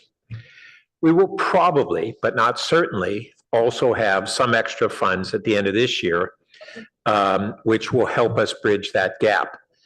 But it's not like we're looking at surpluses. We're basically still using those prior year surpluses to bridge a gap. And so the good news is that we have that financial plan to be able to retain the services that we've restored. The bad news is we're not looking at a bunch of dollars to be able to add additional services that we might like to, or expenditures. So we're in a period where we're in a, I think, a prudent budget, but it's if we could have been even more conservative and held back on restoring some of those staff positions, or more conservative on what we've made as changes in our compensation structure to become competitive again, because we had risen. Paul, you said pre-COVID we were at 12 or 13% vacancy, but we got all the way up to what? 18, 17, 18% vacancy. So we've worked ourselves down, and we're at 10%. Sounds like a high vacancy, but it's lower than we were before COVID. And so that's important. So we're going to have to look at a lot of these questions, including, you know, what really happens when if we always have a certain number of vacancies, what happens if you ever fill them all? And did you actually need all those positions if all those years you didn't have them filled, or was it really kind of a placeholder process that's used? And we'll need to struggle with some of those issues, as well as looking at how we use outside consultants versus and manage those, and how effectively manage them, or what functions should be done in-house more cost effectively if they're ongoing needs for those positions versus truly one-time ones, or truly highly specialized expertise that we couldn't add in-house. So I hope that fills in a few of the gaps. It's a complicated matter. It's more complicated than our budgets have historically been, because we're contending with still the aftermath of the COVID impacts. Thanks. Councilmember Recto. Yeah, question for staff to follow up on Councilmember Burt's point about vacancies. have most of these vacancies been the same position that's been open for a long time, or has it been like popcorn and you fill one and then someone leaves and another fill one, and you don't have one vacancy sitting there empty the whole time? You know that, or is I that? think it's more departmental, Yes, i.e. Definitely at utilities. I don't believe HR is on the.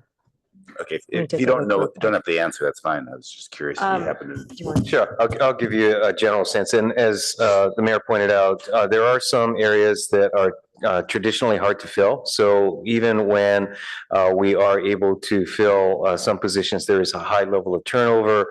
And as such, to your point, it's not the same vacancy, but it is a recurring vacancy.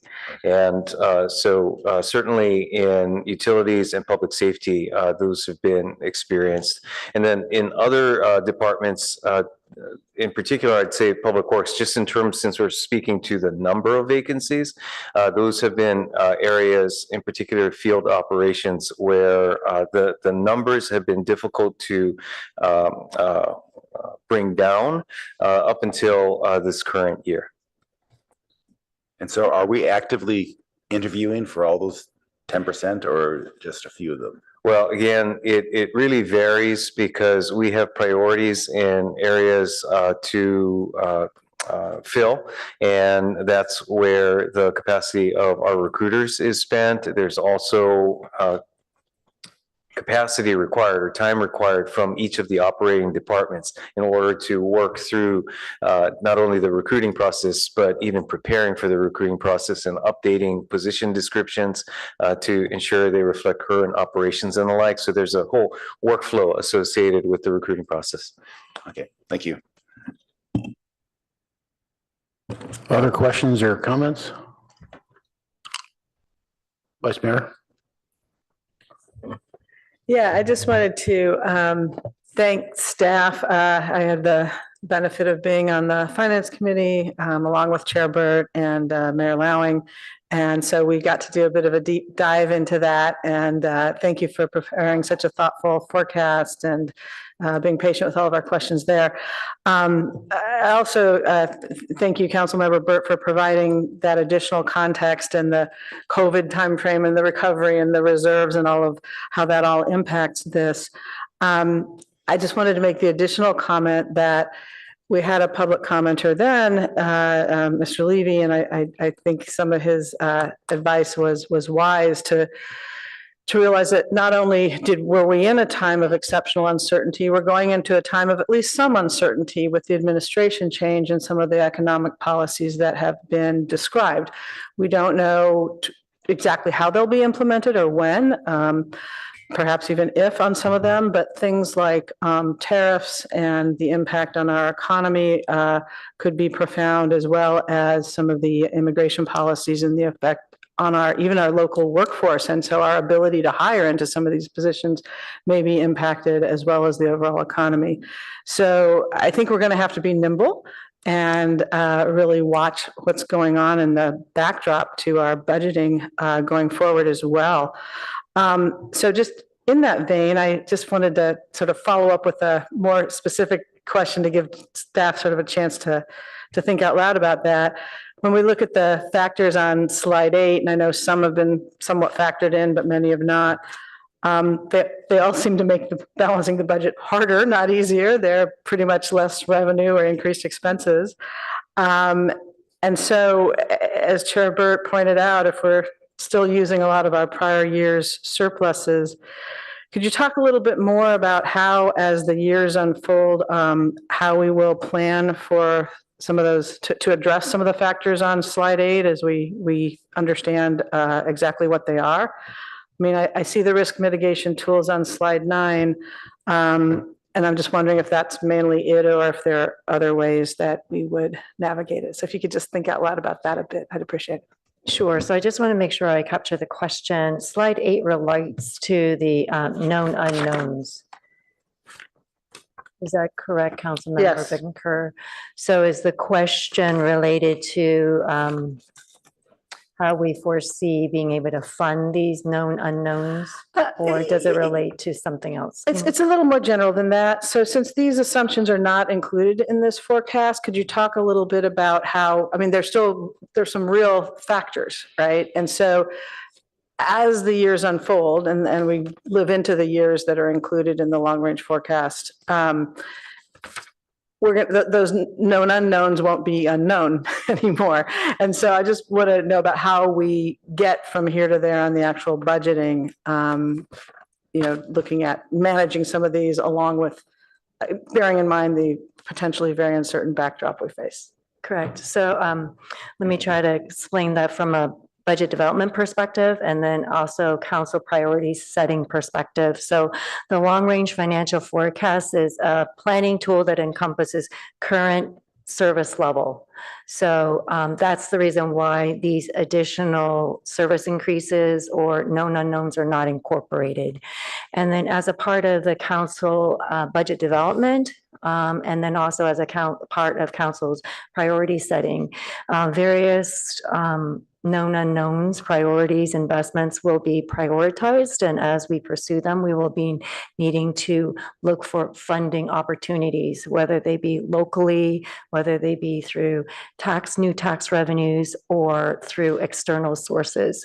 So that is an iterative process at any given time.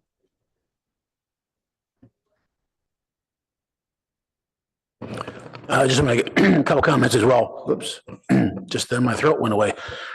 A couple comments as a member of the Finance Committee, one of which I was already taken by the Vice Mayor of this new administration, which we don't know is what's happening. As I said last week in a different context, we've already built in more salaries, which is very good because we're reducing our vacancy rate and putting more police and fire on the job. That's good, but that money doesn't go away. So now it's spent, and we're going to do some more of that because people get raises, and that's also good. We have to invest in our people. So that's an example of a priority as well that we have to fund, and some others are hopefully a bit more discretionary. We have to look annually at the gas tax transfer and see what we want to do with that on the policy basis, and that will come to the full council as well. And utility rates, as we all know, are going up, and that's a very sensitive variable. It's just stunning to me when I get my utilities bill again today. I thought I just paid that, and here's another huge number. So that's a super sensitive variable, and we have to be pretty cautious about the tolerance level of our residents, and what we can do about that. So in terms of supporting this, which I obviously supported in the Finance Committee, I'd probably say that we would direct staff to cautiously use this forecast as the base case, because I think we all want to put the stake in the ground that there are unknowns out there, and we have to be cautious and be prepared to make some expense cuts. I mean, expense cuts compared to last year type of thing, or the reserves. Madam Clerk, do we have any public comment on this? No, Mayor, for the record, we have no requests to speak and no hands are raised on Zoom. Okay. Any other comments?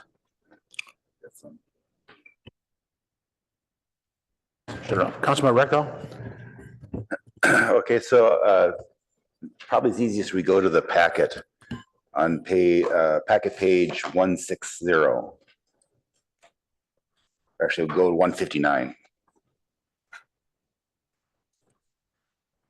And we have a lot of challenges here. And when you look forward, like right now, we're relying on the uncertainty reserve to even things out. But we get bailed out because if you look at the pink line, the property tax is going up at 6% a year. So is that assuming a certain turnover? Because Prop 13 increases the basis by 2%, or the assessed value by 2%. But we're increasing the pink line by 6% a year. So that 4%, is that coming because we're assuming a certain number of properties will be bought and sold and their assessment will be reassessed? The answer is yes. We work directly with the county, and also we work with HDL, who helps supply our property tax information and look at historical trends. In the attachment, there's actually an exhibit of property tax as well that kind of shows the major assumptions. If you go to the property tax section, it shows the trends that we're assuming in there as well. So yes, there's an element of turnover. Okay, and to me, that if you're talking about the stress test, like you did the 1% revenue change, and so we did these 1% sensitivity studies. This is one that I'd be really concerned about. If that pink line doesn't go up like that, if, for example, interest rates go really high and people aren't willing to buy and sell their house, and so we don't get turnover, that goes up to 2% a year, right? Or the other possibility is that the real estate prices go down. We've been assuming for the last 2 generations that prices in Silicon Valley just go up, but if they go down and people can now start resetting their assessed value, that could depress that also. And to me, that's the weakest part of this graph, is that we really are relying on that pink line to bail us out. And if it doesn't go up as fast as we are, we're going to have less rosy projections down the road. So I don't know if you look at past history, is 2% even feasible? Do we have any, for example, in the late 80s or early 90s, when we had the real estate crash out here, what kind of turnover did we have? And what kind of hits to our property tax did we have? I think that would be good evidence, because if we go through that again, that might be a good guidance of determining how rosy, are we being overly optimistic? Okay. Oh, I'm already up. Okay. Go ahead. Okay. I had a couple other questions, but I don't know if the other people want to jump in or. Go ahead and finish. There's one other speaker, but go ahead. Okay. So then if we look at page 161. See, I'm sorry. One second. 159 again. So if we look at the TOT, there's 2 lines there. We have the TOT infrastructure and also the TOT general fund. And on the right side, they go up together. So they must have the same rate. But on the left side, the past data, they're not the same. So was there a change in the rate of the TOT? Why are they not on top of each other on the left side of the graph? This is on back at page 159.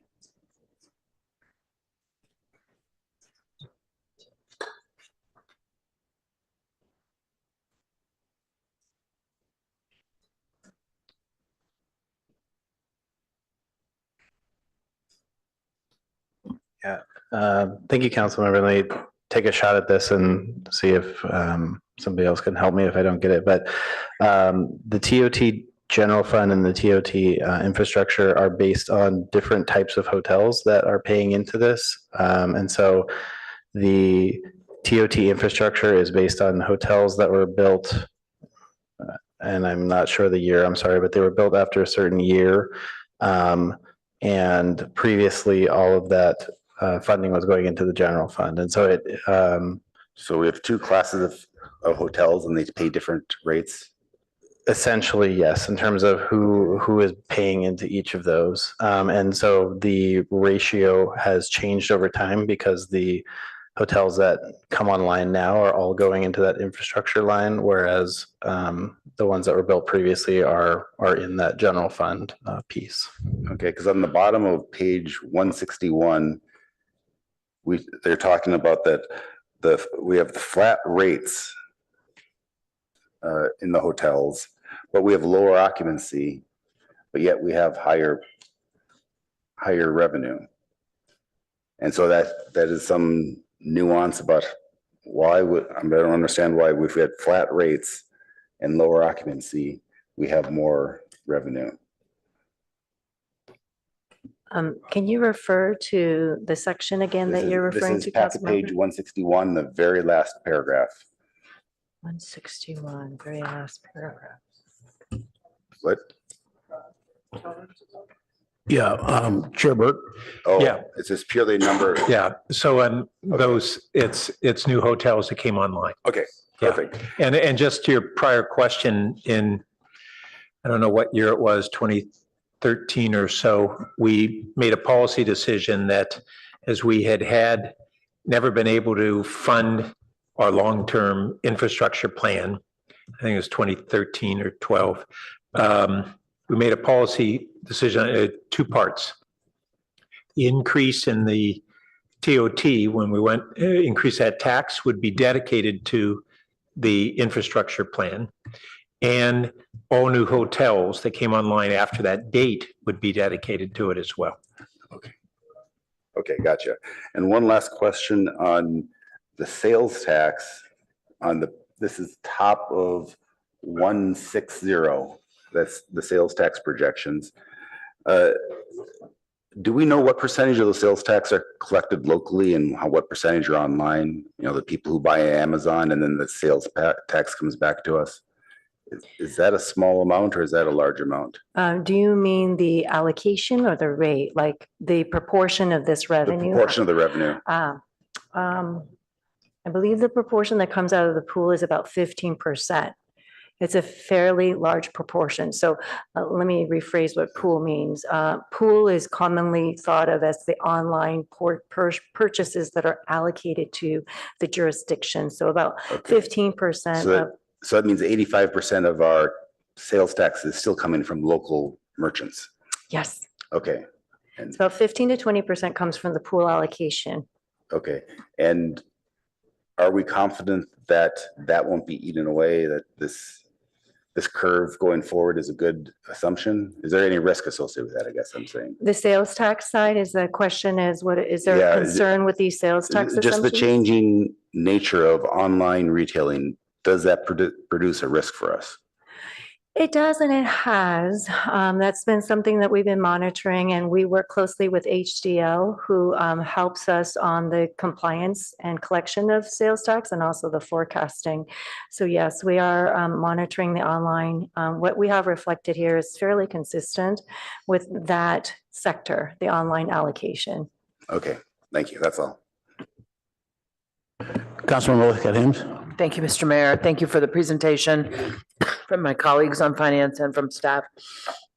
My question is just about a term I've heard a few times recently, but confess I don't well understand. It's on packet page 133. Under risk mitigation tools, we're told that using financial strategies such as certificate of participation, COPs, to fund costs related to new capital infrastructure projects might be a good risk mitigation tool. I don't know what that is, and I would love a layman's example of what a COP is or how it works in contrast to how we might traditionally borrow funds in order to fund capital projects. You mean just as a financing tool versus other types of financing?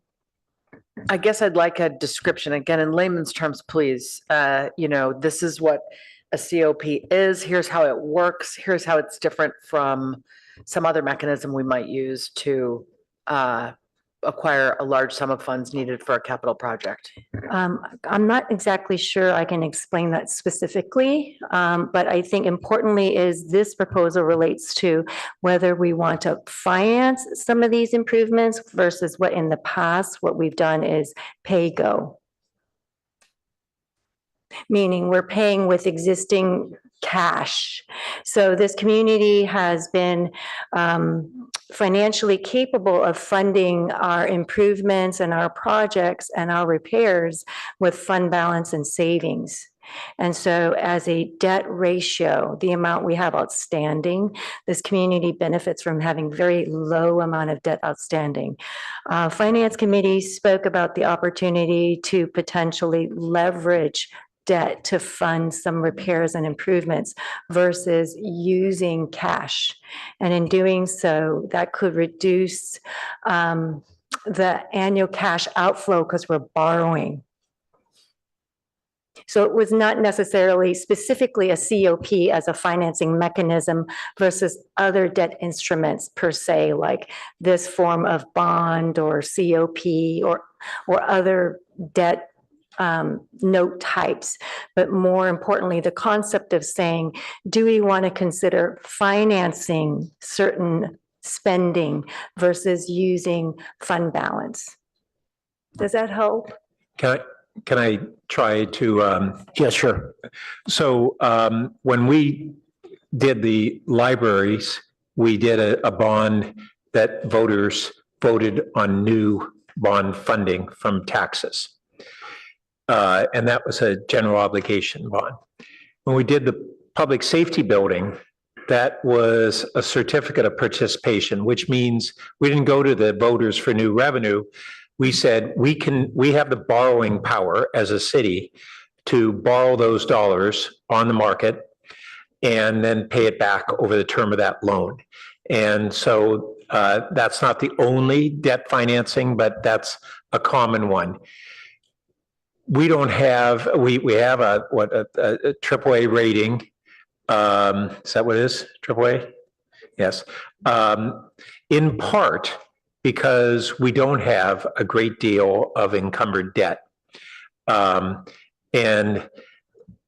part of the issue going forward would be when we did the public safety building COP, interest rates were low. And now they're higher. So borrowing makes a little less sense from that standpoint, but we still do have a lot of capacity. So if we look out and say, you know, in 3 years, we're flush again in our projections for certain capital projects, would it be better to finance them like many cities do, more than we do? Or is it better to pay as we go? That was really helpful. Thank you. I appreciate it. May I ask then, since we know the public safety building was financed through COP, how many of those are we still in debt service toward? Is just the public safety building, or do we have other projects that we're still paying off for COP purposes? I'm only aware of the public safety building. Okay, thank you very much. We also have the California Avenue garage that we, excuse me.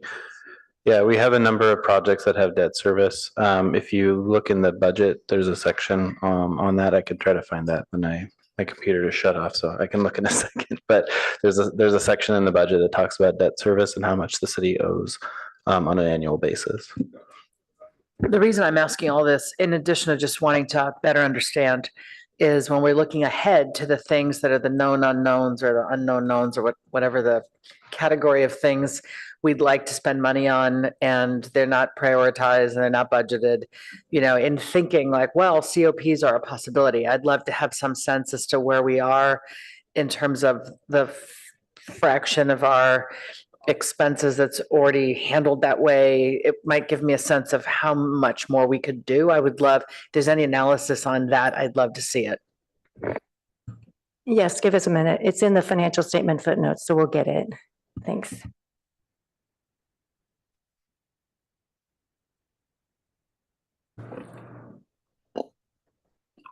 Councilmember Liu.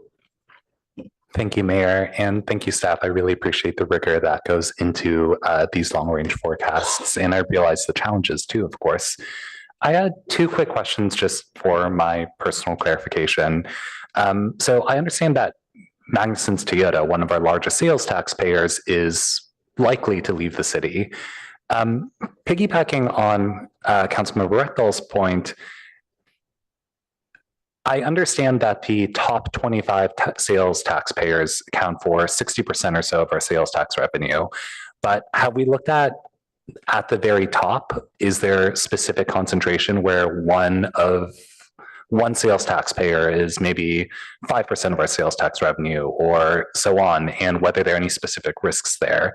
I'm thinking about the department stores or maybe potentially even HP, that is one of the largest sales taxpayers. Yes, we're talking about the concerns about concentration of risk, whether it be property tax or sales tax. And yes, Avenue, who provides sales tax support for us, does an analysis and it shows the ratio of all the retailers. And so I have that information. Give me a moment, but the good news is that we don't have any concentration of risk. So, so I don't think we have a situation of that concern. So let me look that up for you. Thank you, and apologies if I missed that. I also just had one other clarification question about housing and population growth. So that, of course, is recognized as an unknown. Of course, there is no clear budget impact that's specified from that. But in practice, do we expect that to be a headwind, a net cost, or is that actually in expectation going to benefit our finances? Can you repeat that question? Sorry, I know you have a lot going on. We do right now. On housing growth, that is an unknown with no impact on budget specified. In expectation in other cities, in general practice, will our anticipated housing growth be a net negative or positive on our long-range finances?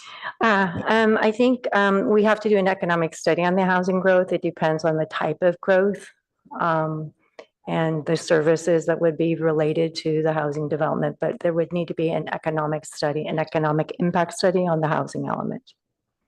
Thank you. And Councilmember, I think it's quarterly, the revenues are reported out to the whole council by retailer. So you'll be able to see that data regularly from city staff. Oh, got it. I maybe was just looking at a public version where the actual concentrations were redacted and I could just see who the biggest taxpayers were, but I couldn't actually see whether one taxpayer was 10% of everything. Yeah. But I'll stay tuned for other details.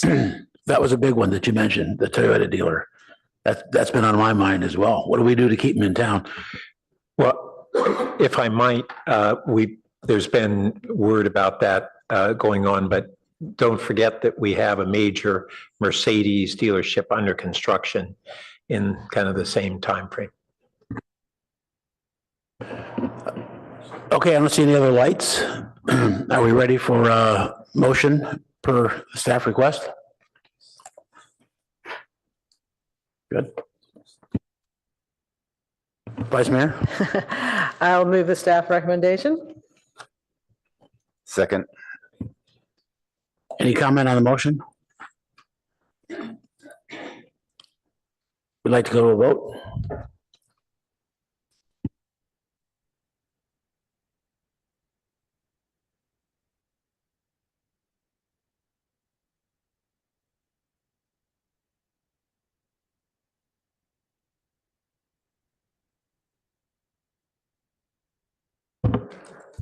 Councilmember Vinker, Yes. Mayor Lowing, Yes.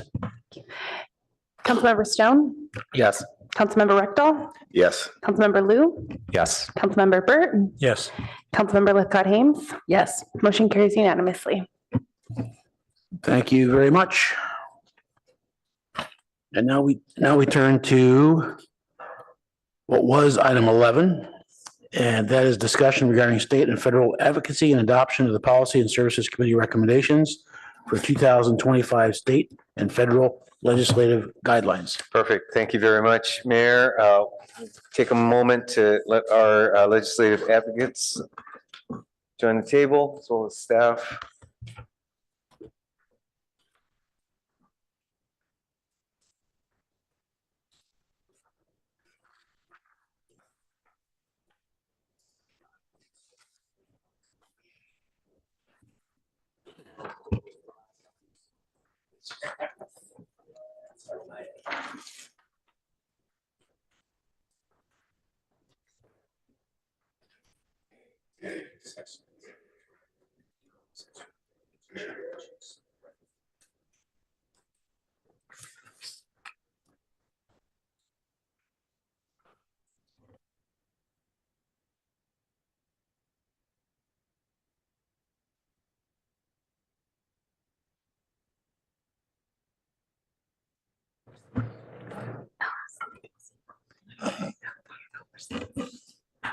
Okay, good evening. Thank you very much for taking the time on this item.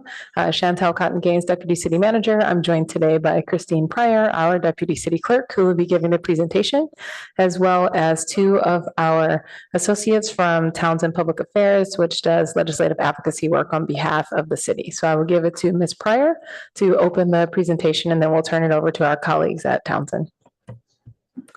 Thank you. Next slide, please.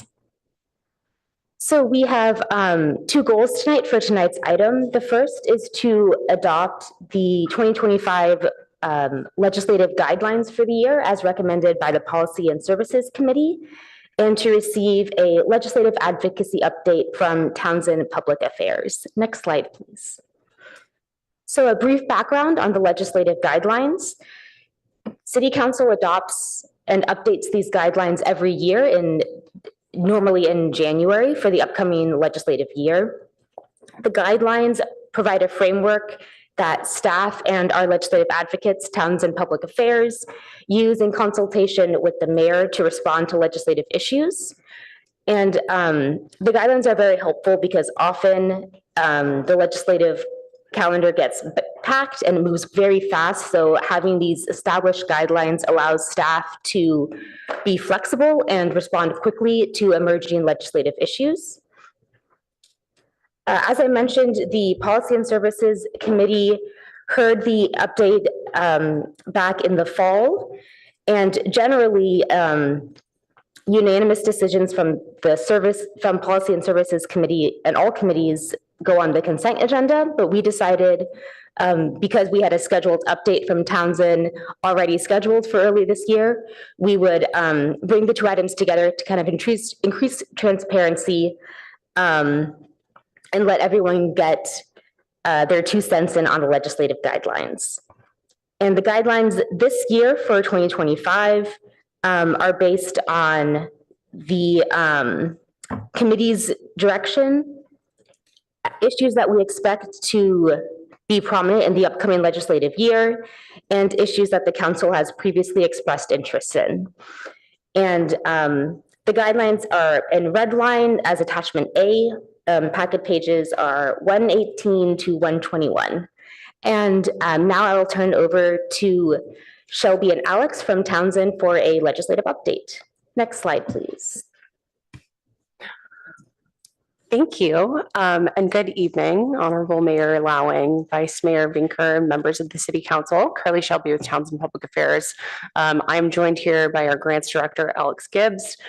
We did have our federal advocate, Joseph, on the line. It is maybe past midnight on DC time, so we told him to go to bed, but we do have answers to some of your DC questions, despite the fact that some of them may be more pontificating in nature, because we are anticipating what will happen over the next 4 years with the new administration coming in. So some of those the questions we may not have full answers to, but of course our team is on the ground in DC. We welcome the mayor in DC at the U.S. Conference of Mayors over the next week. So more to come on that, but happy to answer questions about that. So here to provide an overview of our advocacy efforts over the last year and kind of give a look ahead into the year to come. So just as a high level overview, this presentation will cover an overview of advocacy efforts, anticipated issues for 2025, some funding updates, and an overview of our advocacy program. Next slide, please. So just as a brief overview of our firm for the new members of the City Council that are here, Councilmember Liu and Rechtel.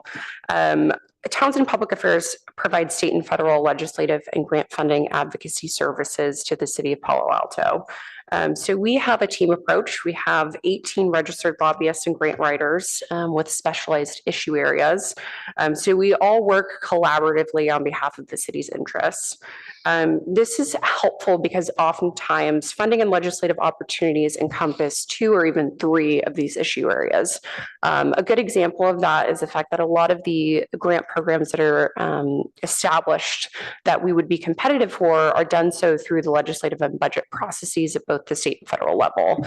So we eye those, we determine which programs we can advocate for at a legislative capacity. And then when those programs are initiated, we can then apply for funding. Next slide, please. So here are some examples of what this advocacy looks like in practice. On a state legislative advocacy capacity, this includes engagement on over 50 bills over the course of the last 2-year legislative session. We successfully defended the city against budget cuts related to grade separation funding resources. And we had strategic engagement and coalitions to really amplify our message. On the federal legislative advocacy front, this included successfully navigating the federal appropriations process and successfully submitting and crafting applications for earmarks. We engaged with a number of federal agencies on the city's behalf. This included the Federal Energy Regulatory Commission on high natural gas prices and initiating an investigation into those efforts, along with engagement on HUD and other federal agencies. And then, of course, we have successful advocacy trips in DC.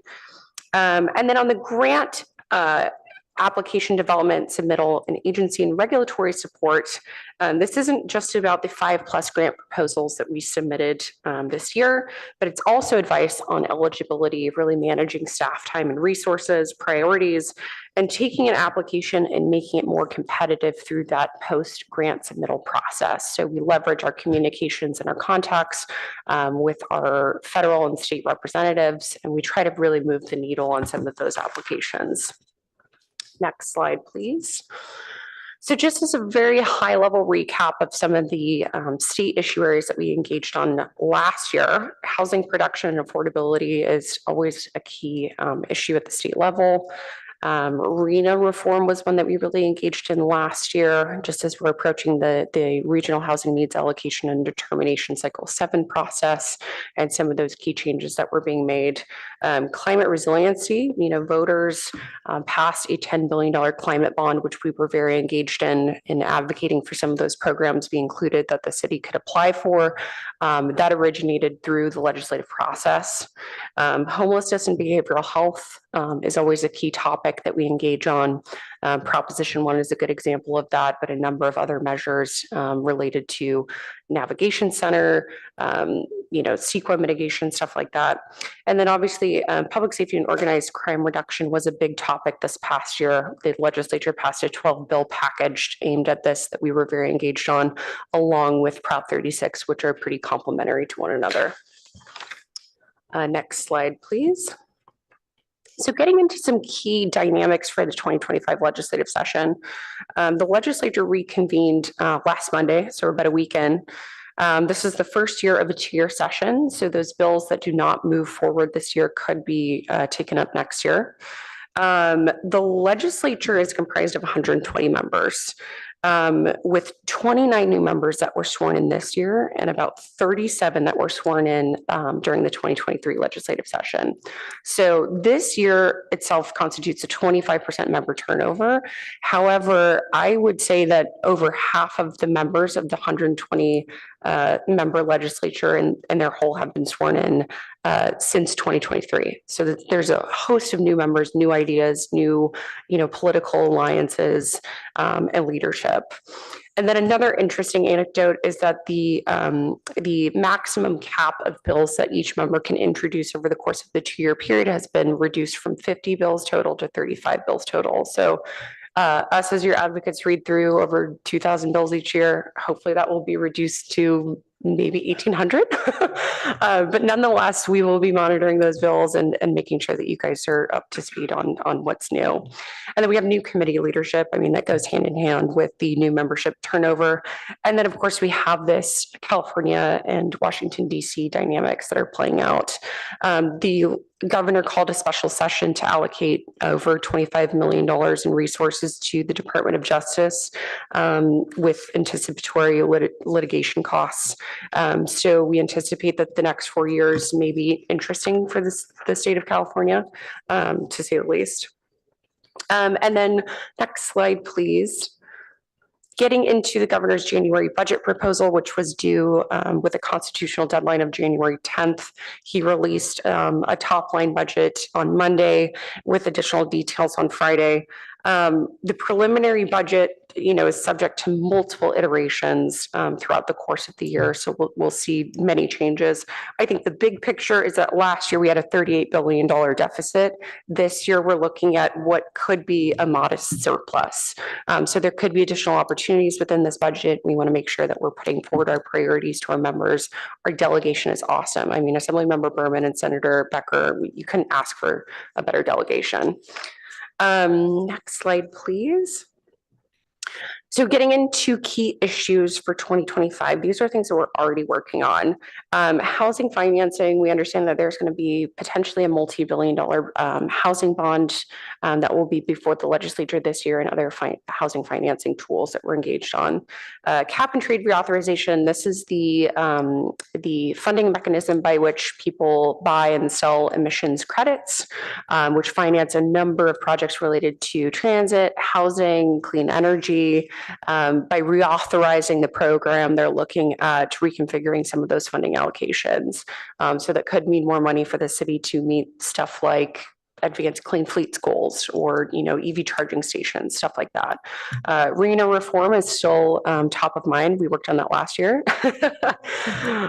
Property insurance availability and affordability. Obviously, the fires in LA have really laid bare the need for both of those things, availability and affordability. So there's going to be a big focus on that.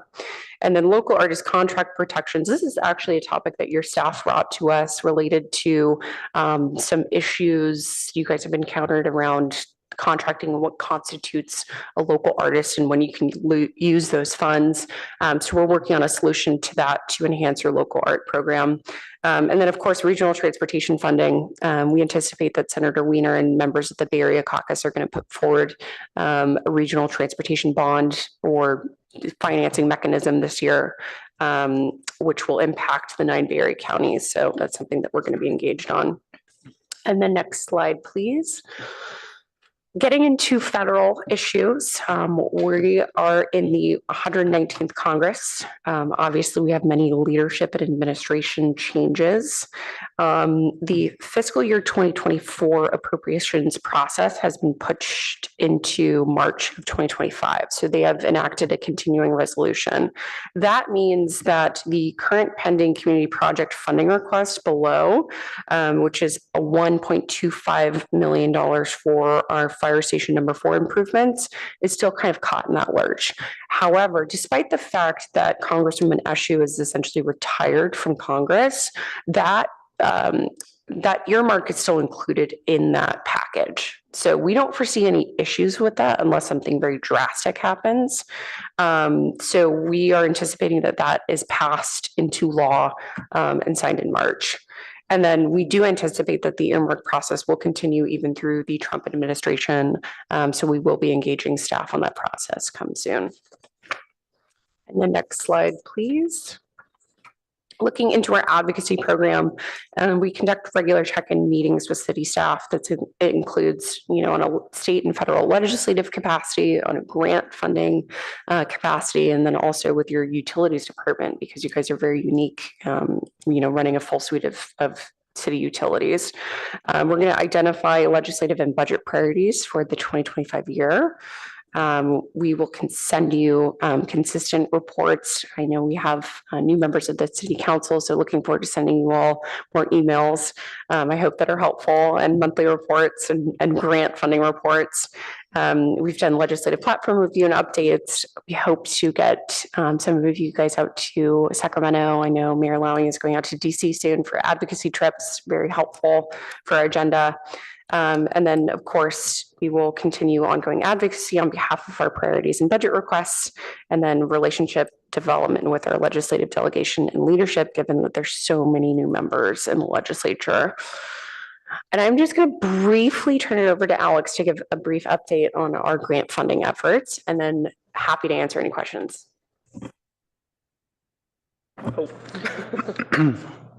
Well, Mayor, Vice Mayor, members of council, my name is Alex Gibbs. I'm the Grants Director here at Townsend Public Affairs, and I am the Grants Liaison for the city. I know it is a little late, so in the interest of time, I will give a very brief update on our grants advocacy thus far. As a recap to 2024, the city was successful in securing over $44.5 million in state, local, and federal grant funding. As a brief update to what we provide in terms of services, that includes a monthly grant memo that goes out the first week of every month to your staff, a monthly grant call with various departments participating. Every department has a grants liaison that participates in that call.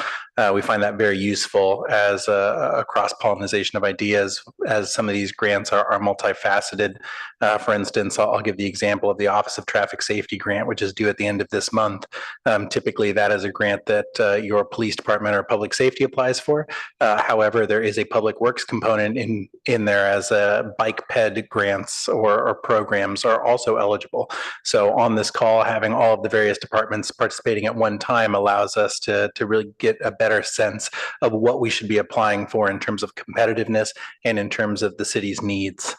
In addition to that, we provide grant support as needed once grants are identified that the city is going to be applying for.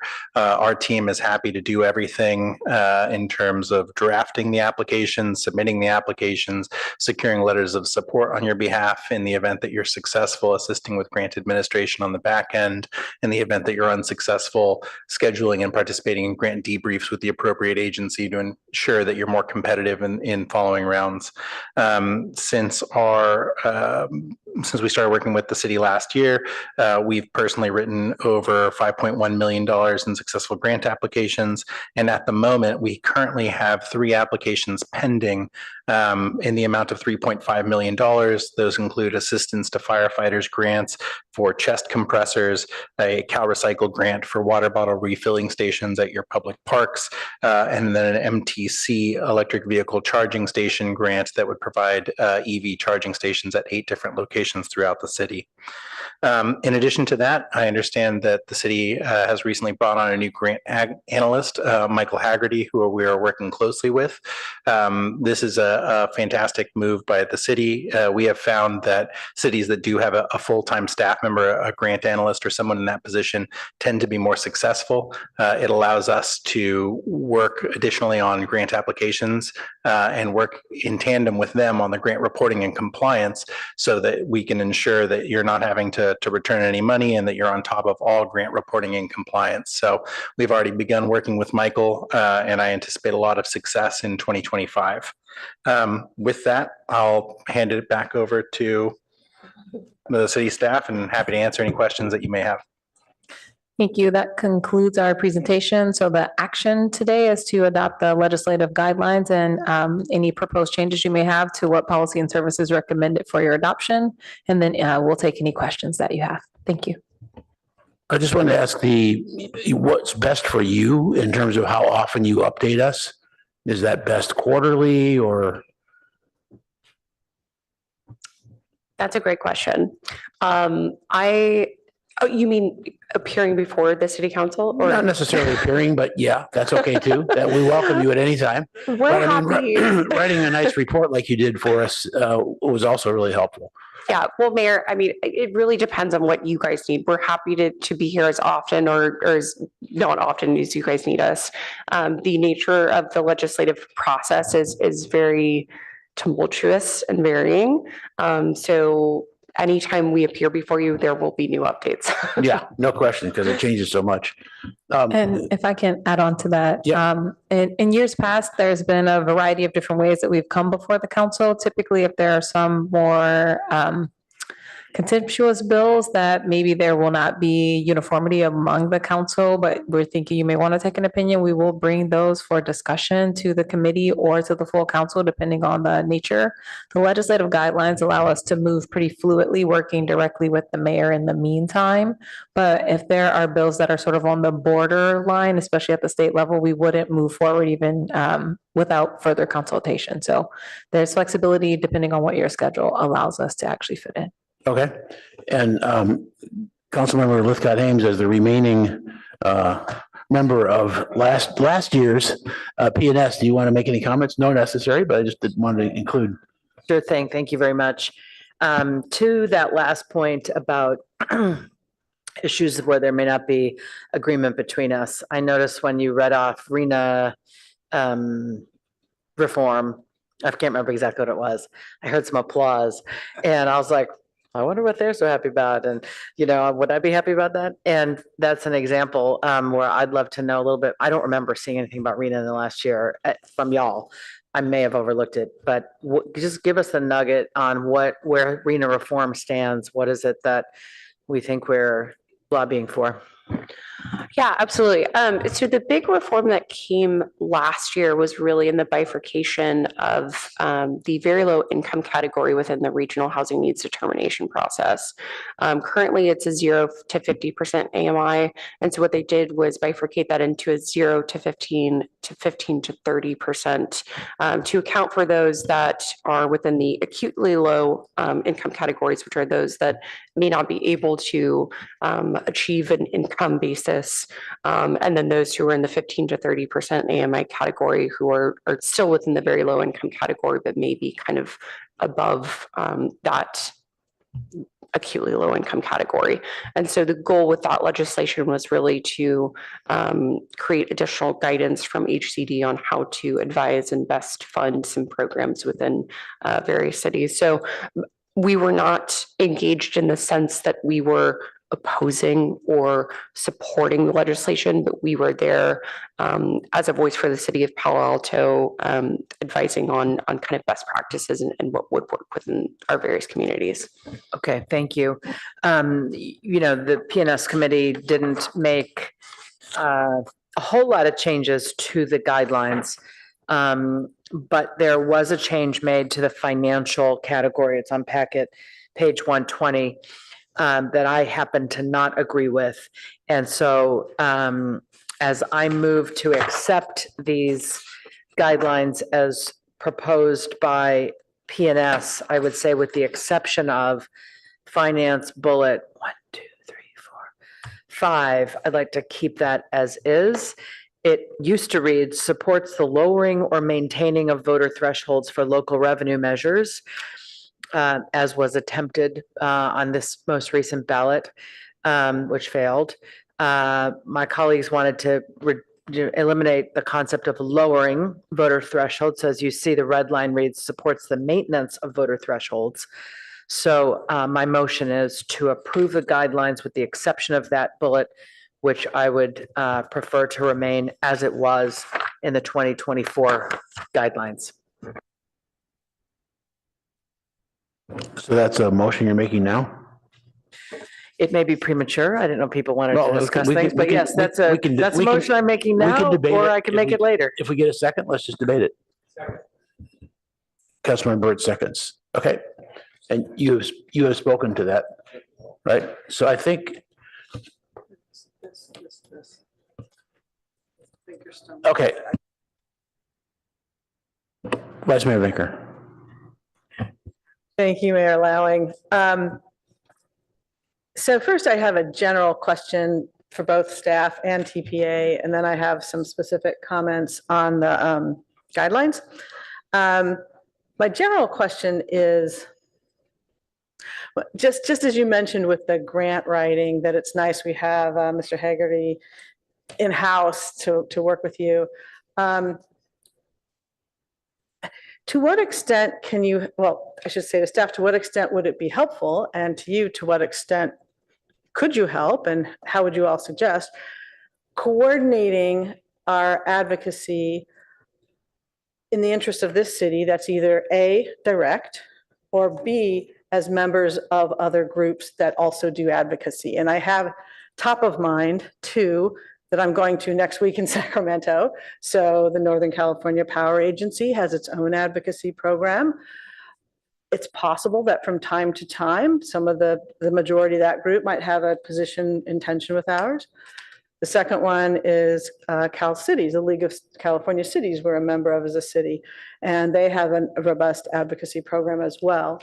So to what extent Can you help us sort out if and when there's tension between what's in the best interest of this city and consistent with our legislative guidelines versus some of the positions that those entities might be advocating?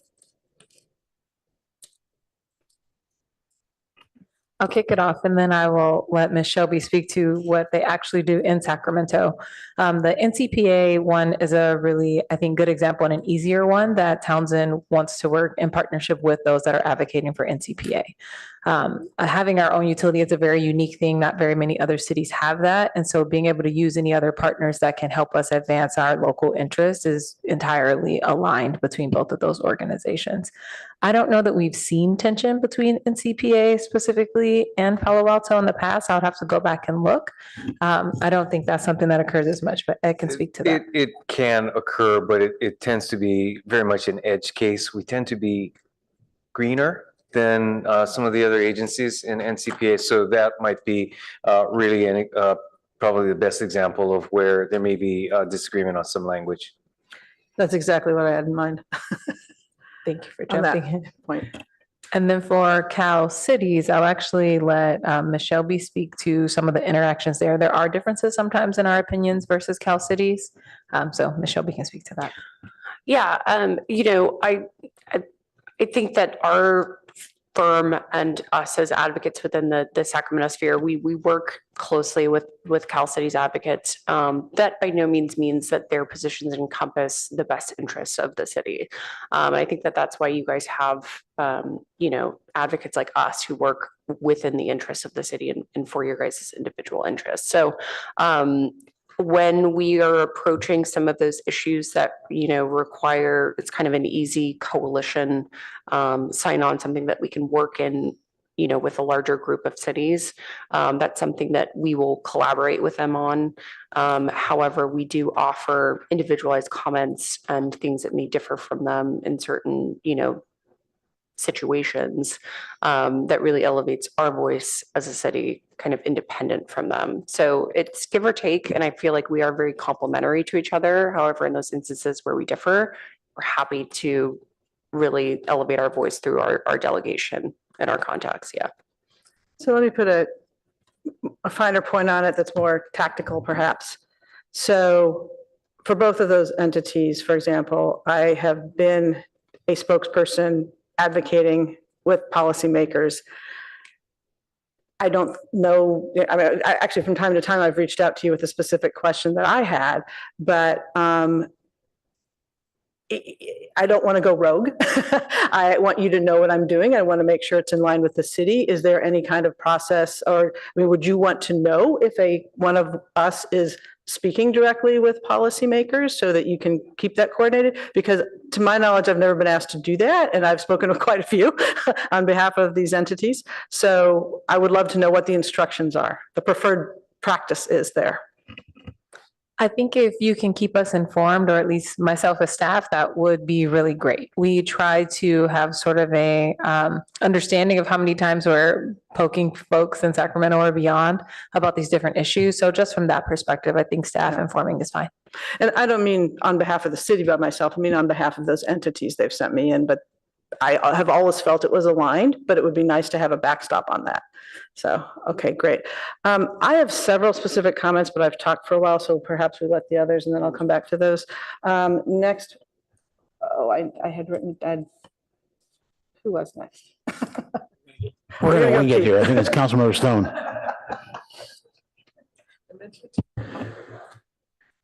Great, thank you. Well, welcome back. Appreciate the presentation and always your updates. Always really really helpful. So I had two main questions. One, the governor's budget. One of my great concerns right now, of course, we have the tragic fires down in Los Angeles.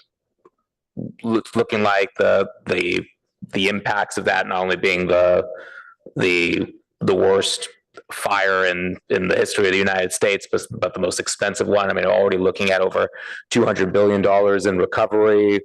The incoming administration is already kind of threats of withholding funds to California for recovery.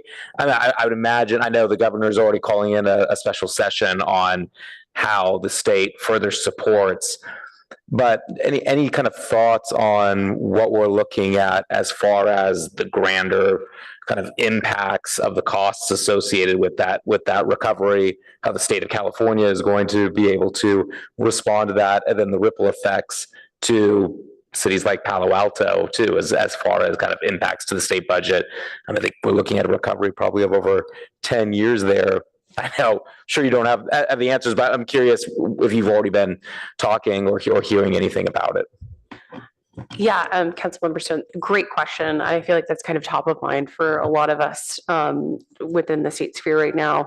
The governor's January budget proposal was given prior to the insurgence of those fires. So the situation is probably going to look a lot different. Our insurance crisis is likely to hit a tipping point, and it probably won't be realized for a long time. The department, the California Department of Insurance passed a series of regulations related to keeping insurers within the state, but giving them modeling tools to set rates, which went into effect at the beginning of this year, but probably won't be fully realized until 2026 or later. We also have a lot of residents with fire-prone properties that have been on the FAIR plan, which is likely to, experience some issues, obviously, with this catastrophe. So, my answer is that we don't yet know. I would imagine that the state's budget goes through a number of iterations. Those impacted by the wildfires have a tax return delay similar to the one that we saw, during the disasters that happened in, was that 2022? Which greatly kind of impacted our modeling tools at the state budget process. So given that we've weathered that storm before, I would say that we're better prepared for that this year. But it definitely is going to be a massive hardship that the state is going to have to face. And keep in mind too that the Olympics are going to come to LA in a couple of years. So there's a lot to do in the area. It's very tragic. So it's going to impact all of us for sure. And you just reminded me of the Olympics, and yeah, this is horrific. I'm sure Townsend will continue to keep us updated on all of that. And then my last question. So in March, state auditor released their findings on HCD's methodology for calculating the regional housing needs allocation requirements. I know that audit found that HCD basically did not ensure that its needs assessment was accurate, and there were a lot of flaws in the methodology of that process. Maybe too late for the current housing cycle, although we do have the mid-housing element check-in coming forward, but especially moving forward, I think it's really important that we are ensuring that those numbers are accurate, especially since it just looks like every single housing cycle, those numbers continue to increase. So are you hearing anything that might kind of bring into question the current or future RHNA cycles, how the state is responding to that audit, or are they just burying their head in the sand and pretending like nothing's wrong? Another great question. I think that as we're approaching the Cycle 7 process, there's a lot of focus from the legislature on trying to ensure that communities have an easier time with compliance, and that we kind of don't face the hardships and some of the confusion that happened during the Cycle 6 process. And a lot of that was due to some delays, and then, massive regions kind of all submitted at the same time or were delayed in kind of a uniform rate, and then we have varying consultants that were a little stretched just given the capacity and demand for their services. So I think that there really will be a focus from the legislature this year to try to mitigate that. I can't really speak to particular proposals. But I do think the more that we continue to communicate this to our representatives, keeping them in the loop on where we're struggling and, you know, to our regional folks, I think that will improve the process altogether, because it really just takes more collaboration and communication, you know, as we come into 2025 and cycle 7. And is the language in, I guess, maybe for staff or for Townsend, is the language within our legislative guidelines for housing kind of provide for that direction if the opportunity comes up to be able to, for the city to be able to kind of weigh in on changes to HCD and the RENA process, especially given the findings of that audit?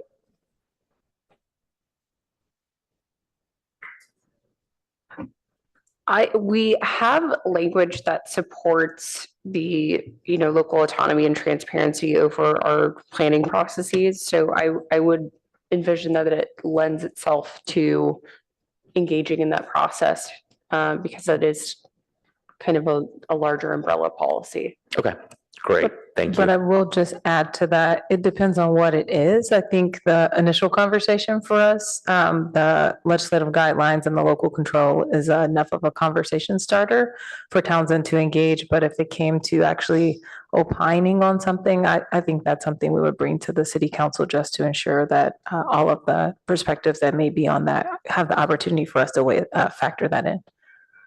Just to make sure we're not pushing beyond what the council may be comfortable with going. We would want to make sure that we're in lockstep with the council on that. So I am proud of the work that we did on the housing element and identifying these sites, but we also need to be making sure that we are building housing for what the future demand is. And if these numbers are inaccurate, which the independent state auditor found that they might be because the methodology was wrong, and that seems like something that we should pursue rather aggressively if that is the case. So, but I think the guidelines provide us with enough to be able to weigh in on that. Great, perfect, thank you. There's only 2 questions. I know we do have a motion on. I just have one addition to it. Should I hold that off, Mr. Mayor? Go ahead. Okay. Overall, like the guidelines, agree with Councilmember Lithcott-Hames on bullet 5 under the finances. That's great, thank you. My only amendment, and actually I sent it ahead to the clerk, if you can pull up the amendment, would go under transportation subsection, and it supports local, regional, state, and federal policies that would reduce aviation, noise, and emission impacts over communities, including passing noise ordinances and creating incentives for reducing impacts. We've been working quite diligently over the past several years on reducing noise impacts, mostly from San Francisco Airport. But also, right, we ran into issues this year when we've been having discussions with our own Palo Alto Airport, not only with noise, but also with the emissions issues there and federal restrictions on what we can and cannot do. So I'd like to see us incorporate that into the transportation section. Is that something the maker would accept? Yes. Okay, maker accepts it, so is the seconder. Great, thank you. That's all I have, Mr. Mayor. We have a couple more, I want to go on, but one of the things I just would like to add to this is that, we're not creating an ordinance here. These are guidelines, so we don't have to have every sentence wordsmithed and so on. And if something comes up that's not in here and it's important, then we'll figure out a way to work on it. So just to kind of release us from writing too much copy tonight. Let's see, I think Councilmember Liu was next. Yes. One note that I'll make is that I think in the climate and environment section, the 3rd bullet is reduce airplane noise, health impacts, and or emissions, which is not exactly the same, but maybe like that's the right bullet point to amend. My questions will focus on transportation. And so on transportation, there is an explicit discussion of walking or cycling, or for that matter, I don't think there's any explicit discussion of safety for drivers as well. So I find that notable given how we usually talk about transportation here. Firstly, is that a deliberate exclusion? Did we think that there weren't meaningful opportunities for advancing safety or walking or cycling? And did we make a choice not to include that? Especially with the phrasing of that question, the obligatory answer is no. But the piece that is sort of the all-encompassing aspect, that is as close as we have, is that it's the deferring single occupancy drivers and alleviates local traffic congestion. Sort of the reducing single occupancy drivers is the alluding to other forms of transportation. But if you wanted to be more explicit about that, we absolutely can. We have taken this to be obviously in support of City Council's broader priorities, which has always included transportation safety for all modes. Yes, I think it would be good to be explicit rather than implicit here, and hopefully a simple amendment to do that. On that note, I'd also just note that I'd appreciate feedback from council on like what exactly that would mean for us in terms of our legislative priorities. You know, it comes to mind Caltrans's efforts to you know, repave and rework El Camino, and how there were some issues with their responsiveness to following their own guidelines in cases, some of their responsiveness to making fairly basic improvements, I guess, with the concrete or like turn signals around Cal Ave, which we closed. I think there may be a couple of other topics there as well around like piloting bus islands that are safer for pedestrians and cyclists, where I think we made some efforts, though please keep me honest, council members Burt and Mayor Lowing, to get Caltrans to be more responsive. And so I think that's potentially an area that segues into this point about walking, cycling, and safety. So yeah, that would be my intention or some of my top of mind thoughts behind that bullet, but I would like to make an amendment to also include a bullet point to advance pedestrian and cyclist safety and infrastructure, or pedestrian cyclist infrastructure and pedestrian cyclist and driver safety. So I'll leave my comments there. Thank you. I'll accept it. Yeah, you didn't, well, we didn't get actual language. So if I might offer something that attempts to address what you're asking for. So if we were to modify the first bullet and put deters single family or single occupancy drivers, comma, alleviates local transport traffic congestion, comma, and promotes active transportation safety and use.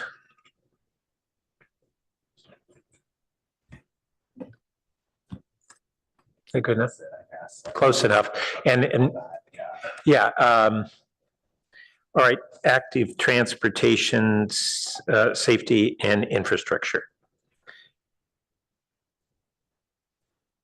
Would that encompass electronic or electrical bikes, e-bikes? It is, yes, because we don't allow the ones that are motorcycles. You got to pedal. Okay. Okay, that's added. Were you done, Councilmember? Okay, let's see, Councilmember Recto. One question, you mentioned the Palo Alto Intermodal train station. We did not get funding for that. Is that a competitive project? Do we foresee getting funding in the future? Or is that just kind of a Yeah. good wishes? Yeah. That's a great question. We put that project forward to our Congresswoman Ashu at the time for a federal earmark request. Ultimately, she did not pick that out of the menu of requests that we'd provided her. And part of kind of what the vetting process by which we go through to put these requests forward really deals with how shovel ready they are, how much funding there is, and how much, community investment has already, been ingratiated into the project. So she did not pick that. However, we do And why did she not pick it? I believe that her rationale behind it was that she wanted more of a public safety focus, and that was kind of where she was leaning in terms of her priority projects for the communities within her district. Okay. And so do we think that it's feasible, or are we just dreaming? I'm going to turn it over to Alex. One thing I can say about the incoming administration, as we saw 4 years ago, was that they had eliminated previous requirements for competitive grant programs that involved demographics such as social equity that the current administration put into place, including CEJST requirements, which are climate, environmental, and justice tools. One of the benefits of that potentially being removed is that projects in Palo Alto might be more competitive for grant programs over the next 4 years than they were under the previous administration. That being said, it depends on how much money is allocated to said grant programs, which is still a question mark. But projects such as the one you had mentioned could be more competitive under grants that have been authorized legislatively, where the funding is going to be there over the next couple of years, that are not subject to the political whims of an administration, but instead are in statute and authorized legislatively. So to your question, there may be more grant funds available over the next 2 to 4 years for a project like that, as well as obviously the community project funding requests, which are still available to us. And that would be state funding or federal funding or both? That would be federal funding. State funding, obviously, with the budget being having a little bit of a rosier outlook prior to the fires in Los Angeles, that would indicate additional sources of state funding that we could apply for. Granted, we're going to have to wait until June until the budget's adopted and we see realistically how much funding is allocated for those programs. But at least at the federal level, there is the possibility that more funds, or we could be competitive for more funds than we were under the previous administration. Okay, thank you. Councilmember Burt. Thank you. So first, just touching on the Palo Alto Intermodal, and you may not know that we now have a VTA board ad hoc committee focused on the Palo Alto Intermodal.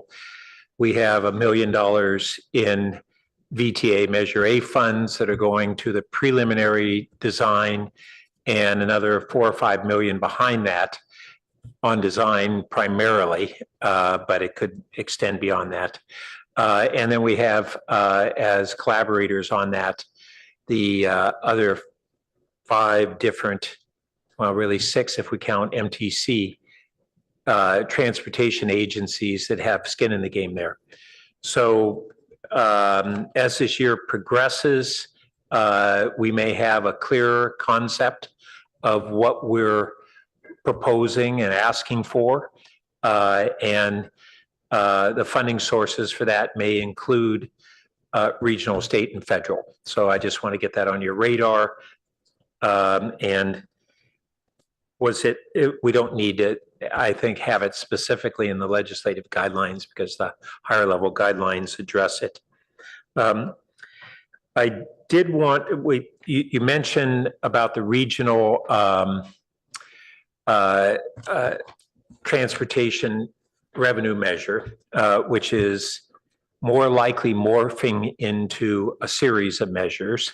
But we had last legislative cycle an attempt to couple the enabling legislation for a regional measure with a forced marriage of transportation agencies regionally that was opposed by most of the transportation agencies. And so as a result, and the alternative to this consolidation is really an MTC-led coordination of fares, scheduling, and marketing, basically.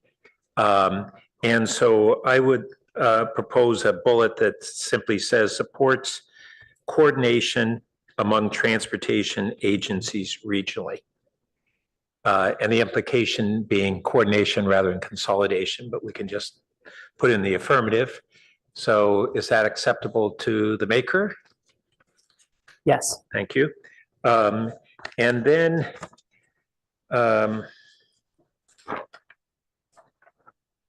under housing, as my colleagues and have noted, the full implications of the LA fires could be really significant.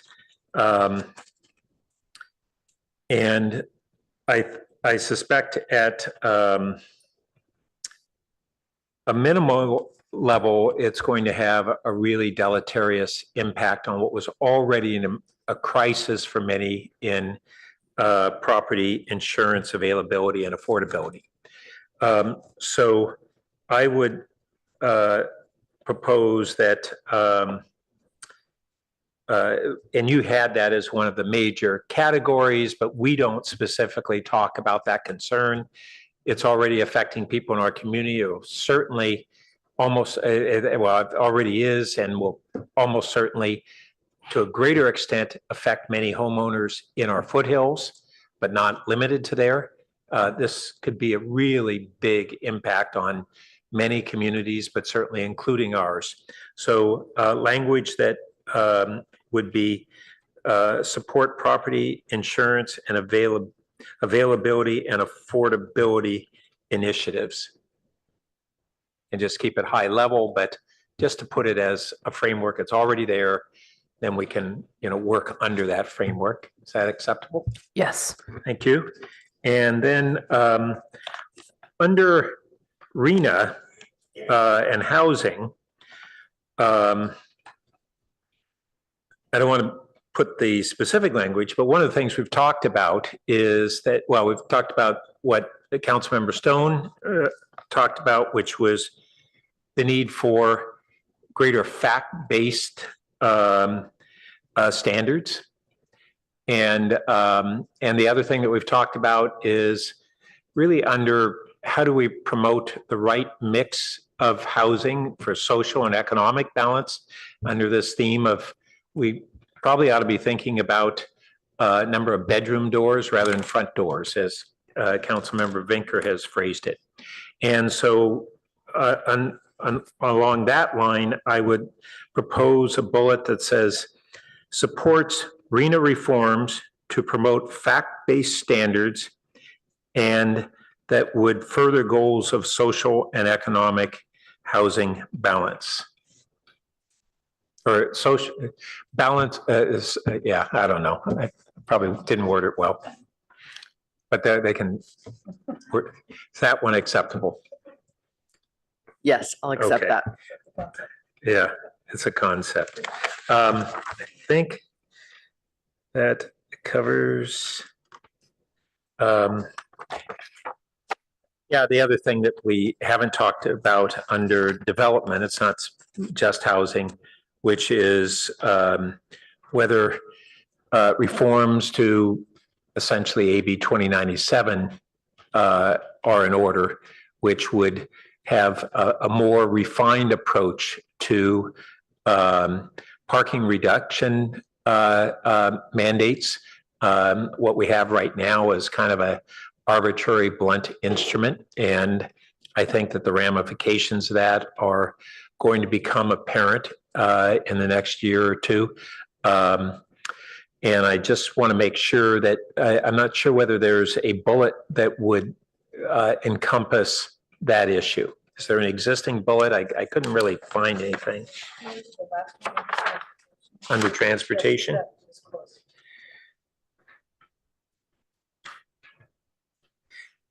Yeah, I think it's that under the breadth of that, it could cover it. So I'm fine with that. Thank you.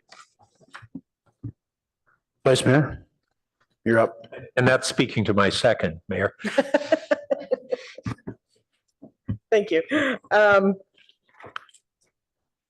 My first comment is actually on the foundational principles, which I understand are general, but number two, and let's see, I use the PDF, so it's packet page 118, is support funding opportunities. And I know the list is exemplary, but what's omitted is climate action, and I think it's important to put it in there. So I would suggest that the third sentence read, support funding for programs including but not limited to climate action, comma, and then the laundry list. There are several things in that list that would fall under it, but there are several things omitted, like, for example, our entire home electrification, heat pump water heater programs aren't really called out there. And I just think it's a big enough category. I'd rather have it identified categorically, if that's okay with the maker. I agree with that. I think we need a okay from the seconder. Councilmember Burt, say yes. That was a yes. You'll like it, it's fine. And just to make sure that we're clear on where you are, Vice Mayor Banker, this is in the foundational principles number 2, support funding opportunities. After but not limited to, you've added climate action. Climate action. Thank you. Yes, thank you. And then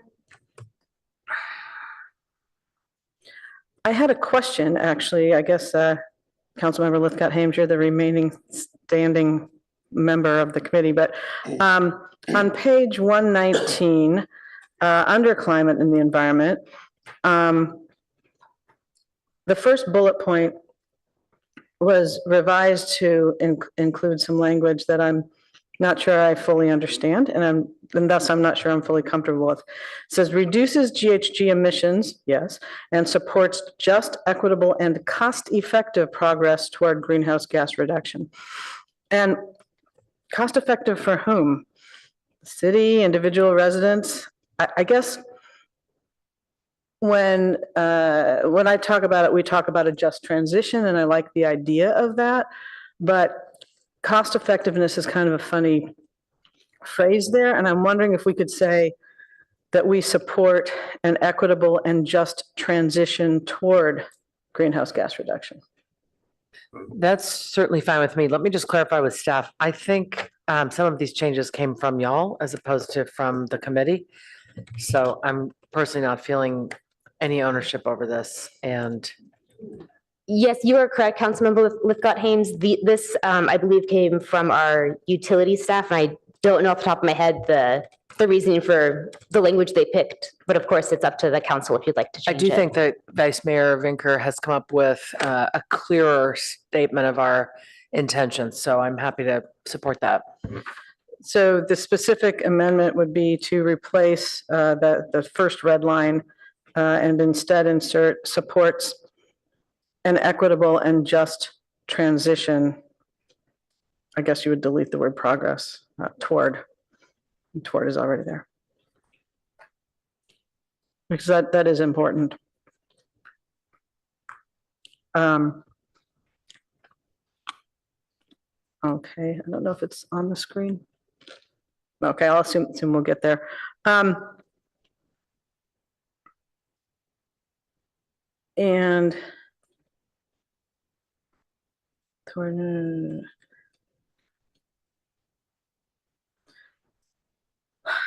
believe it or not, I'm going to skip one of my other thoughts. And then given what we're just watching down in LA, I'm also wondering if under climate and environment, if we ought to add a bullet. I didn't see anything quite like it that says that we also, yeah,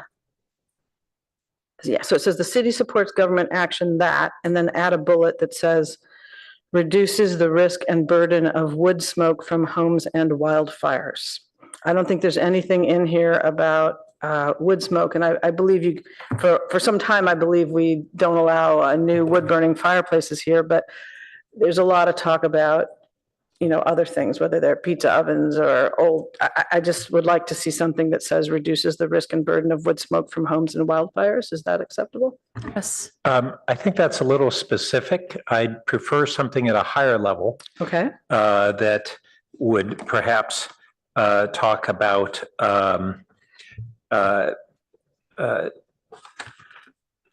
the impacts of wildfires.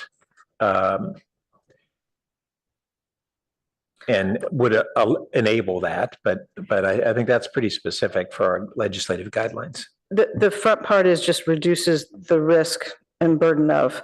If it's the homes part you don't like, we could say reduces the risk and burden of wood smoke from wildfires. Is that getting at what your concern is? I think it's more broadly the impacts of the risks and impacts of wildfires. And then within that, we can look at specific things like wood smoke, like all of the incredible environmental, economic impacts, social impacts, all those things. So I think there's two separate things going on. So I like that you're broadening out the wildfires, but then the reason I had limited it to wood smoke is I had the two different sources. I was trying to combine homes. Yeah. And you don't like to say. I just think that's narrower than our legislative guidelines should go. So if you have a proposal, I thought I had one that would encompass that, but not be limited to that. It doesn't encompass homes, though. You're just limiting it to wildfires, I thought I heard.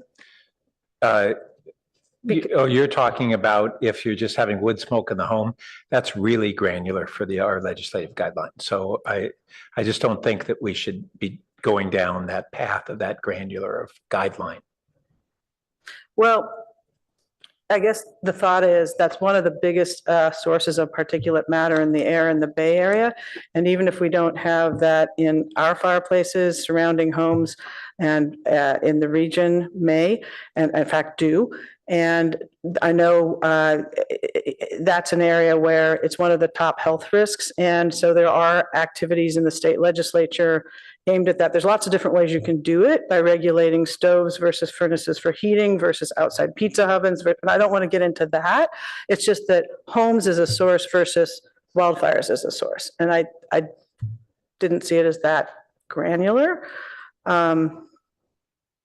And I think eliminating it eliminates some source. I don't know how to broaden it out.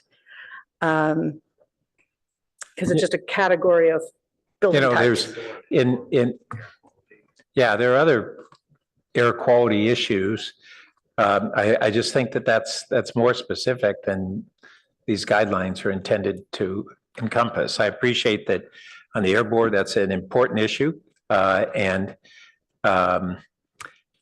there's a lot of things that we could get more granular on. It's like even the ones I suggested that I explained my concern and then moved it back to a higher level legislative guideline from the specific thing that I was concerned about. Okay, so if we have to, so it sounds like I don't have support for a second on wood smoke from homes, but I do for the wood smoke from wildfires. Well, the suggestion was a higher level support for addressing impacts of wildfires, which would be inclusive of the wood smoke. But I wouldn't just worry about wood smoke from wildfires, that there's equally or greater impact of smoke from all the synthetic materials that are going into the atmosphere and risking human health. So there's a broad set of concerns from wildfires. There's a broad set of concerns of other air quality sources. When we have these legislative guidelines, we try to give ourselves latitude to include such things, but not get down into it. Yeah, they're two different categories. So they're not like it's just bigger or smaller. They're two different. If you are only going to support reduces the risk and burden of wildfires, I like that. I am just troubled by wood smoke generally, and there's a couple of sources, but we will take wood smoke out. It sounds like, would that still be acceptable over there? Yep. I mean, wildfires is good. So that's okay. If I might, please go ahead. Under public safety, bullet point number 4 currently reads enhances fire and emergency training and response capabilities, mitigate fire safety risks, advocate for funding and policy to mitigate wildfire risks, and funding for fire services in general, as well as funding for emergency services. So perhaps rather than starting from scratch, is there something in that bullet point we could Yeah, amend? it sounds like we don't need the wildfires if we have that. What I was trying to do is have the counterpart. We have a lot of stuff about greenhouse gas emissions. I was just trying to add wood smoke, but I think that's not happening. Is our firm comfortable that you would be tracking and bringing those items as well, even if it's not in this document? Absolutely. Okay. Okay, then the next one was the one that actually Councilmember Lithcott-Hames already started with, so I don't need to go into that on the lowering the voter threshold for local revenue measures. Let me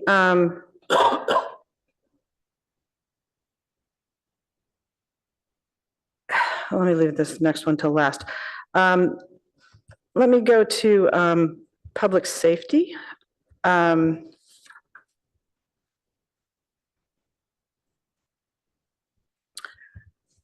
I'm curious, under public safety, we have quite a variety of things. One of the things that I don't see here is that I've become aware of quite recently. Most of you know that you'll know why, but I would like to see us include supporting legislation providing increased resources for crime victims, including victim support services and improving victim compensation processes, which is a state process that in the Sacramento that I've heard from both area nonprofits and from those working in county government to support victims, that it's quite not a good one. And generally on the victim support services, the concern is that they are still relying largely on grant support as opposed to budget support. And we don't have, for example, any victim support services up here in North County, even though they're in South County and in, when I say South County, I mean like Gilroy and as well as mostly in San Jose.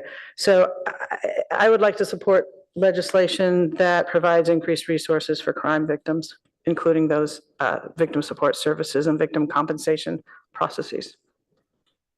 I'll accept that. Thank you.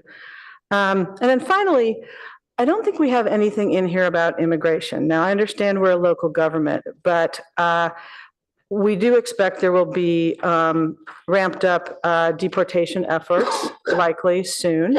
And I know the state has some protections, but I think that generally having something that support measures that protect immigrants from unlawful deportation efforts or protecting cities from undue liability for declining to assist ICE, something along those lines would be helpful at this point, because I think there may be a fair amount of activity in the coming year around that.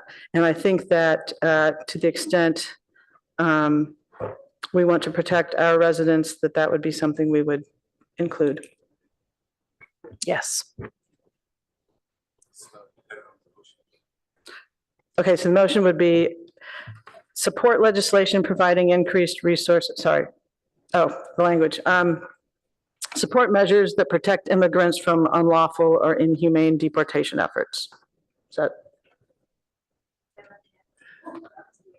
Support measures that protect immigrants from unlawful or inhumane deportation efforts. Because in many respects, we already do that, but in terms, I think that topic will be debated, and I'm trying to be generic. I take your point that we need to be broad, and I'm certainly open to other language. That was what I came up with. My concern about unlawful and inhumane doesn't get at the jurisdictional issue of, does the federal government have a lawful interest in knowing about the immigration status of somebody accused of a crime here in Palo Alto? So I don't want us to have to debate whether what ICE might be up to is unlawful. I think we're creating a preference that I've actually had some email exchanges with our chief of police on this. You know, do we assist the U.S. Department of Homeland Security investigations, or do we not? It's a jurisdictional issue. Like we're not going to. Well, Yeah, we're in a but- sanctuary county, so I think we're not supposed to. So first, we're looking at legislative guidelines. Right. So there may be other topics that we are going to be addressing related to, or other actions related to that topic. I will say that I think we want to look at what we already have in place, and that we want to assure that that we aren't posturing in a way that actually is counterproductive to the interests of those very local residents. And that's a real risk in the coming years. Councilmember Vinker's language, I think is pretty broad and defensible, and really basically in two categories: assuring that we support only lawful actions, which is that won't be determined by us. Right. But that we're and then second, against inhumane actions, and how that gets translated into what legislative action the state may take, I really don't know, but I think that's a reasonable position. Okay, got it. And let me ask, are there any concerns with that? I don't foresee any. Okay, great. Yeah, thank you. I think that, right, we don't know what they'll be. We don't know what they'll be debating. We don't know what they're going to be reacting to even. So I was trying to keep it broad to protect them from those things in whatever form that debate takes shape. So thank you. And that is all I have. Okay, excellent. I want to note that concise is nice. So I'm going to 100% endorse what Councilmember Stone said, noting that what he said and what I'm going to say might go more into the lobbying area than the legislative area. But when you talk about RENA reform, yes, going forward, things like the last item on housing, greater lead times for implementation of state legislation. But I'm actually more concerned, as he indicated, and I'm sort of piling on here, is we have to do remedial reform, meaning that, the numbers were wrong. If the numbers were wrong, one way or the other, then they ought to correct that and, issue new guidelines. And that's going to be hard to do. I asked a legislator last year, maybe about this time, what do you think about at least giving us some more time to hit the numbers?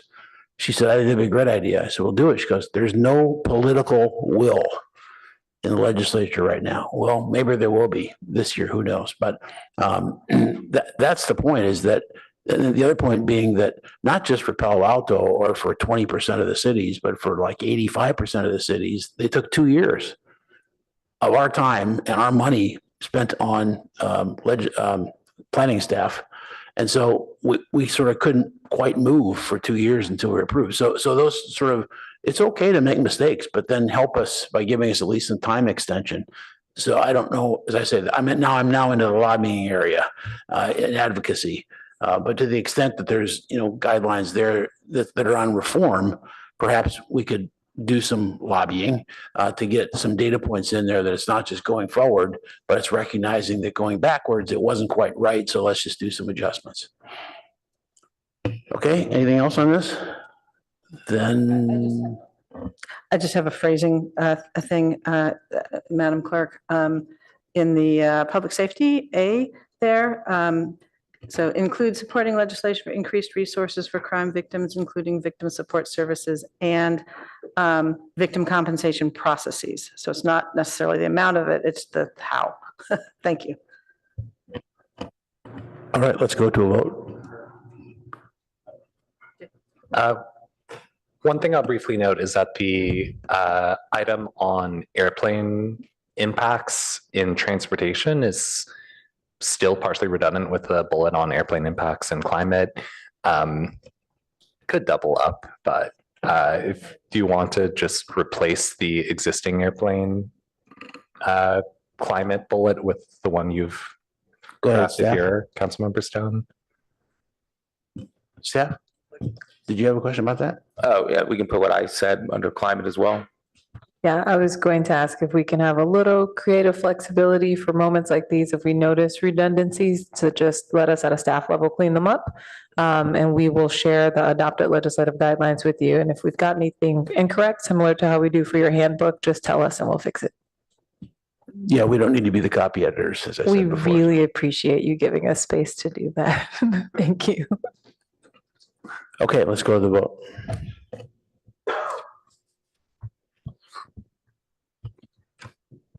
Councilmember Lou? Yes. That is correct. We actually have neglected to take public comment, and I believe we have one request to speak. Oh.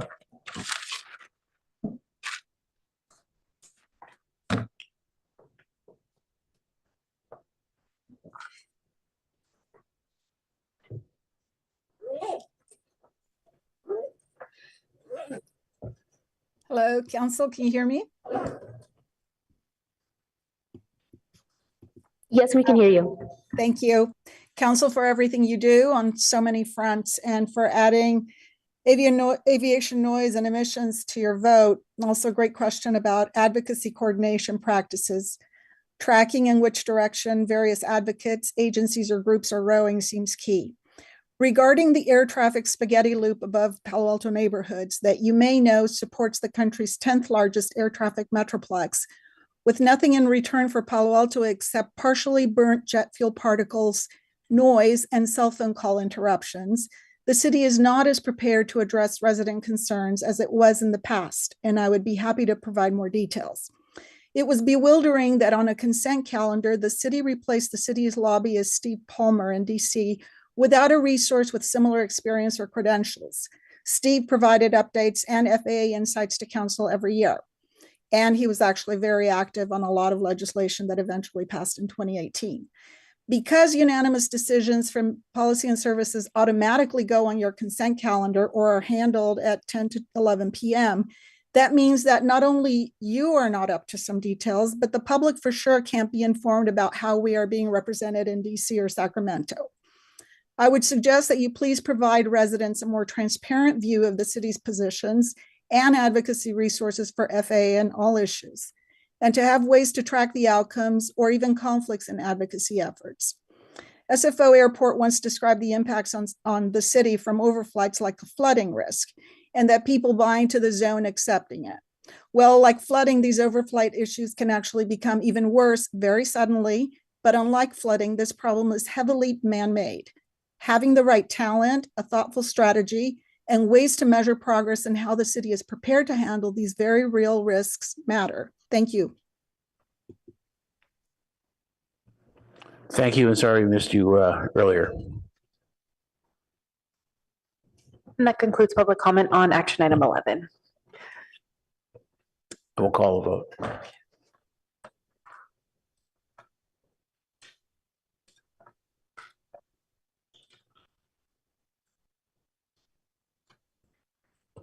All right. Councilmember Lou?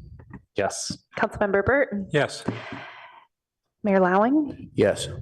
Councilmember Stone? Yes. Councilmember Lithcott-Hames? Yes. Vice Mayor Vinker? Yes. Councilmember Rectal? Yes. Motion carries unanimously. All right, thank you. And condolences to your folks on the East Coast. They didn't get to listen in, but you'll give them a recap. All right, is there anything else from any council member? If not, we stand adjourned. Great job, See you next Mayor. week. First time at a meeting.